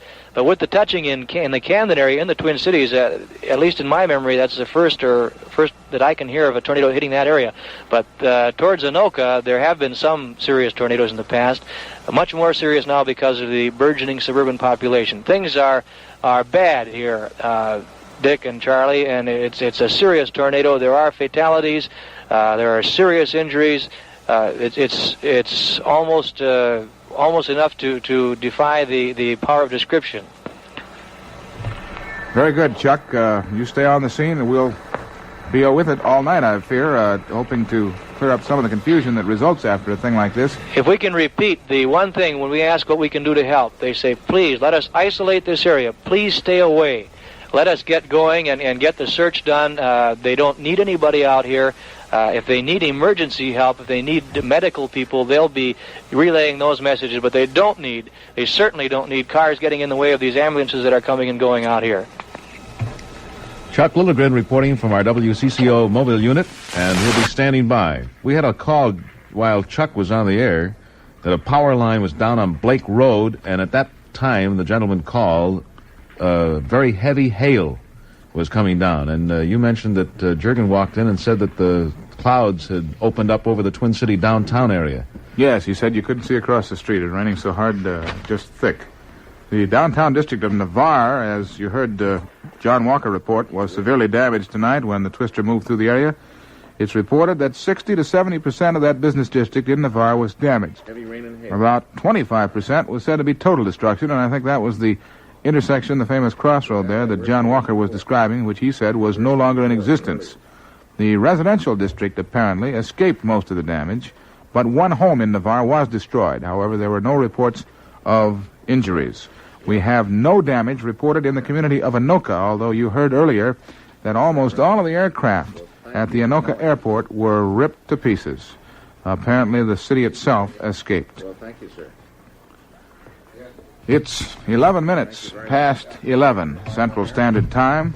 This is Dick Chapman with Charlie Boone, speaking from WCCO Radio on an evening of tragedy, catastrophe. Call just in. We're having very heavy rain over the Twin City area and now moving over the University of Minnesota area. And as far as wind and hail is concerned, the worst of the evening in that particular area. We're particularly anxious to hear from John Walker, who was, at last report, trying to reach the Island Park area of Minnetonka. That's on the west end of Minnetonka, where the police chief indicates at least 3 fatalities, perhaps more. The only advance information we had from the Island Park area was that there were people trapped in the wreckage of their homes, and the rescue work was going on at a feverish pace. And he said 3 were dead, but he had no identifications. That would raise the death toll so far in the storm to 5 fatalities, 2 of which we have been able to identify. 79-year-old Alma Grindy of Duluth, killed in Spring Lake Park where she was visiting, and 56-year-old Ray Perbix of Norwood, killed in his barn when the twister struck at Norwood. The Perbix fatality, he was said to be a rather well-known Holstein breeder at Norwood, Minnesota. Have a gentleman on the line from Minnetonka who wants to assure people that the South Shore, the entire South Shore, is that right, Bill? That's right, Dick. The entire, I would say, from about Big Island all the way across from Carmen Bay, the entire area wasn't touched at all miraculously. And, right across Navarre, which is only 3/4 of a mile. In fact, you could see it. You could see the line snapping with the green lights, but miraculously, as far as people who have friends and relatives in this area, it wasn't touched at all out here. You're speaking of the South Shore of the lake itself. Of the upper lake, right, wasn't touched at all, from Excelsior all the way through. That's very strange because just a short distance from there, we understand that the Cottage Wood area was hit pretty hard. Right, which this would be just west of there, and where we are, you can look right across the lake up on a bluff, and you can see the whole thing forming and developing, and miraculously, the whole area was not touched. It's characteristic of a tornado, I guess, to do this. Sometimes they'll take one house and leave the next. Right, but I say, as far as friends and relatives go, there was absolutely no damage at all on the South Shore. How about Excelsior itself? Do you know anything about the community? No, there were lots of sirens going on, and rather than jam up the highways, I think everybody just kind of sat still, which is what they should do. All right, yes, you're right. Thank you for calling. Right. Thank you, Bill. That report indicating that the lake homes, at least right on the shore, on the south shore of the upper Minnetonka, were untouched, even though not very far at all from there. The Cottage Wood area was hit pretty hard. Dick, here's a message from the Minneapolis Police and from the Highway Patrol as regards the north side of Minneapolis. Starting at 11:30 tonight, tags will be issued to people who cannot prove they belong in the area while driving through. Starting at 11:30 tonight, the Minneapolis Police and the Highway Patrol in the north side area of Minneapolis, and I imagine this is going to apply to other areas where this tornadoes have struck and damage is high. The police will begin to issue tags to people who cannot prove they belong in the area. A civil defense man who was on duty tonight at 50th and Lindale North was struck down by a sightseer. And you mean in a car? Yes. And the report from the Minneapolis Police just now is that at 11:30 they'll start issuing tags because they have no other choice. The emergency vehicles have got to get through, and utility trucks and fire trucks. Also, it is a precaution against, pardon the word, looting, which I don't know why, always seems to follow in the wake of a tragedy like this. That means you have to prove your right to be on the street in this catastrophe area after 11:30 tonight, which is 14 and a half minutes from now. Otherwise, the police will issue arrest tags. We still have more hail and wind around the Twin City region, downtown area, and some of the suburbs reporting hail as recently as 4 or 5 minutes ago. And the Weather Bureau indicates that the storms continue to move on a long, broken line from the Twin Cities, from Faribault through the Twin Cities all the way up to Lake Superior, about 35 miles an hour northeastward. And that means in about an hour or so they should blow themselves out. Let's hope so. The Twin City Weather Bureau said about midnight the Twin City area could be clear, and if at that time that is the case, an all-clear bulletin will be issued by their office. Well, thank you. Okay, bye-bye. Nancy Countryman calling in from Groveland, which is in Woodland, which she said was not touched at all, and she had a chance to see some of the area around the Minnetonka area, and she said 101 due north until you get to Grays Bay Bridge is fine, but from that point on, you start to see a lot of the damage. And she made the comment that why does Minnesota have to get hit with floods and tornadoes, and boy, isn't that the truth. But this has been a tough spring, and we hope it doesn't continue into summer. But this time of year, you can expect this kind of weather, I guess. Charlie, I think we got some good news here for a change. You remember earlier there was authorities at Anoka and Mercy Hospital area were looking for a 5-year-old boy from Fridley, Timothy Ratcliffe. We're not sure, but we think we've located him. He was found wandering down the street and is now at a duplex basement apartment at 73rd and University, but the phones are down. You cannot call there. A 5-year-old boy is at 73rd and University in a duplex basement apartment, and apparently all right, but you cannot call there. That's just where the boy is now being taken. The persons looking for 5-year-old Timothy Ratcliffe were his father, unable to locate him. Timothy's mother was in North Memorial Hospital, and anyone knowing about the whereabouts of the child was asked to call Mr. Goodman at Walnut 6, 2269. I'm hoping that this broadcast will unite these two messages. One came from police, the other came from the people trying to locate the boy. So maybe we've found the lad. I hope so. Remember now, the Minneapolis police have warned you will have to be able to prove your right to be in the North Minneapolis area, in the damage area, after 11:30 tonight, Central Standard Time, which is less than 12 minutes away. Have we heard about the Circle Pines area? No, as a matter of fact, we haven't. No. Although it's very close to where all the damage was. We haven't had any reports from specifically Circle Pines, so we assume that everything is all right there. True. Yeah. People traveling through the north side and to the north side, like Highway 8, there will be heavy traffic, but will they be able to get through? On Highway 8, which is, We'll get some reports. It's difficult right now at this early stage to be able to, so many people calling and wondering, can I drive here, drive there, and people wanting to get home from the loop and from other areas. And we'll have more detailed information on highways that are open and passable. Yeah, we do know that they closed here recently, Highway 100, at the River Road on the north end. They also closed Highway 10 on either side of Spring Lake Park. Also, Highway 10 and 65, which would be right in that area, is the command post for the cleanup area, and that's why they've closed Highway 10. Extremely difficult process to get into all the wrecked areas to make sure everybody's out who needs to be taken out. Again, we only have 2 identifications on fatalities. 79-year-old Mrs. Alma Grindy of Duluth, who happened to be visiting her son Lloyd in Spring Lake Park, and 56-year-old Ray Perbix of Norwood, Minnesota.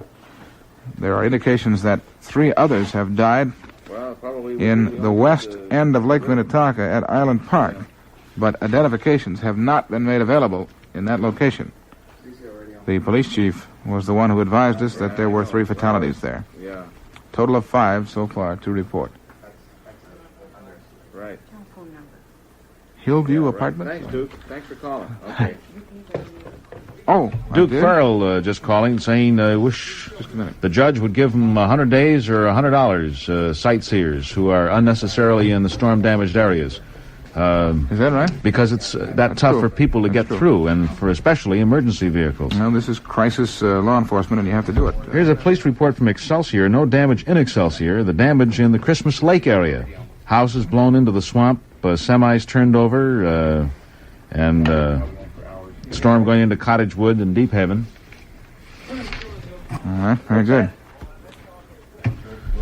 We may sound a little disorganized here, but you better believe it, we are. We have all sorts of telephone lines coming into our WCCO studios, along with several lines from Master Control to our mobile units. So it's a matter of getting all these straightened out. Howard Viken lives in that area. If we could get through to Howard, and well, our problem is that it's difficult for us to get out and difficult for people to get in. That's it, because the telephone lines are busy. Right. Again, as well as those sightseeing warnings that we keep issuing, we might repeat that the telephone company has asked people to refrain from making unnecessary telephone calls because of the extremely heavy traffic overloading circuits throughout the Twin Cities area. Maybe it's worth just a quick rundown of what we know so far of the overall picture that has occurred here in the last... Is that Chuck Lilligren? Could be. Is that Chuck in our mobile unit? No? No. He's figuring out a way to bring him in, I think. All right. Might be John Walker. No?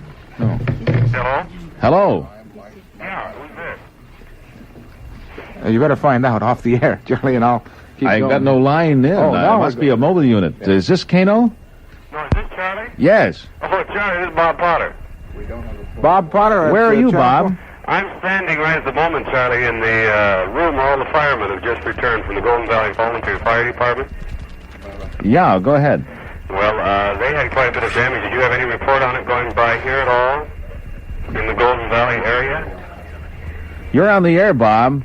Well, I have just come back, Charlie, from walking through the Golden Valley area, and I thought I'd stop over here by the fire department and talk to Chief Hanover of the Golden Valley Volunteer Fire Department. Well, can you give us a report on damage in that area? I sure can. All right, very good. The Heinrich Envelope Company, the whole roof is gone on that building, and there's extensive damage.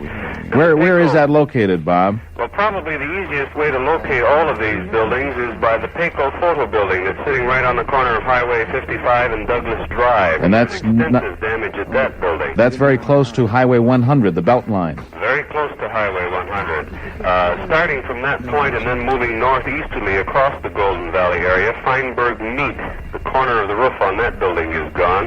The firemen report that roughly they think 2 twisters went through. They were standing in the doorway at one point when one of them went by, and they could actually watch it as it went by.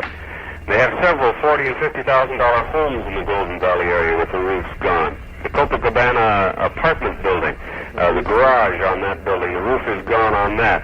And they probably estimate that the storm as it went through was 6 or 7 blocks wide and extended for quite a distance across Golden Valley. And if you move up to Highway 100, right on the corner of Golden Valley Road, there's a Shell station there that many people are familiar with that had quite a group of campers sitting around the outside of it. Right. And as it went by there, it just literally scrambled those campers all over the parking lot. And one of the firemen, when he returned back to the hall here this evening, was welcomed by the news that his own camper had been upset by the storm. He lives on Welcome Avenue, and they think that the storm went just about right straight up Welcome Avenue. Well, very good, Bob Potter. Does that give you some idea? I hope this will help Yes, you it does. We appreciate that report because we heard about the envelope company near Payco, and thanks a lot. Okay. We appreciate it. Bye. Okay. Bob Potter reporting in. How did he get through? Hi, boy, that was the fanciest hookup I ever saw, I'll tell you that. He carries his own telephone around. That's great. It's 11:25 Central Standard Time, and in 5 minutes that warning goes into effect in North Minneapolis. Minneapolis police have warned that arrest tags will be issued to all sightseers in the damage area of North Minneapolis and Northeast Minneapolis who cannot prove their right to be there. Oh, hi, buddy. So be careful. 5 minutes from now, you cannot go loitering through the damage area of North Minneapolis for the rest of the evening, from 11:30 on. And we had a judge jump on the phone and tell us that those people who are convicted can be fined $100 or given 100 days in jail or both. We were wondering about the Christmas Lake area, and Sandy Sanderson's on the line right now. Sandy, how are things out your way? Well, we had a bad one, but I think the one we had was the first one around 10 minutes after 6, I think it was. That's right. The one that come through Chanhassen. Yeah. Mm-hmm. And I happened to be outside, and I saw it coming. And I don't know if you know where I live, but it's a big open field out behind. And I watched the whole thing go all the way from Highway 5 all the way to 7, and never did go up in the air. It stayed right on the ground, went right through the Carver Beach area. That's the same one that went to 101 and 7, I believe. Cottage wood there. Well, I don't know. I don't think that was the same twister, because I have a house over in Cottagewood that I rent. I went over to check that. The screen porch is off of it, but other than that, that was all right. Uh-huh. But the whole west end of Chanhassen got it. It tore the whole end of the town out. Well, we understand quite a bit of damage around the Christmas Lake area. Oh, definitely. I heard you mention Howard's house. His is fine. Okay. I would buy that shortly, but I think the Christmas Lake, the area that got it was the east side of the lake.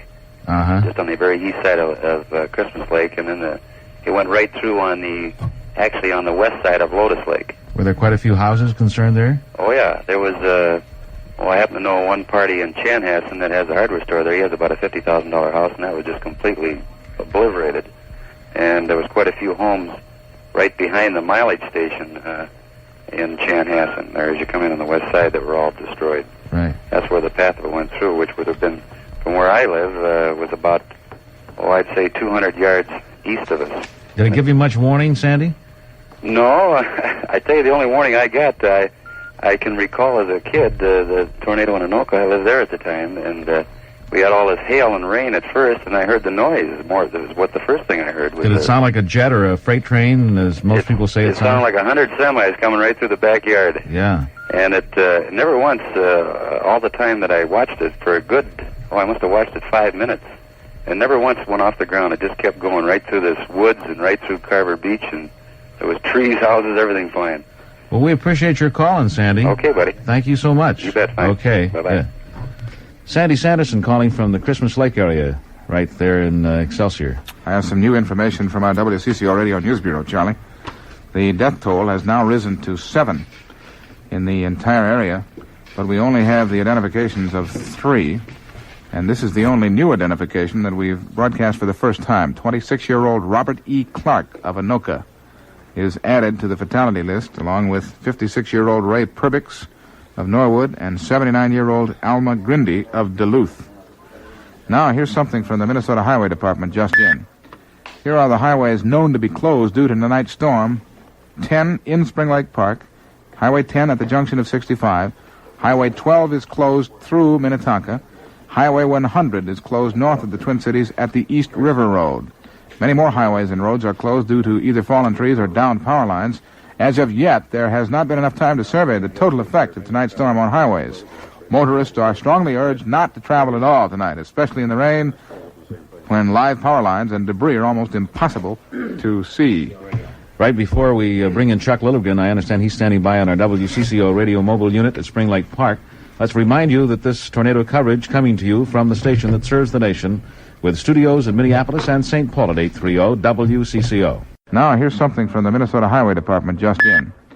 Here are the highways known to be closed due to tonight's storm. 10 in Spring Lake Park, Highway 10 at the junction of 65, Highway 12 is closed through Minnetonka, Highway 100 is closed north of the Twin Cities at the East River Road. Many more highways and roads are closed due to either fallen trees or downed power lines. As of yet, there has not been enough time to survey the total effect of tonight's storm on highways.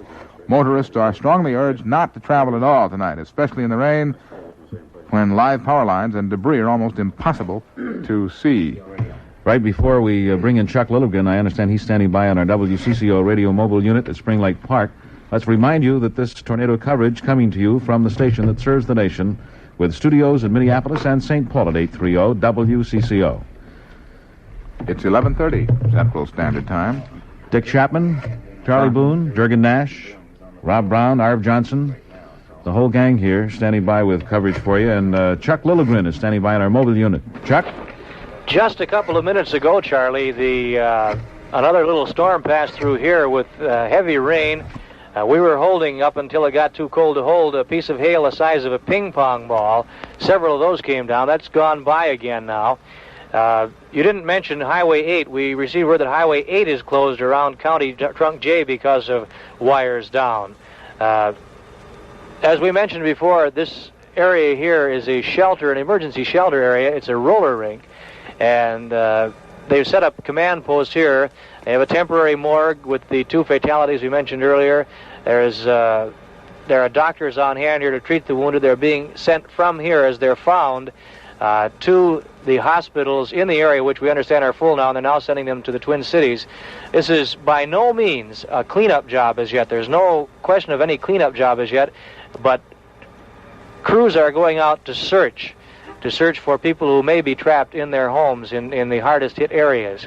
Has anybody mentioned, Charlie, I have been away from the radio for a few minutes now, that Mr. Messick at the Hotel Nicollet has offered space for tornado victims? We haven't had that message, no. That message came through the Highway Department. Don't ask me how they got it, but they gave it to me. Neil Messick at the Hotel Nicollet has offered space for tornado victims. Fine. And from here, with a lot of lightning, and we still see these huge hailstones on the ground, gives you a strange feeling when you hear them banging on the car. We turned the transmitter on when they were coming down. I don't know if you heard them or not there, but they make a lot of noise. And when those folks were talking about baseball-size hail, well, this was plenty for us right here. Well, okay, Chuck, we've got Johnny Walker in Mound, and we'll bring him in, and thank you for that report. Right, Charlie. Okay.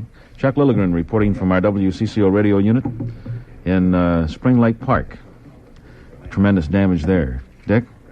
More information that's been phoned in through civil defense authorities about damage in the area of Halstead Bay at Minnetonka. County Road 44, there are 3 homes blown across the road. In a place known as Loring Acres in the Minnetonka area, 3 homes demolished. On County 44, let's see, between Mound and Highway 7, the road, County 44, is blocked by houses.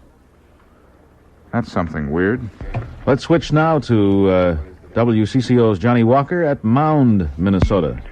Well, Charlie, it's quite a story to tell out here. I've just talked with the Fire Chief Bernard Winkle, who confirms what we've known all along, that there would be dead in this tornado. He identifies 3 dead people here in the Island Park area as Mr. and Mrs. Clarence Paulson, Paulson, and Mrs. John Iverson. Mrs. Iverson was pulled from her shattered home and died later after being rescued. The other couple were found about 100 feet away from their home. I've just made a tour of the Island Park area, and by far it is the worst devastation on the lake. If we could compare it to what we saw in Navarre a little earlier, it makes Navarre look a little bit tamer than it. However, it's just as bad. In making the rounds of the Island Park area, which is a beautiful residential area that actually sits on an island out in the lake and is connected by bridges, we've noticed some things like this. A pontoon boat that had been blown through backyards, and the thick steel hull of the pontoons crumpled as though a child had picked up a paper bag and squeezed it. This pontoon boat was on the lake and had been blown some 200 yards through homes. A number of homes, I noticed the home of volunteer fireman Roger Lateral. His house is completely demolished. It was a brand new home, and when I went out there with Phil Weiland, another one of the volunteer firemen, to look in the wreckage, it's unbelievable. The 11-course brick basement is completely ripped apart, concrete block by concrete block. It's just as though somebody had planted a bomb in there. There's a shredding action of these winds. You can see it as you survey the damage in the darkness. It's like stacks of toothpicks on edge and thrown around. It reminds you of that old game of pickup sticks. There's just boards and trees and branches scattered all over. Some of the other things I noticed: one car, a little compact model, but still a hefty little car, 2.5 feet up on a concrete retaining wall. How it got there, it couldn't have gotten there without the wind. I saw a house on edge, a little one bungalow house, probably in the $10,000 to $15,000 category, about 100 feet away from its foundation and on edge, just as though it had been picked up by a giant and placed there. Also, we noticed that a sink from a home, a beautiful kitchen sink, was planted in a tree about 10 feet up in the air. And these are things that people cannot believe, actually, till they see them. And the problem of people has been one of the problems that's bothering the rescue workers here. They're still shuttling the injured. We figure that right now there are about 15 or 18 people injured, all the way from such things as severe back injuries to broken legs and arms. The fire chief, Bernard Winkle, says he's not sure that they've gotten everybody out. They're now depending on people friends and neighbors, not finding their friends and neighbors and coming in and checking, because there's just no way of telling where the injured might be. Okay, John. Hi, Charlie. John Walker reporting from Mound, Minnesota, and his impressions of the damage along Lake Minnetonka area. John, we'll be talking to you later. Fine, sir. Okay. A report that County Road 18 south of Osseo, high power lines are down. And a report that confirms what we already know, but maybe gives you a better picture of the Fridley damage. North of the Mississippi River, between University and Central, what was a residential district in Fridley is now an open field. 10 to 12 houses are gone, and 20 to 25 are heavily damaged. We now have been able to revise our fatality list to this extent: 7 known dead and 5 identified. Here are the 5 identified fatalities. Mr. and Mrs. Clarence Paulson of Mound, Mrs. John Iverson of Mound, 26-year-old Robert Clark of Anoka, 79-year-old Mrs. Alma Grindy of Duluth, visiting in Spring Lake Park where she was killed, and 56-year-old Ray Perbix of Norwood. Someone has been rounding up some insurance claim suggestions. People wanting to know where to go, what to do in the event of all heavy damage. First, apparently first you have to call your insurance agent or company and report that your property has been damaged in the morning, not tonight. The trunk lines are overloaded at the moment. The second thing you do is make temporary repairs as are necessary to prevent further damage and keep a record of the cost when you do that. If you're compelled to leave your home and seek shelter elsewhere, you have to keep a record of your expenditures for the food and shelter and other items. This expense may be covered by your insurance, not necessarily. If yours is not an emergency case, remember there are many that are and do not request that your case receive immediate attention. And fifthly, in this little list of suggestions, when you report your damage, give your agent or company information as to where you can be reached by phone and just what the nature of your damage is. And remember, that's tomorrow now that you do things like that, not tonight. At times like this, many agencies cooperating with each other, and radio station Kano, K-A-N-O, of Anoka, is cooperating with WCCO with their mobile unit in Anoka at Mercy Hospital right now. Yes, we are at Mercy Hospital, just checking at the admissions desk, and we find that so far, as they can determine, they have had 81 patients admitted. Now, they are still coming in. These are coming in from Spring Lake Park, from Fridley, and from New Brighton. The situation is under control at the hospital. It is virtual madhouse in the hospital with people milling all over, but things are going along real fine at Mercy Hospital. Once again, we repeat, there are about 81 victims that have come in that are victims of the tornado, and they are from the Fridley, Columbia Heights, and the Spring Lake Park and New Brighton area. Now, as far as we know so far, and we'll check on this further, but there has been no appreciable damage in Coon Rapids. Very good. That report from radio station Kano, its mobile unit in Anoka at Mercy Hospital, here on WCCO Radio. Another report from the University of Minnesota area. Hail the size of Little League Baseball. And that's pretty big size hail. This happened just 15 minutes ago. It's 21 minutes before midnight, Central Standard Time, and reports are continually coming into our WCCO radio center here. And we have our WCCO mobile unit, Chuck Lilligren, who reported in from Spring Lake Park, and Johnny Walker at Mound and along the Lake Minnetonka area. And, of course, many of you. And we certainly want to thank everyone, all the citizens and the various agencies who have helped us report this story and keep you in touch with the areas that were devastated by the storm. We're getting calls now, a lot of people calling in wondering how their friends or neighbors are in a certain area of the city, and we can't give that kind of information yet because we're getting so many names, and so we'll have to wait until later. As far as school closings are concerned, we're going to have to wait. Franklin Hobbs should be around at midnight or thereafter following the news with music from Hobbs' house all through the night. And, of course, we'll continue this coverage of the tornado here from WCCO Radio.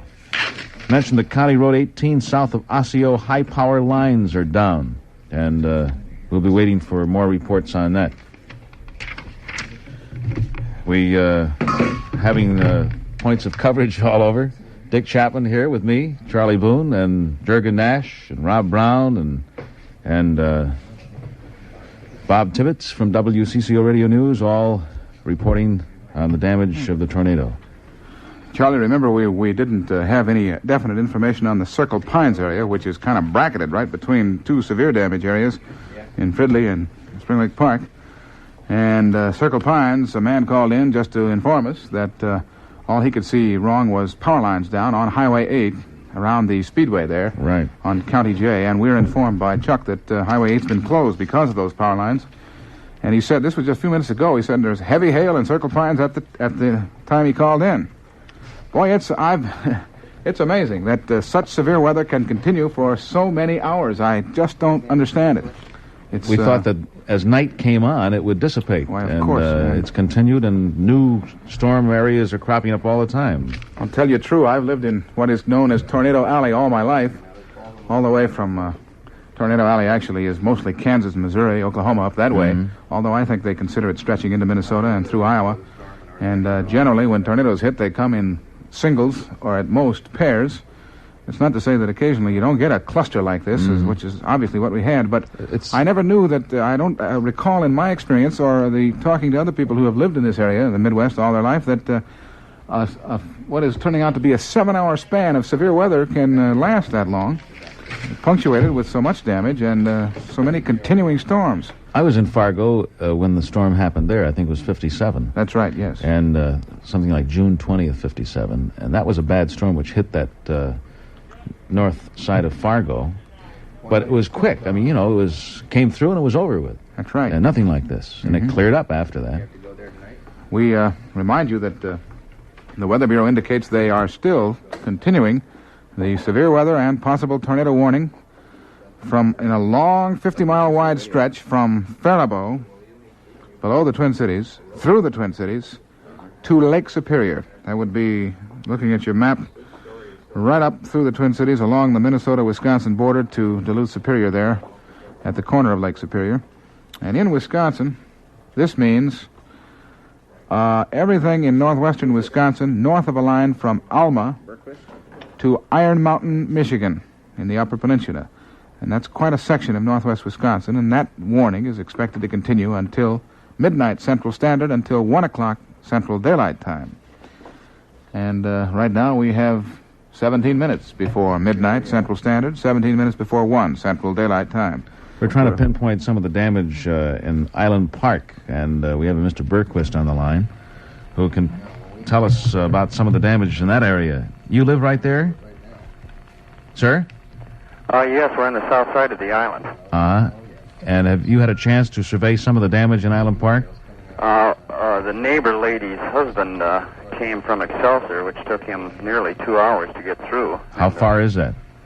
I wouldn't imagine this is more than 6-7 miles. It took nearly a half hour to get just from the road. Because of felled trees and damage and debris, you mean?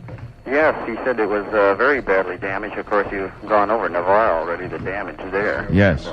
The island, but from what I could tell, I could hear this thing coming, and it seemed to pass just north of us. What seemed to me, by what I can tell on your broadcasting, that it was from through Mound, the northern part of Island Park. It couldn't have been a quarter mile away from us. It's just across the swamp, across the back of our house, and it must have started right on the other side of that, from what I can tell from your damage report. Right.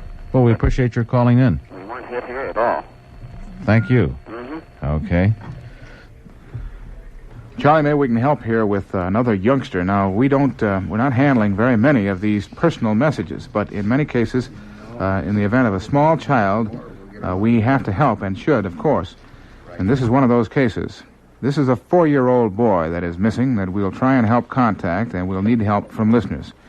4-year-old Gregory Magsan, M-A-G-S-A-N.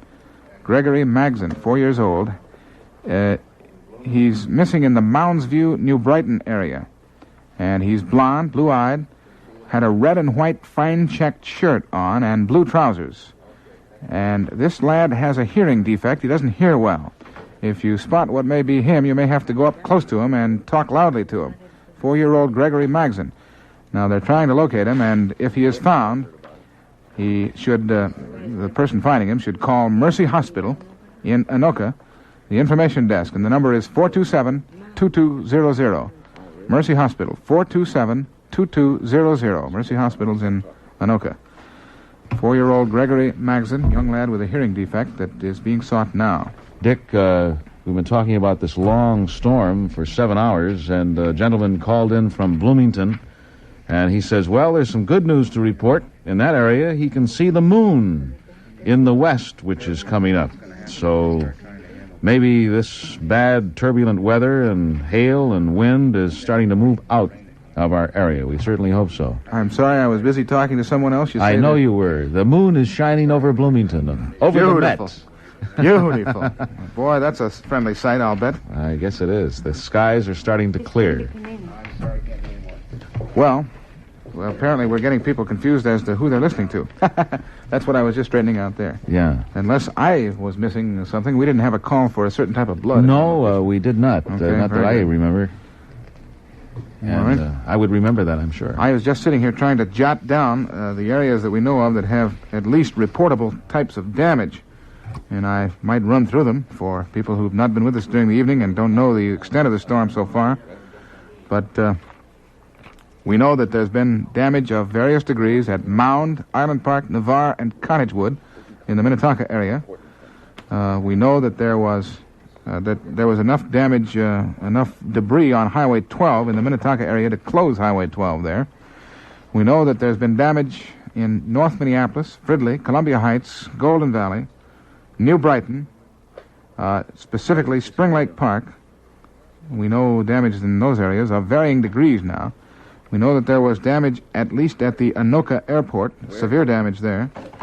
We know that there was severe damage at Norwood, Minnesota. Now, there could be other areas, but that seems to be where most of the reports are coming from, and the damage reports from those areas varies in degrees. We know that Spring Lake Park was hard hit. We know that portions of Fridley were extremely hard hit. We know that there have been some North Minneapolis and Northeast Minneapolis areas extremely hard hit. No, we don't. We also know that Mound was pretty hard hit, and some of the scattered areas all around the Lake Minnetonka area. But you never know, as far as people trying to find out about a specific house, a specific family, or a specific location, whether it was completely untouched or damaged to some degree, because you heard the gentleman earlier calling from the Excelsior area, saying that the entire South Minnetonka shore on the upper lake was just left untouched. But not more than half a dozen blocks from there was some heavy damage.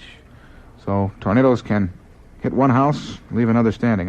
In the Kansas City tornado of 1956, I believe it was, the year before the Fargo tornado, Charlie, I can remember going through the damage area as a newsman and finding one house completely untouched. I mean this. Mm-hmm. And the house right next door, not 6 feet, 12 feet away, gone. It's a strange phenomenon. It really is. It's kind of heart-rending. People call in and say, well, gee, I have a sister or somebody over in the Fridley area, and I can't get to them by phone. The lines are tied up, and I want to know whether this street is affected or not. And it's impossible for us at this point to tell you exactly, to pinpoint specifically the areas by street, that are affected. It's almost impossible at this point, so there isn't anything we can there are two right Fridley. now. There are two Fridley areas that we could mention that we know were ripped up pretty badly, and one, they're highly localized areas now. One is that Melody Manor area. We talked to the gentleman who built some of the houses there and lived there. And the trailer... one is the Fridley Terrace trailer court. Another is the area... around the school. Yeah, an area north of the Mississippi River between University and... this is WCCO Radio. Oh, boy, the other street there. At any rate, there's about 10 or 12 homes in that area that are ripped out and completely missing, and another 20 to 25 heavily damaged. Boy, I'm surprised that, I hope that it's just, I'll say I'm surprised that the fatality report is so low. I'm hoping that it won't grow, although we know that the count is up to 7 now, 5 of which we have identified, and we'll repeat for you during the midnight news with our WCCO Radio News Bureau is going to put together in a hurry. A call from... did you hear that? From Crystal at 8:15 indicates power is out in that community. And power out in, I'm sure, many communities around this area of CCO land. And they'll restore it as soon as possible, I'm sure. We have an urgent message here for the National Guardsmen. All personnel of Company C, 1st Battalion, 135th Infantry, ordered to report to the East Side Armory in St. Paul at once. Now, this has to do with the Fridley damage. All personnel of Company C, 1st Battalion, 135th Infantry, are hereby ordered to report to the East Side Armory in St. Paul to go to work in the badly damaged Fridley area. This is an order from National Guard authorities, official. Company C, 1st Battalion, 135th Infantry, report to the East Side Armory in St. Paul immediately. Yeah. I got Vince Menard from Island Park on the line, Dick. Yes, Vince? I wondered if the 3 casualties reported from Mound include... No, in Island Park there were 2 twisters, one that passed on the east side and one passed on the west side of Island Park. And I talked to an ambulance driver here who says that there have been 3 positive deaths from the west side of the island, and I wondered if those were the 3 deaths reported from the Mound fire chief, I believe it was. We don't know exactly where. We do know that these are the only 3 identified, and that was Mr. and Mrs. Clarence Paulson of Mound and Mrs. John Iverson of Mound. The fire chief was the fellow who made the identification. Uh-huh. Well, the situation out here is very poor. The power is still off, and the twister that hit on the east side of the island, I happened to get caught in that in my car, and it came from the north. It came from the north across Black Lake, and I saw the twister approaching, and it was a water spout at that time. Yes, over the water it would be a water spout. And it appeared to be about, probably 25 to 30 feet in diameter and perfectly cylindrical. And I saw it coming. Of course, I didn't hear anything, and it came so fast that I stopped the car immediately and got down on the floorboard of the car, and there's no trees or anything there. It's a levee of a sort. So I thought I was perfectly safe. Well, it hit like a freight train, and it picked up my car with me in it and drove me about 150 yards out onto the lake and then into the lake. And the car sunk like a cannonball, you know, and I feel very fortunate to be here, but You were lucky to be able to open the door against that pressure. Well, I couldn't get the door open. I had to take a window out. It was a small foreign car. I suppose the lightweight had a lot to do with it. But then the power lines are all down out here, and they're writhing on the pavement like snakes. And the twister that went through I thought I could add that the twister that went through the east side of the island, I went to a house, and they gave me shelter there, and I saw 3 houses that were completely demolished. And trees down all over, and I don't know how much more damage on that side of the island there is, but evidently the west side of the island, which would be closer to Mound, was most severely hit. That's where the ambulance driver told me that there are 3 DOAs up there for sure. Mm-hmm. Well, so, I didn't catch your name, sir. Vincent Bernard. You're from where? I'm from Mound. I live on Island Park, though. I see. And the entire south side of Island Park, I heard from one of your previous calls that towards Excelsior, the south side of the lake, was untouched. And we were talking about the south side of the upper lake now. Yes. From Excelsior, around in that vicinity. Yes, and this is up on the north side now. But on the south shore, everything has been untouched. Our house was nothing. I mean, a few twigs down and everything, but they took each side of the island and just completely demolished it out here. Those 2 twisters. Yes. Let me ask you, what happened to your car? Did it sink? How deep was the water where it went in? Well, it's about, I'd say 25 feet, because when I got up to the surface, the lights were still on in the car, which was odd, and I could still see the car. Yeah, and the wind was blowing from behind me then, which made it quite easy to swim to shore.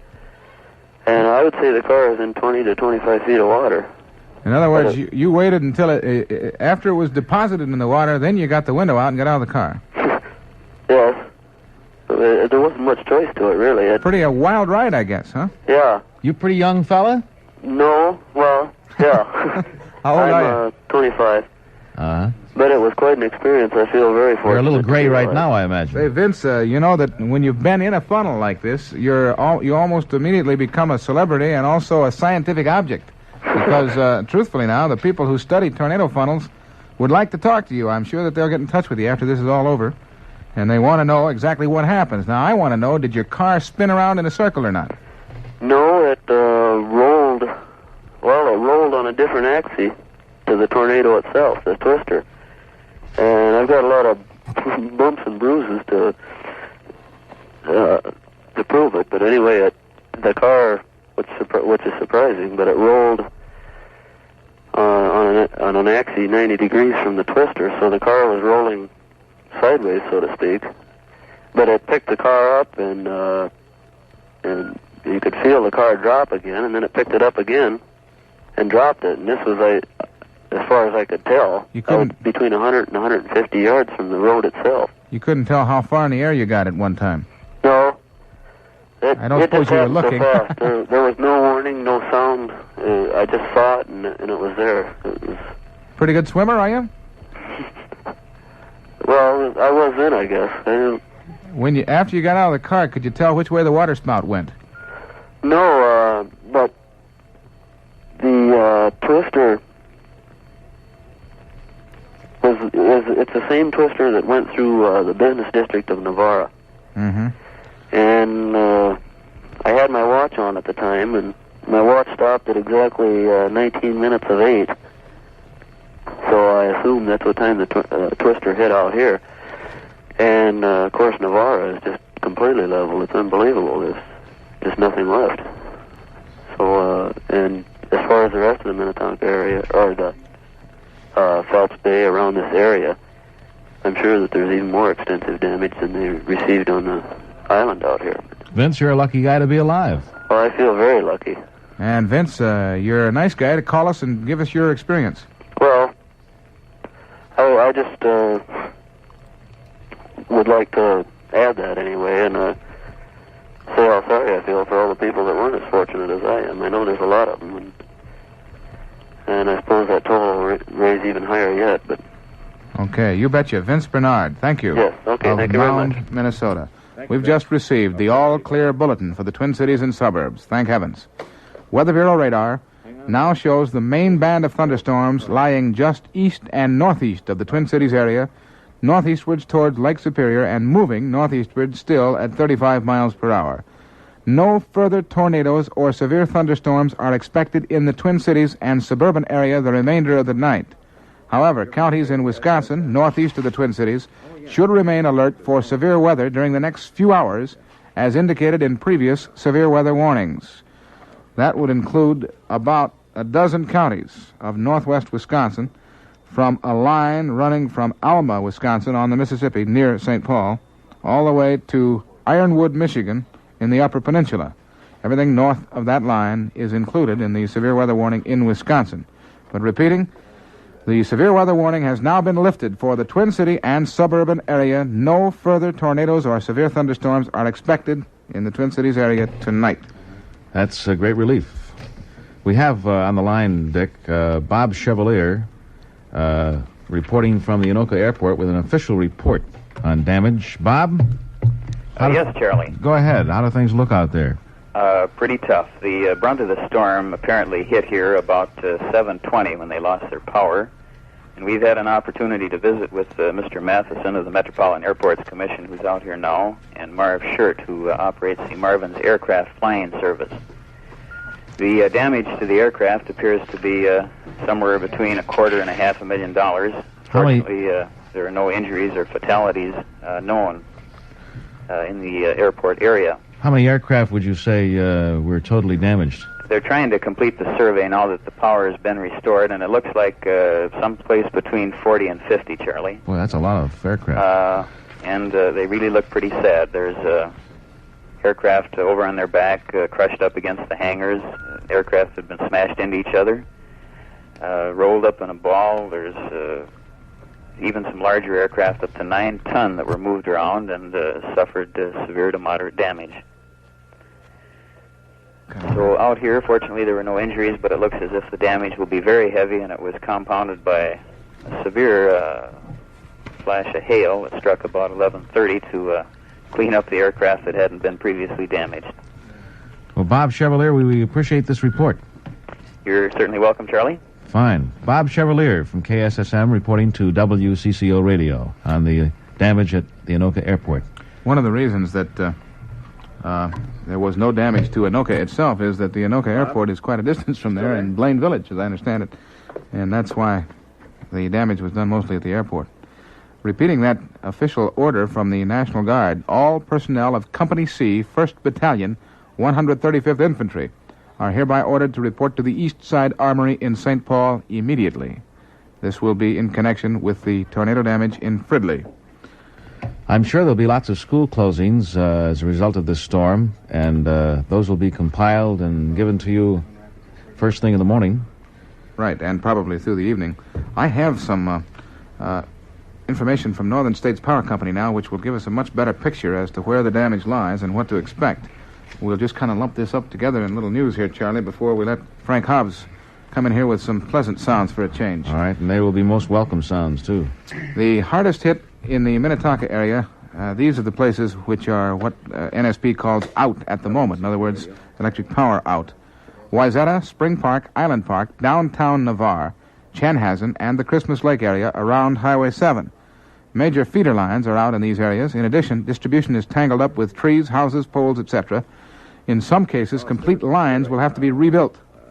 NSP now has on the job in Minnetonka, in addition to every available lineman in the Minnetonka Division, 10 complete crews coming in from St. Paul and St. Cloud with trucks and equipment.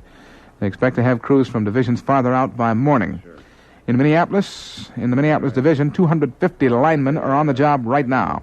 Service has been restored to everything except Spring Lake Park, Mounds View, and suburban Fridley. In addition, one feeder line down has taken out the northwest corner of Brooklyn Center from 69th Street to 51st Street.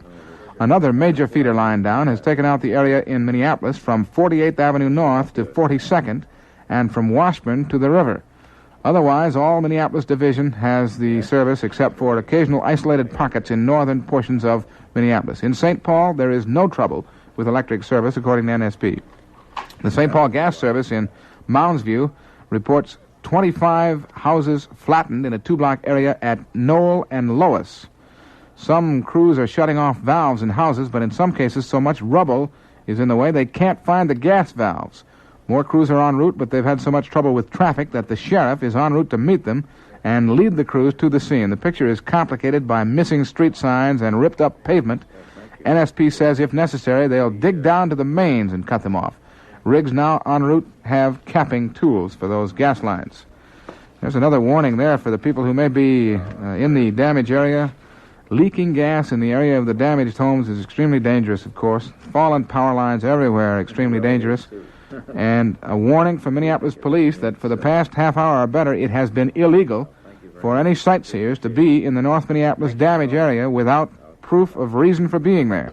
Police will issue tags to anyone found loitering in the North Minneapolis damage area who cannot prove their right to be in the area in the first place. I'm repeating the 5 identified dead we have, in a total of 7 counted so far, statewide. 56-year-old Ray Perbix killed at Norwood, Minnesota, when a funnel hit his barn. 79-year-old Mrs. Alma Grindy of Duluth, who was visiting her son Lloyd Grindy in Spring Lake Park. She was killed.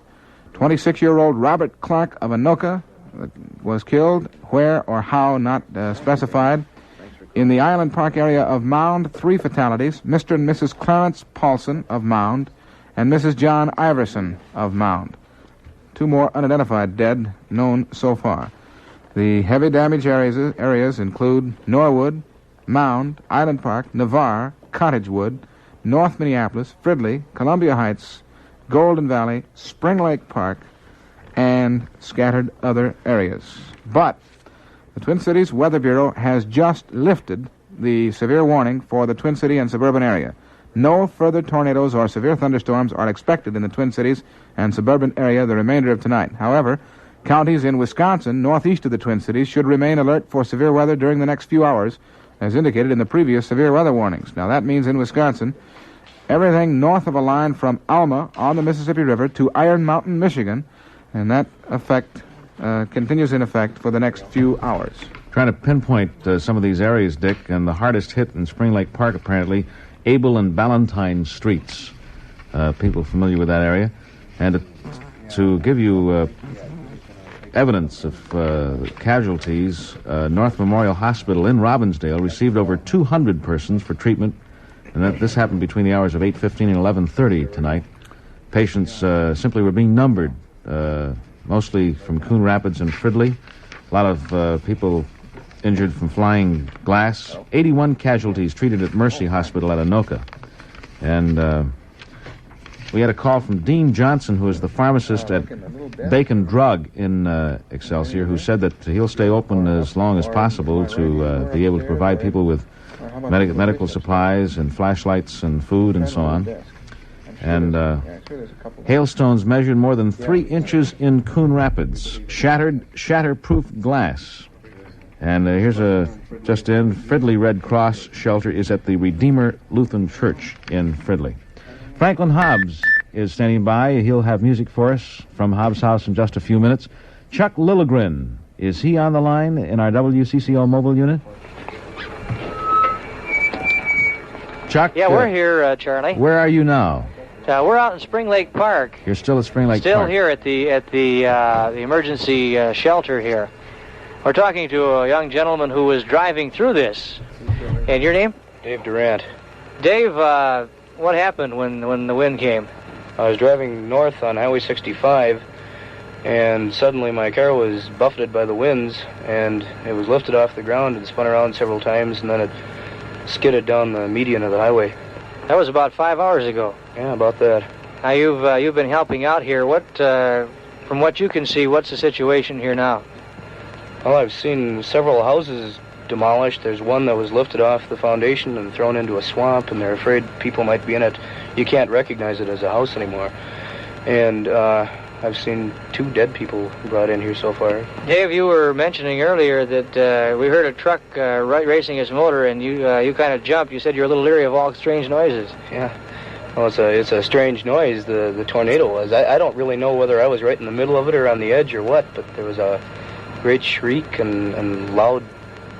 It's hard to describe. I can't really. You'll remember it, though. I guess so. Have you, we noticed you just got about your first rest here. What are the crews doing now? Well, they've been running around in the area. People come in and say there's someone buried in the house next door or something, and then we go out and take a look there, and usually they're exaggerating or they've been carried away a little bit, but there are a lot of houses destroyed. They're, I guess, planning on going out in full force in the morning when they can see better, although they will be working through the night. Hey.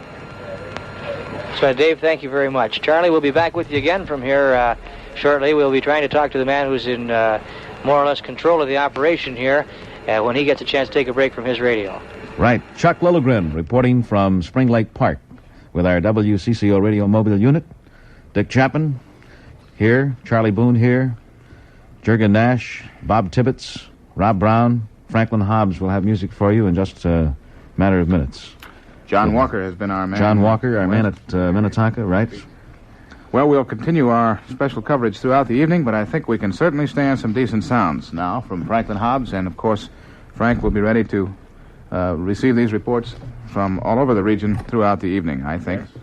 This is Dick Chapman and Charlie Boone, kind of wrapping up our continuous tornado coverage here, but that doesn't mean we're signing off. No, our men are still in the field, and our reports are still coming in. We do want to thank all the people that cooperated and called in reports on twisters and damage reports. We appreciate this very much. 10 minutes after 12, Central Standard Time, and here's Frank Hobbs. I say good morning. And Richard and Dick, and I know that you are thanking those people most sincerely for keeping us all well informed, but in turn, they certainly thank you for a job well done. I'll tell you, this thing called WCCO is something that I'm mighty proud to be attached to. You've done a splendid job, gentlemen. It's been a long, long evening for you, and it must be very gratifying to know that in many, many instances, we're absolutely positive you saved many lives by giving out the warnings and conditions, as you did from about 6 o'clock on, wasn't it? 6 o'clock this past evening. It's now 11 past midnight, and let's try some of the tender sounds right here.